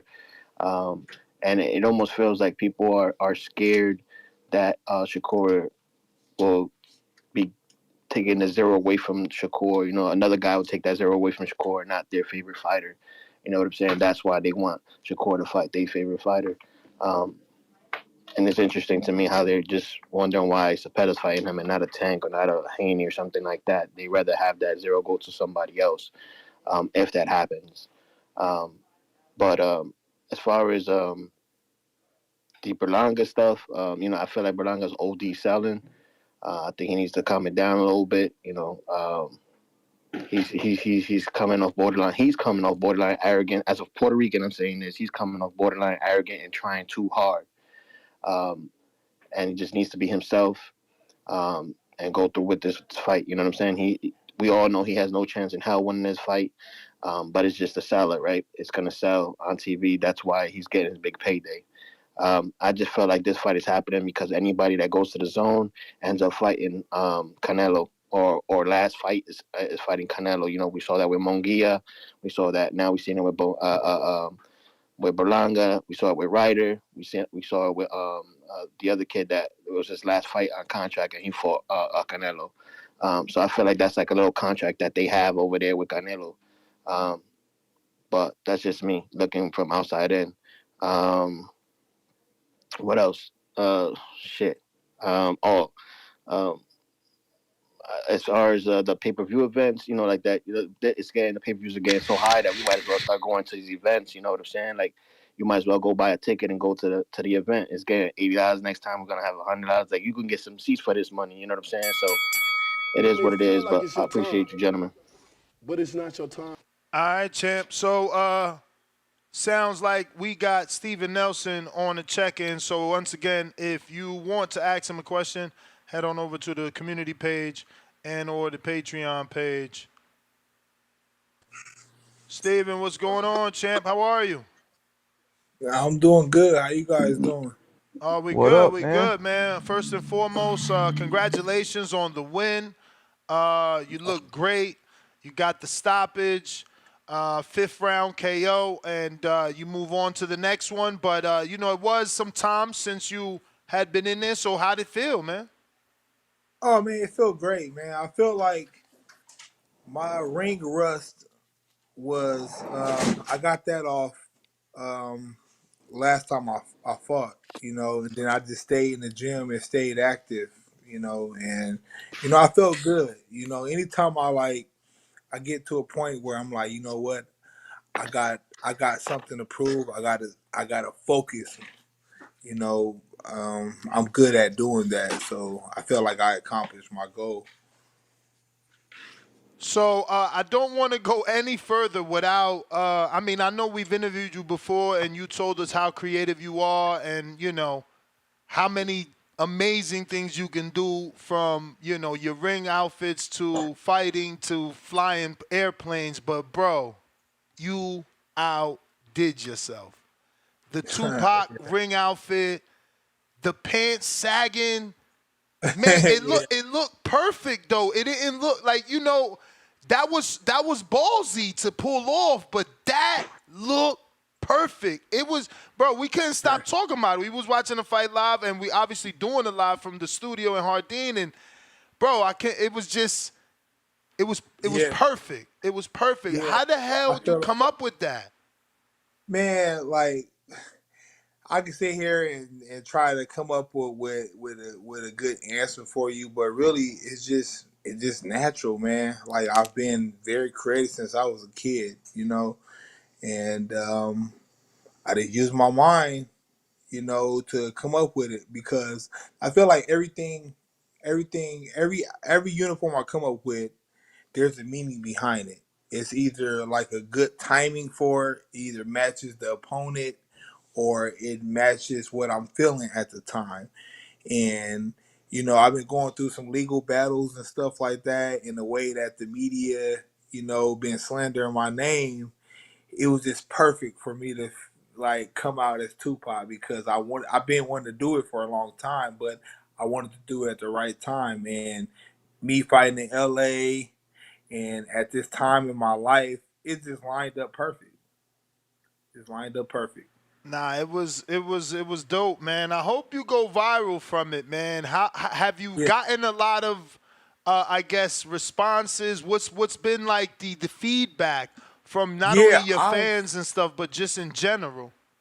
I know that what I do is dope, but I was surprised at the percentage of people that love it, which is like 99.9%. I like out of all the thousands of good comments and reshares and bro, this is so dope.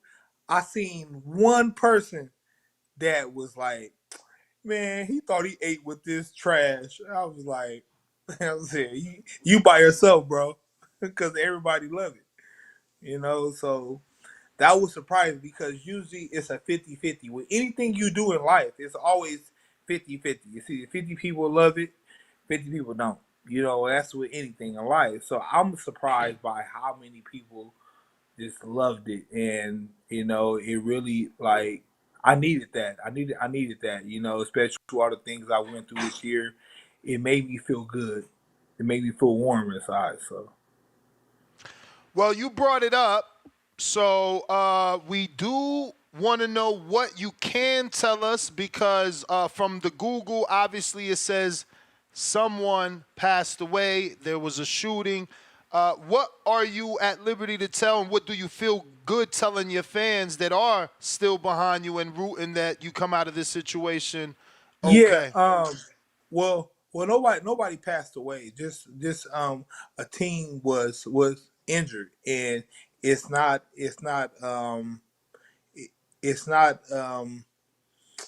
declared as from bullet wounds. It could be from shrapnel or anything like that. But you know, it was basically what I can say about it. It was just my vehicle was stolen, and the investigators pointed at me as the shooter in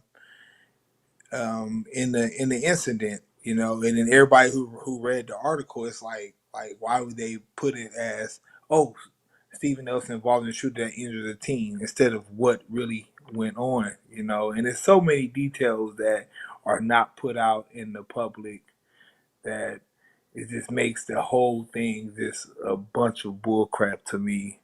And to my fans, like everybody support me and everybody's riding with me, and like, man, like if you did do this, I would have did the same and all that stuff. But it's gonna come out. It's gonna come out eventually when the case starts to go down, and everybody's gonna see that I'm not that type of guy. Anybody that know me, I'm not the guy that's going out doing some things like that. So Nah, for sure. Again, just wanted to give you the opportunity to say your side. So, going back to the fight, now we all know you have a relationship with Crawford, but is it safe to say that you're in the good favor of Turkey, and we can see you back on Turk cards, or is this you're gonna keep fighting when Crawford fights? no, it's. I mean, I've been wanting to get the opportunity to break away and not just fight on Bud Card because Bud's at the end of his career, and I'm trying to, get to that point in my career. So even though we're the same age, I have a lot of life left in me with boxing because I started late. I started at age 21 of going into the gym initially. So I have a lot of energy left into boxing, and if it's on the Turkey card, Matchroom, the Zone, PBC, whoever, I'm just looking at the opportunities. Like whoever see me perform and be like, hey, we want to promote this guy. I'm open to it because it's that time for me, and I have a lot of skill and a lot of talent to display, but I just need them to put some people in front of me. Like let me put some people in front of me and let me show you. Let me prove to you. Just give me the opportunity.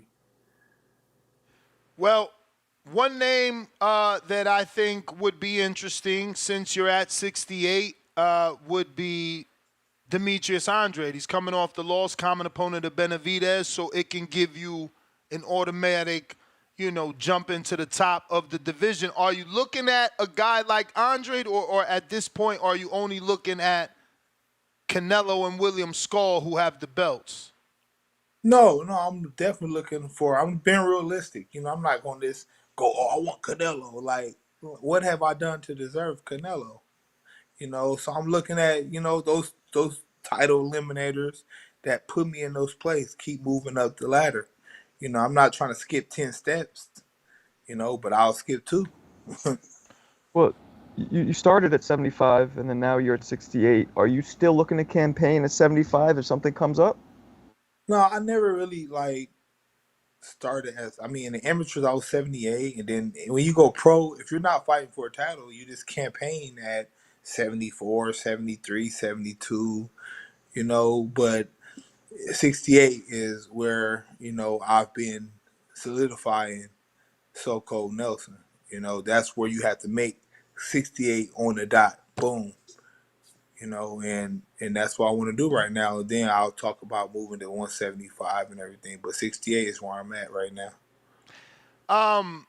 Again, I want to keep it about you, but you are linked to Berlanga, and you were offered that fight. He didn't want to take it. Now that he's gotten the Canelo opportunity, do you feel the same, or you look at it like, man, he knew what he was doing? Yeah, well, I've been wanting to fight Berlanga for years, even when we was on Top Rank together. At first we were cool, and then we had a couple, back and forth. And I'm like, let's fight. I mean, we're boxers. They don't need to keep talking about it. Let's fight. And oh, you old ass, I beat your ass. He focused on other things. And when they said when he signed to Eddie Hearn, I knew that he was going to get the Canelo fight. I knew he was going to get it. Not because he's such of a good opponent and he deserves it, but because I feel like Canelo is using it as a soft touch to me. That's in my opinion. Yeah, When you say soft touch, you mean like a cherry pick? soft touch meaning like, oh, he's not going to fight no Benavidez right now. He's not going to fight nobody that's a real threat for him. Soft touch, like it's as long as Canelo do what he's supposed to do, he'll win that fight to me. Because not that Edgar is just such a trash opponent, but you got experience, and you got Canelo has great IQ, ring IQ. So Edgar, he's just only thing he ever been champion for it and people praise him for was his first round knockouts. once that ended, it was what do you have? What do you have? You know what I mean? All power to him. Every dog in the fight, you know, can win. You know, it only take one punch, but if everything goes as planned, Canelo win that fight to me. Uh, but after Canelo, if Canelo beat him and beat him badly, I don't want to fight him no more. What's the purpose of fighting him anymore? You know, I don't want to fight no damaged dog, no beat down dog. Yeah, So but one loss is only one loss. I mean, Jaime lost once. You don't want yeah, to Puts fight Canelo Jaime? with that. Yeah. that's why I said if he beat him down bad, which I think he would do. You know, now if he just beat him scorecards 115, 113, 116, 112, all right, he's he's up there on the top echelon of fighters. I will fight him, but right now the only thing he had for me that I would love is that following and that O. But once that's gone, how is it going to bump me up? Well, I mean, he I mean, still people, has a draw of some kind, so it's yeah, always good. and people always love a good comeback story. But listen, I got a bunch of questions from the people. Ruin the 504, New Orleans. He says, do you plan on fighting again this year, or are you shutting it down? No, I definitely want to fight this year. I definitely want to fight, November, December time frame. Take a couple weeks off right now and enjoy my victory. Get right back in the gym and turn around and fight again November, December time. Never too much Steph. Steph in Ohio. What up, champ? How long did it take for you to come up with your design for your outfit and make sure you fight again before December? Don't want to see you out another year, champ. Yeah, not at all. I'm definitely, if it was up to me, I'll fight 2, 3 times a year. But yeah, with my uniforms, like I said, it just come to me. When you're a creative mind, you don't have to dig too deep into it. Just pop up and you be like, you know what? Perfect timing and perfect uniform. We'll go with that. And I have a long list. I have a list of uniforms I want to come out to, and that will go past my career. So after I'm done, I'll be passing it down to other people. I want to ask before someone else does. There's a rumor of the fight night weights. I know you're on Twitter, so you've seen it, right? Yeah, I seen it. So you smiling. So that's true? You really weighed 197? Yeah, in California they make you weigh. Any other time, I ain't gonna lie. Any other time, I deny it. But with California, they make you weigh before you fight. Get stripped down back to your boxes, just how you weighed in the day before. But that's just, I mean, since it's out there, that's just me. I'm like, they always call me a camel because like I work out, I lose 8 to 10 pounds in a one workout from sweating. Like I sweat So heavy, and I put it right back on. that's 30 pounds you put on. 25. Ooh. Yo, they calling you Devin Haney Jr. online. You know you seen that.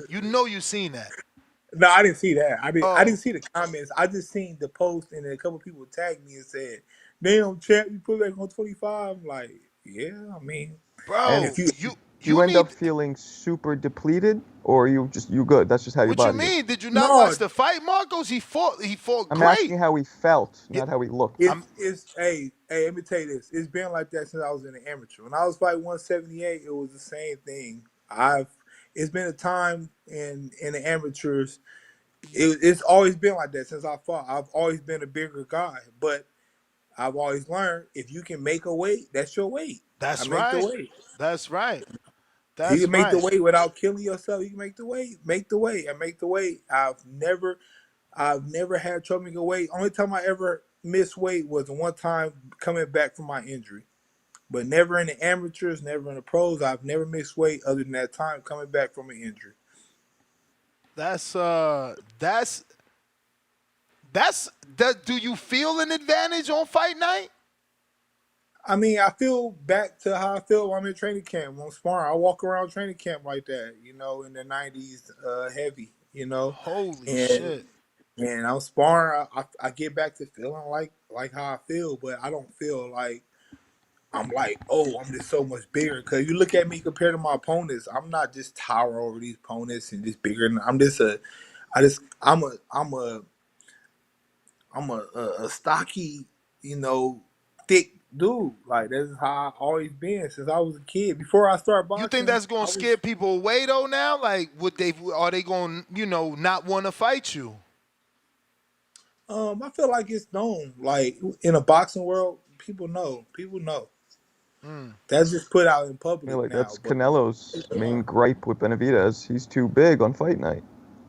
that's what he say. But it's not that. True. Benavidez True. is good. He just don't want to. He just don't want to. Fight that. He don't want to fight that tall ass good opponent right now. He picked his opponents, and which I feel like from what all the fights he's had and all the people he's fought, I feel like he can do that. You know, he can Word. do that.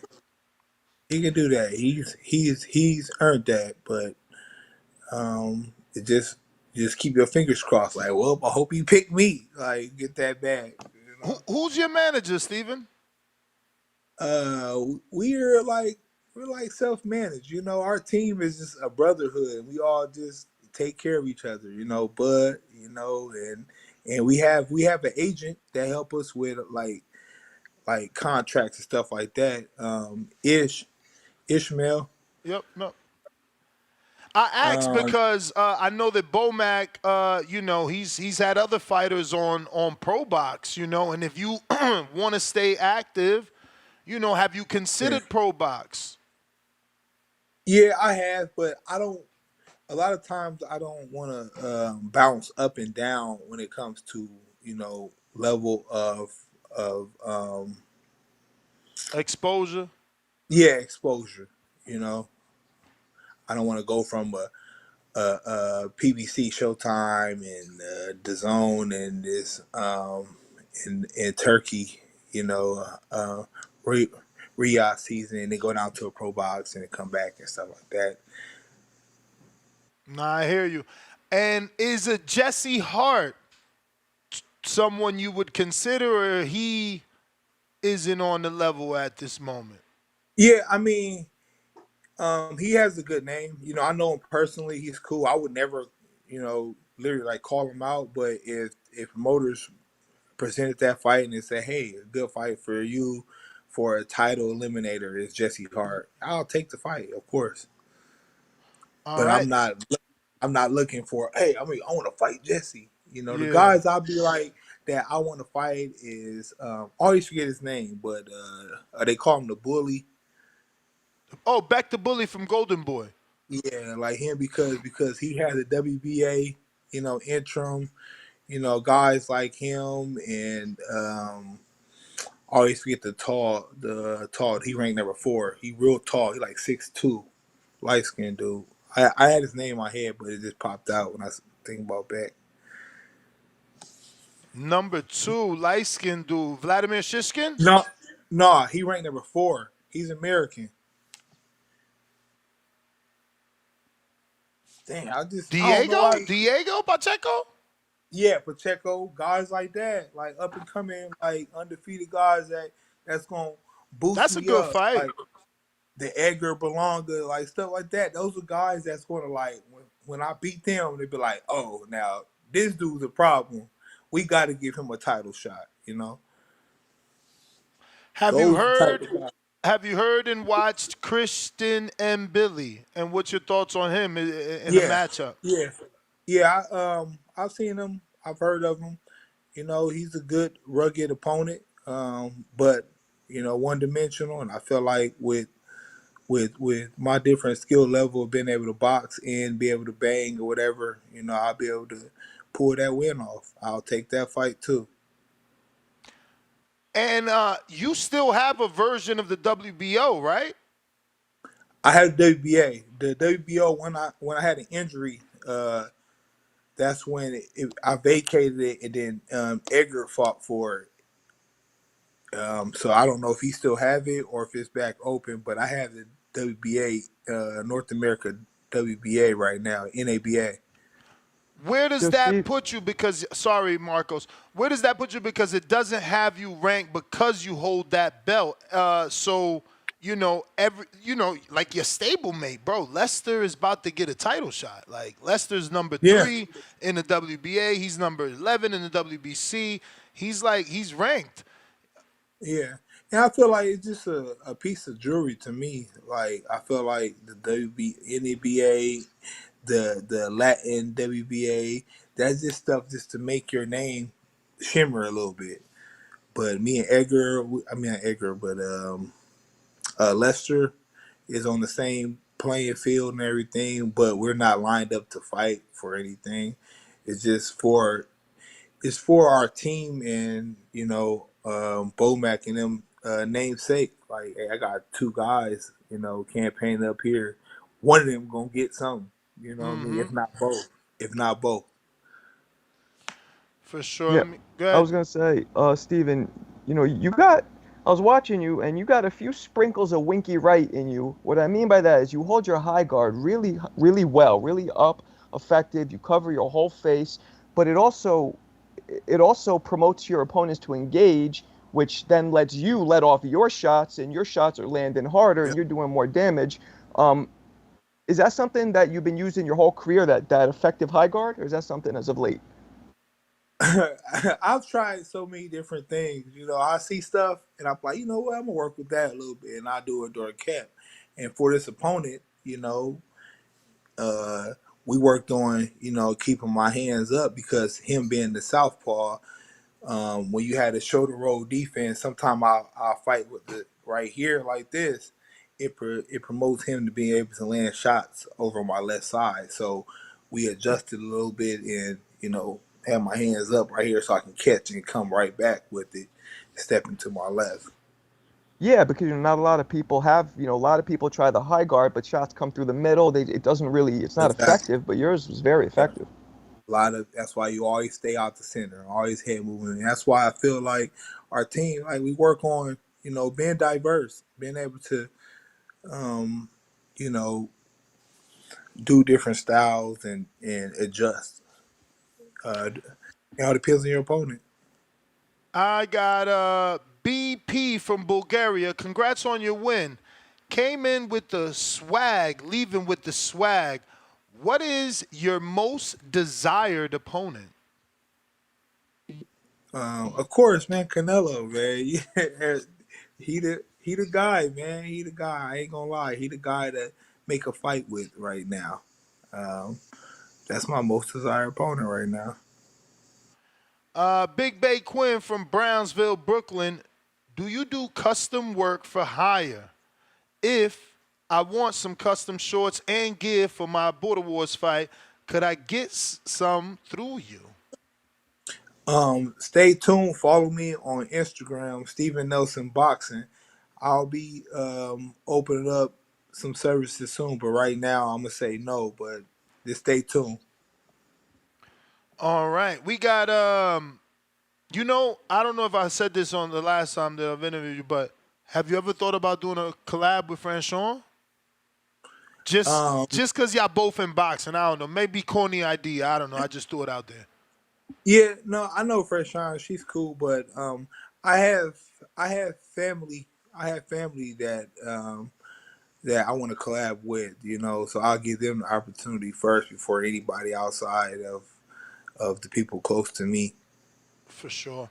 Sir Isaac, LA native here. Where can I purchase those trunks he wore last fight? Too creative. I don't never sell none of my gear, man. It means too much to me. It's my form of art.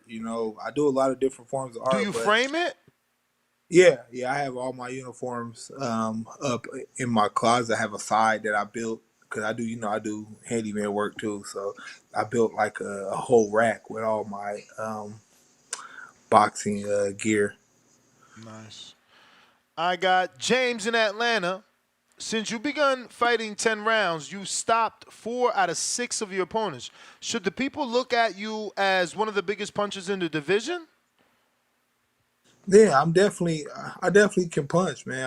I definitely can turn up and punch, and Box wear you down, then stop you. So I definitely look at myself as a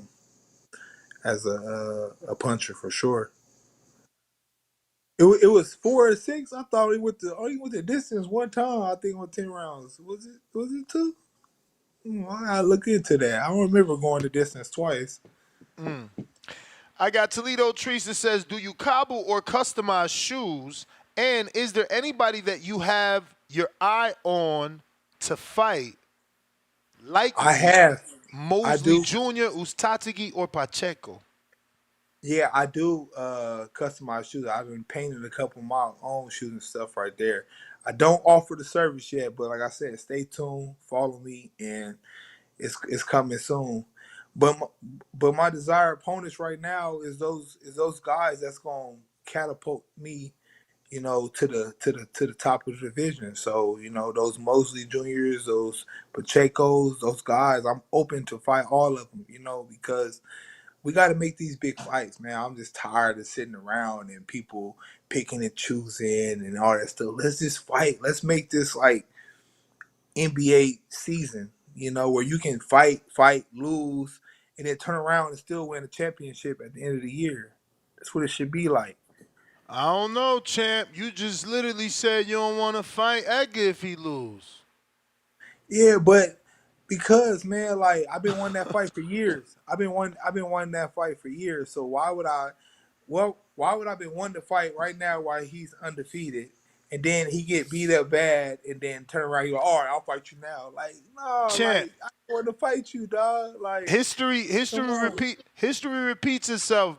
Benavidez wanted But Plant when he was undefeated. Plant lost to Canelo and finally gave Benavidez the fight. yeah, yeah. But I ain't gonna lie. I mean, I say it right now, like no, because of the fact that I've been wanting to fight him. So out of my own emotion, I say that. But I'm pretty sure if they came to me and said, "Hey, um, you'll fight Edgar, the winner for a vacant title or for a title eliminator," of course I'm gonna take it.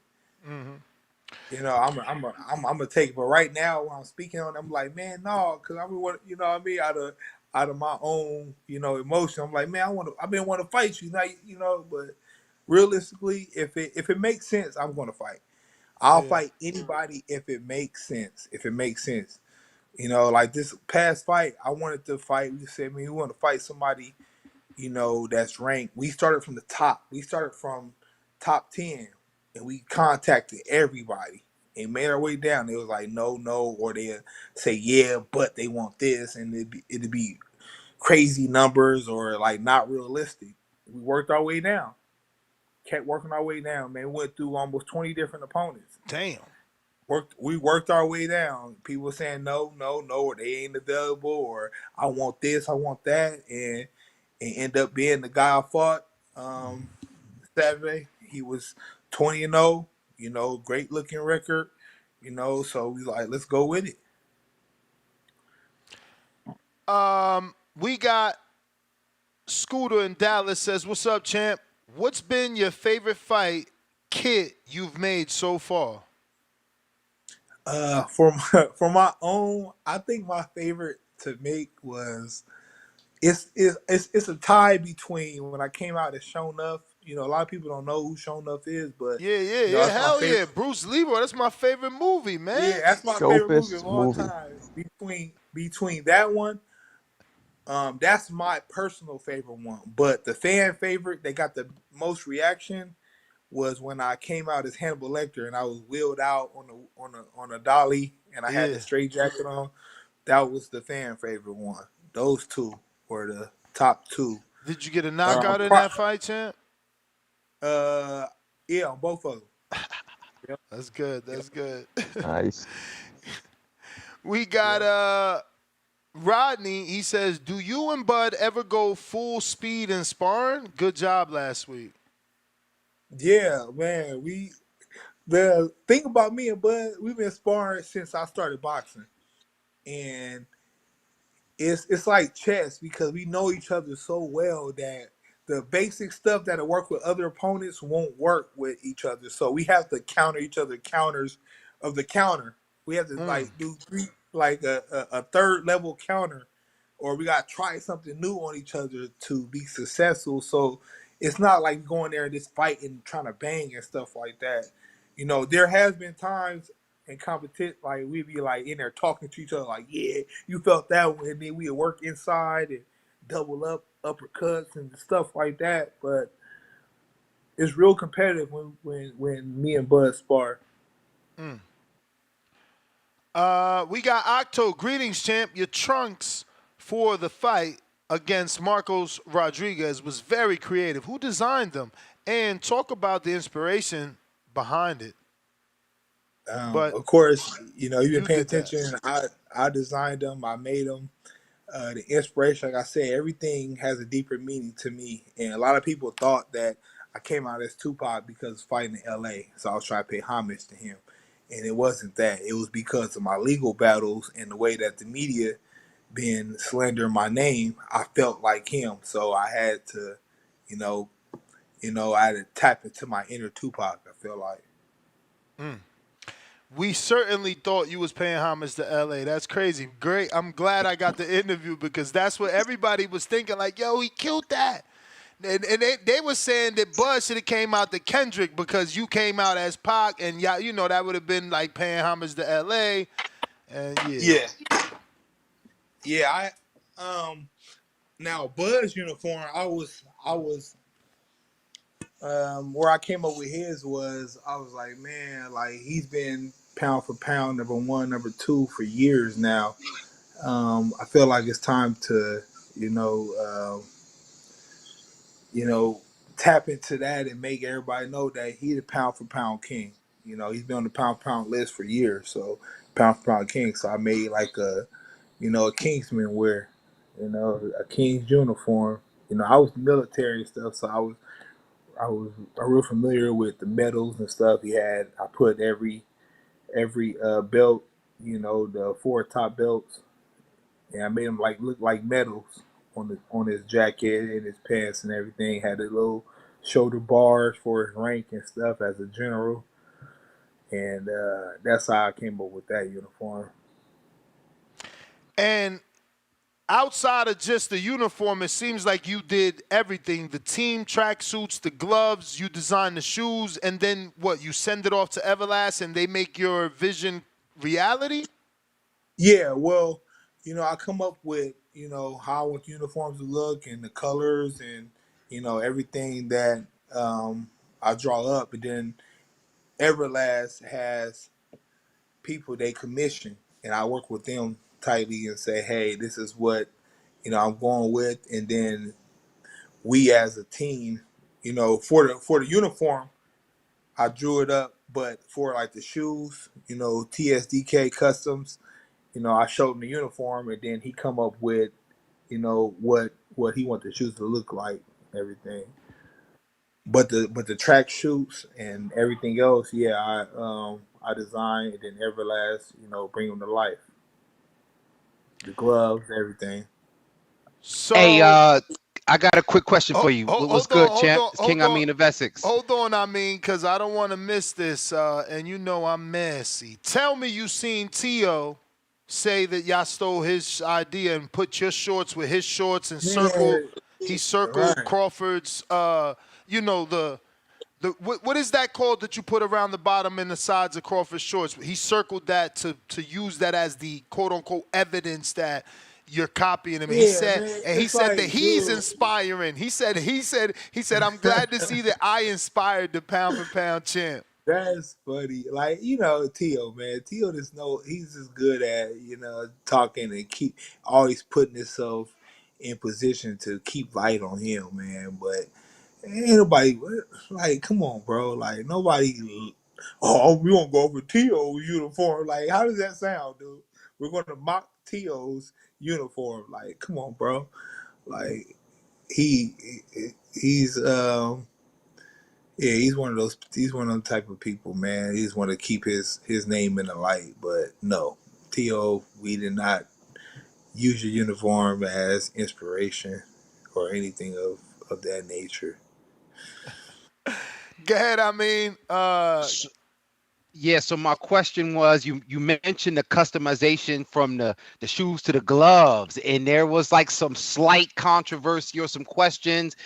Do you think it could be an issue with like over customizing the gloves? Because we did see some issues in the Avanesian fight, and maybe a little bit too much razzle dazzle to it, if it's any, or maybe is there any No, well, for that fight was, I gave Everlasting Colors. They wanted to try, and they put out a letter too and stated all this. They wanted to try, the manufacturers wanted to try this new glitter type leather. They never used it before. They used it, the seams of it was busting and everything. And they put out a big apology letter to the box community and everything. We got past that, but for this fight, it wasn't our gloves. Our gloves was good. I have a pair of them. It was like 4 pair of extensions. I have a pair for myself, but it was the opponents. It was Israel's gloves were too much stuff, man. They were super small. They had stitching on the back of them, so if they scrape, they'd cause cuts and stuff. And our team was just like, nah, man, we not fighting in those. And it took like the whole fight week. They were trying to get gloves. They was having him shipped. We had like But can't why go through like why didn't you just fight in the Everlast gloves you came with? because they said, okay, if you don't want to fight, if you don't like my gloves, which he ended up getting just some regular Grants. Grant gloves instead of no custom ones he had that was all jacked up. He said, I'm fighting these grants because we was trying to make him fight in the Everlast gloves. He was like, no, I'm fighting my grants. So it's going back and forth, and it just came down to, okay, either we both can wear grants or I'm not taking the fight. Mm. We not gonna make the fight. So Bud was like, all right, I'll wear your gloves then. So that's why Bud ended up wearing the Grant gloves versus just wearing his Everlast gloves. Glad So you cleared that up because it definitely was a conspiracy. Like, oh look, another glove, and it's like, them not his gloves. I kept saying that. Like he's an Everlast fighter. I don't even know how he yeah, was wearing them Grant gloves, and then obviously yeah, it was everything just came out. it was just an agreement. It was just agreement for them to both wear the same gloves, and they chose the Grant gloves. Damn, that's crazy. I wonder Everlast how they felt. Nah, thanks for clearing that up, though. We appreciate that. Yeah, Yeah. definitely. Since you're a designer, people gonna take this the wrong way because they assholes. This is a genuine question. What did you think of Devin Haney's boots? Oh, The one he are wore you for the talking Ryan for his fight. last fight? They look like they wasn't really supportive. It looked like they were Well, like those shoes. he's since come out and said it was the actual Nike boot under. It was just covered, like it was a lace or some shit. I don't know. Oh yeah, okay, that was dope. Then yeah, it was just it was customized. I mean, but when I seen them, I thought they were those kind of shoes. Them shoes that look like that be like socks with soles on them. I was like, why is he wearing those, man? Like, they gonna break an ankle? But if he had some box shoes on them, that's cool. That was a dope design. His whole uniform was dope. I like his pants and everything. So We still got some more for you though. We got Tip Bellis in DC. He says if Bud were to move up to 168 and fight Demetrius Andrade, how do you think he would do? I don't think he'll fight Demetrius Andrade. They homies. They got each other's number on their phone. They be talking all the time. Matter of fact, Demetrius he was supposed to come out to camp and work with Bud for the Errol Spence fight, but something happened where he didn't come. I don't know. I forgot what reason it was, but yeah, they cool. But anyways, if let's say if they wasn't cool, I think Bud is square off good with Demetrius at 68 because of his style, and Bud is good with those type of awkward styles where make a lot of mistakes and openings and stuff like that. I know y'all listen to the show because I be seeing Bomac. Y'all probably was laughing at me. I said Madrimov was gonna give some issues, man. He has some that herky jerky, that footwork, that gave some Yeah, issues. it's funny because I showed Bud one of your videos. I was like, man, I like his show because he's not biased. Even if he like a fighter, he keep it 100.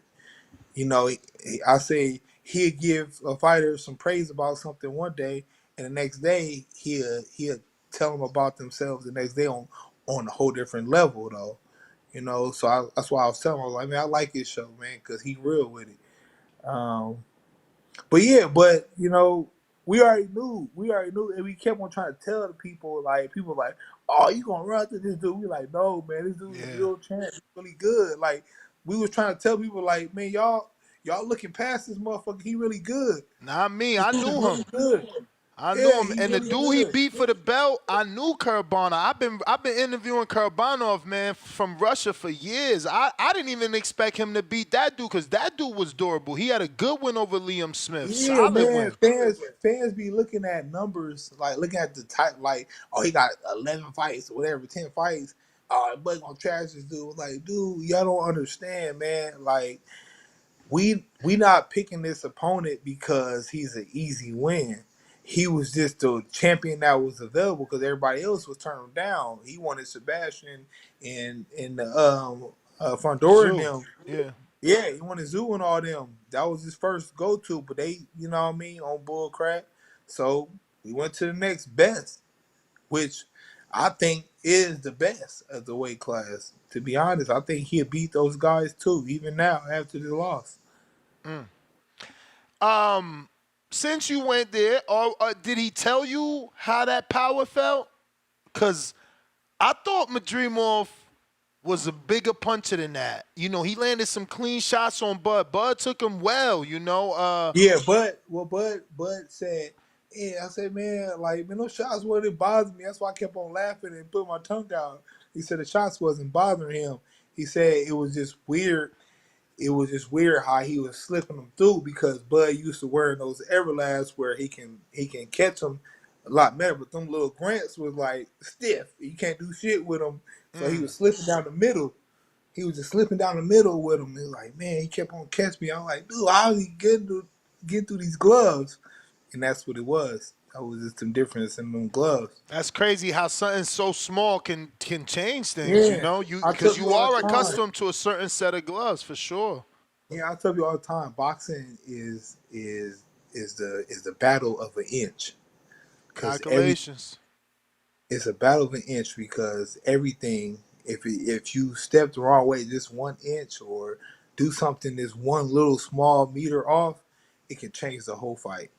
Mm. It's super. Boxing is so calculated, man. It's crazy. Like, I have Huang in Houston that says, I commend you for working so hard. Bud is putting you on the big events and you're bringing it every time. Salute. So just a statement. All words, no love. I think I got to everybody's question, man. Steven, So Cold, Nelson, please give out your social media for anybody that isn't following you can do so. yeah. Actually, we got one more before you do that last Okay. one. Mark Blake says, the commentators mentioned you already answered that. It was about the court case. You already answered it. The commentators mentioned you had a court case, and do you care to speak about it? But you already did. Just press rewind, Mark. Let everybody know where they can find you, champ. Hey, man, follow me on Instagram, Steven Nelson Boxing. You know, I have Facebook fan page, Steven So Cold Nelson. Twitter is So Cold Nelson. Man, follow me, man. I'm so much more than just a boxer. You'll be entertained, you know, in so many different aspects, man. Just follow me, and I promise you'll be entertained. Two more and add one for me. Speaking of, you're so much more than a boxer. I know you had everything to do with the parade the last time. Now you guys both won what we got, so I could book early. I haven't heard Y'all not gonna anything do from this nothing? one. Yeah, we Fourth gotta do division? something though. I know we gotta do something, right? But I'm gonna talk to the team. We gonna train today at 4, so I'm gonna talk to them today. I'm gonna see what we gonna do, and then I'm gonna definitely double back and let you know. And I know you in charge of the B&B, so any amateur tournaments? Yeah, Nothing? we all actually have. I'm putting together a fight now. At first, I had it for this Saturday on the 10th, but too much stuff was going on, so I changed it to August 31st, that Saturday, for the In your amateurs. gym? It won't be in the gym. It'll be at a venue, Matoya's Event Center. It'll be in an event center, and it's gonna be a great turnout. Probably had 25 to 30 fights. The kids, man, they bring it every time. I love, man, going to the amateur fights, man. They be so hungry.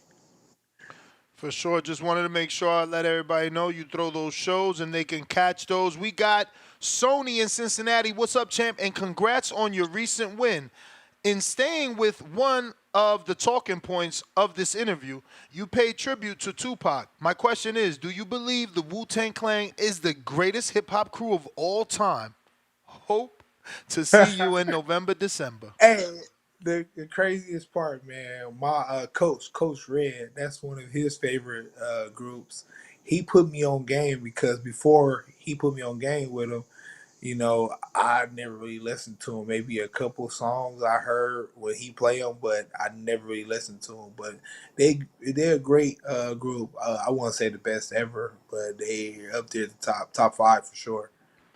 Last one, Malcolm, New York City. Shouts out to those trunks you wore last fight. Serious note, you're 20-0, 16 KOs. Why aren't you ranked in any of the major sanctioning bodies and you're listed as suspended on BoxRec by California State Athletic Commission? Man, one thing to the fans, man, boxing is very political, man. So it's all about talking to these sanctioning bodies and like, man, put me in some rankings, rank me some. You know what I mean? You got to make agreements to get ranked for some reason. To me, because there's no reason. I'll be looking up at my counterparts. I'm like, dude, this dude ranked, and this dude got a championship. This dude, I'm like, man, like I'm so much better than these guys, and yeah, man, we gotta hopefully this performance, open the eyes of those sanctioning bodies and those promoters as well, man. They give me my just due because I've been looked over for so many years. Yeah, man, for sure. Hopefully, with the rumor that Bud is maybe coming back in February, you could come back, before then and back on that February card, because Yeah, activity, that's gonna get you moving in those rankings.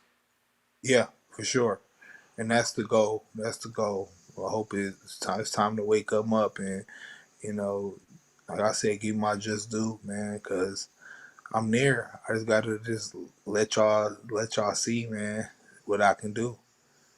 For sure, champ. Well, we appreciate you. That is the last questions, man. Thank you for coming on, and wish you the best as always.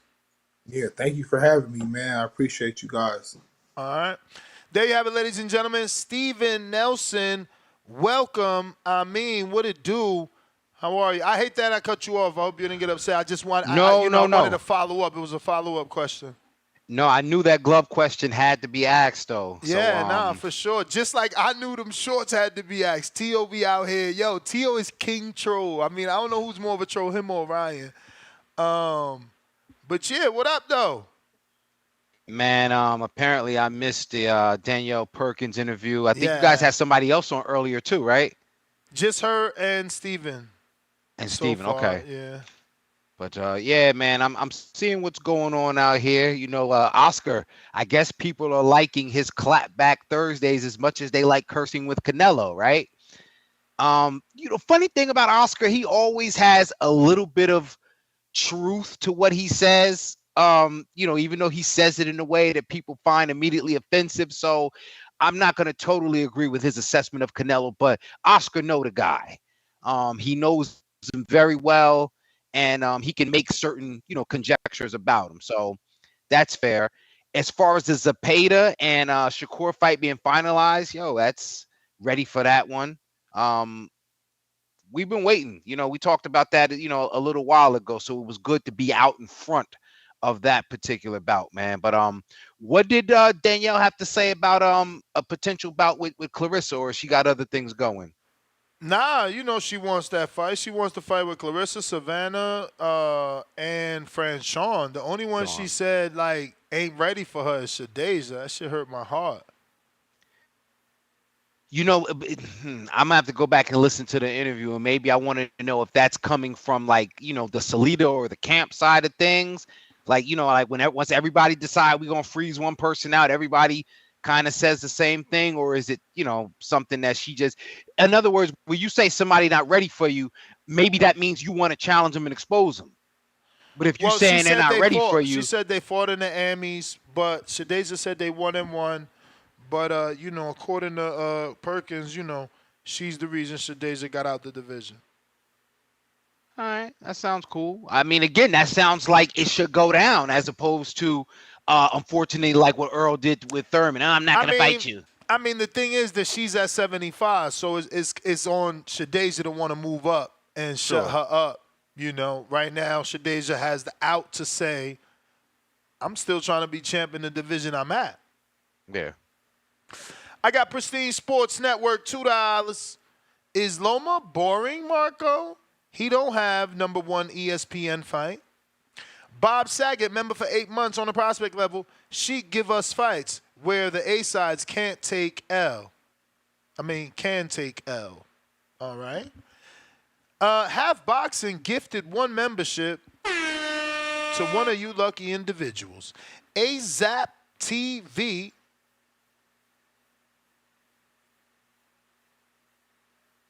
It's not even AZAP now that I know this. This guy says ASVP TV. So, I don't know. Maybe that's a whole acronym. Ask him what he thought about that DAZN commentary during Buzz fight. Sorry, my friend. We only ask the questions on the members page or the Patreon. That's why, because I wouldn't see that because I'm looking on those other 2 pages. So that's 2 more URLs open during the interview. DJ Double D, $5. CYP agreed to fight Javon at 203. Then he said he got hurt and only feels comfortable at 185. That's a duck. Everything after that is irrelevant. Hand on face emoji. I mean, it's a two-way street because Javon insisted that he has to be 230 to fight instead of coming down to something a little bit more agreeable. So if it's not getting made, then, whatever. You in this alliance with CYP, but let me tell you what you haven't factored in. It's heavyweight. You can't tell Javon not to weigh 230. No, I agree. But this is what I'm trying to say. What did we talk about? People making agreements to make the fight happen, right? Buzz said, fuck it, I'll wear the grants, right? Mm-hmm. People say, I'll do whatever we got to do to make the fight. So this is what I'm trying to say. If the fight is to be made and you got a guy say, listen, I'm injured, I just fought, and I'm still willing to fight. I'm just saying I'm fighting at this weight. And the other guy says, sound like a catch weight to me. Sound like you trying to come up with a different weight. I'm trying to come up with a way that the fight still happens. I'm on my Don King shit. I'm a bald head Don King, bro. You know how the fight still happens? By fighting that man at the weight you said you fight him. It's real simple. You know what I'm saying? Anything else is not, Come on, certain things are negotiable, man. But you know what? You know what I find? I like how people like to negotiate percentages on culture. So I didn't mention it, and I'm talking about De La Hoya, talking about he's more Puerto Rican. I love when somebody say, yo, I'm more Puerto Rican than you. I'm more this. It's a shot, though. Think about it. Of course it is. Berlanga's from Brooklyn, never lived in PR. Fucking De La Hoya's from Mexico, married Miss Puerto Rico and lived there 6 years. You know what I'm saying? He's like, I'm more Puerto Rican than children. you. He's like, I'm more Puerto Rican than you. And you're right. I didn't even consider his kids being half Puerto Rican. Do you understand? Now you know what that's like. I know what that. You know what I'm saying? Like when you in, you could tell somebody that's like, bruh, you ain't left Broadway. You ain't been on Broadway. The fuck you know about Puerto Rico? You know what I'm saying? I could tell a cat that, and Oscar is saying the same thing, right? Well, Demo, Dollar Cash App, he just slipped. He will be on the curb. What? What am I not hearing that y'all keep hearing?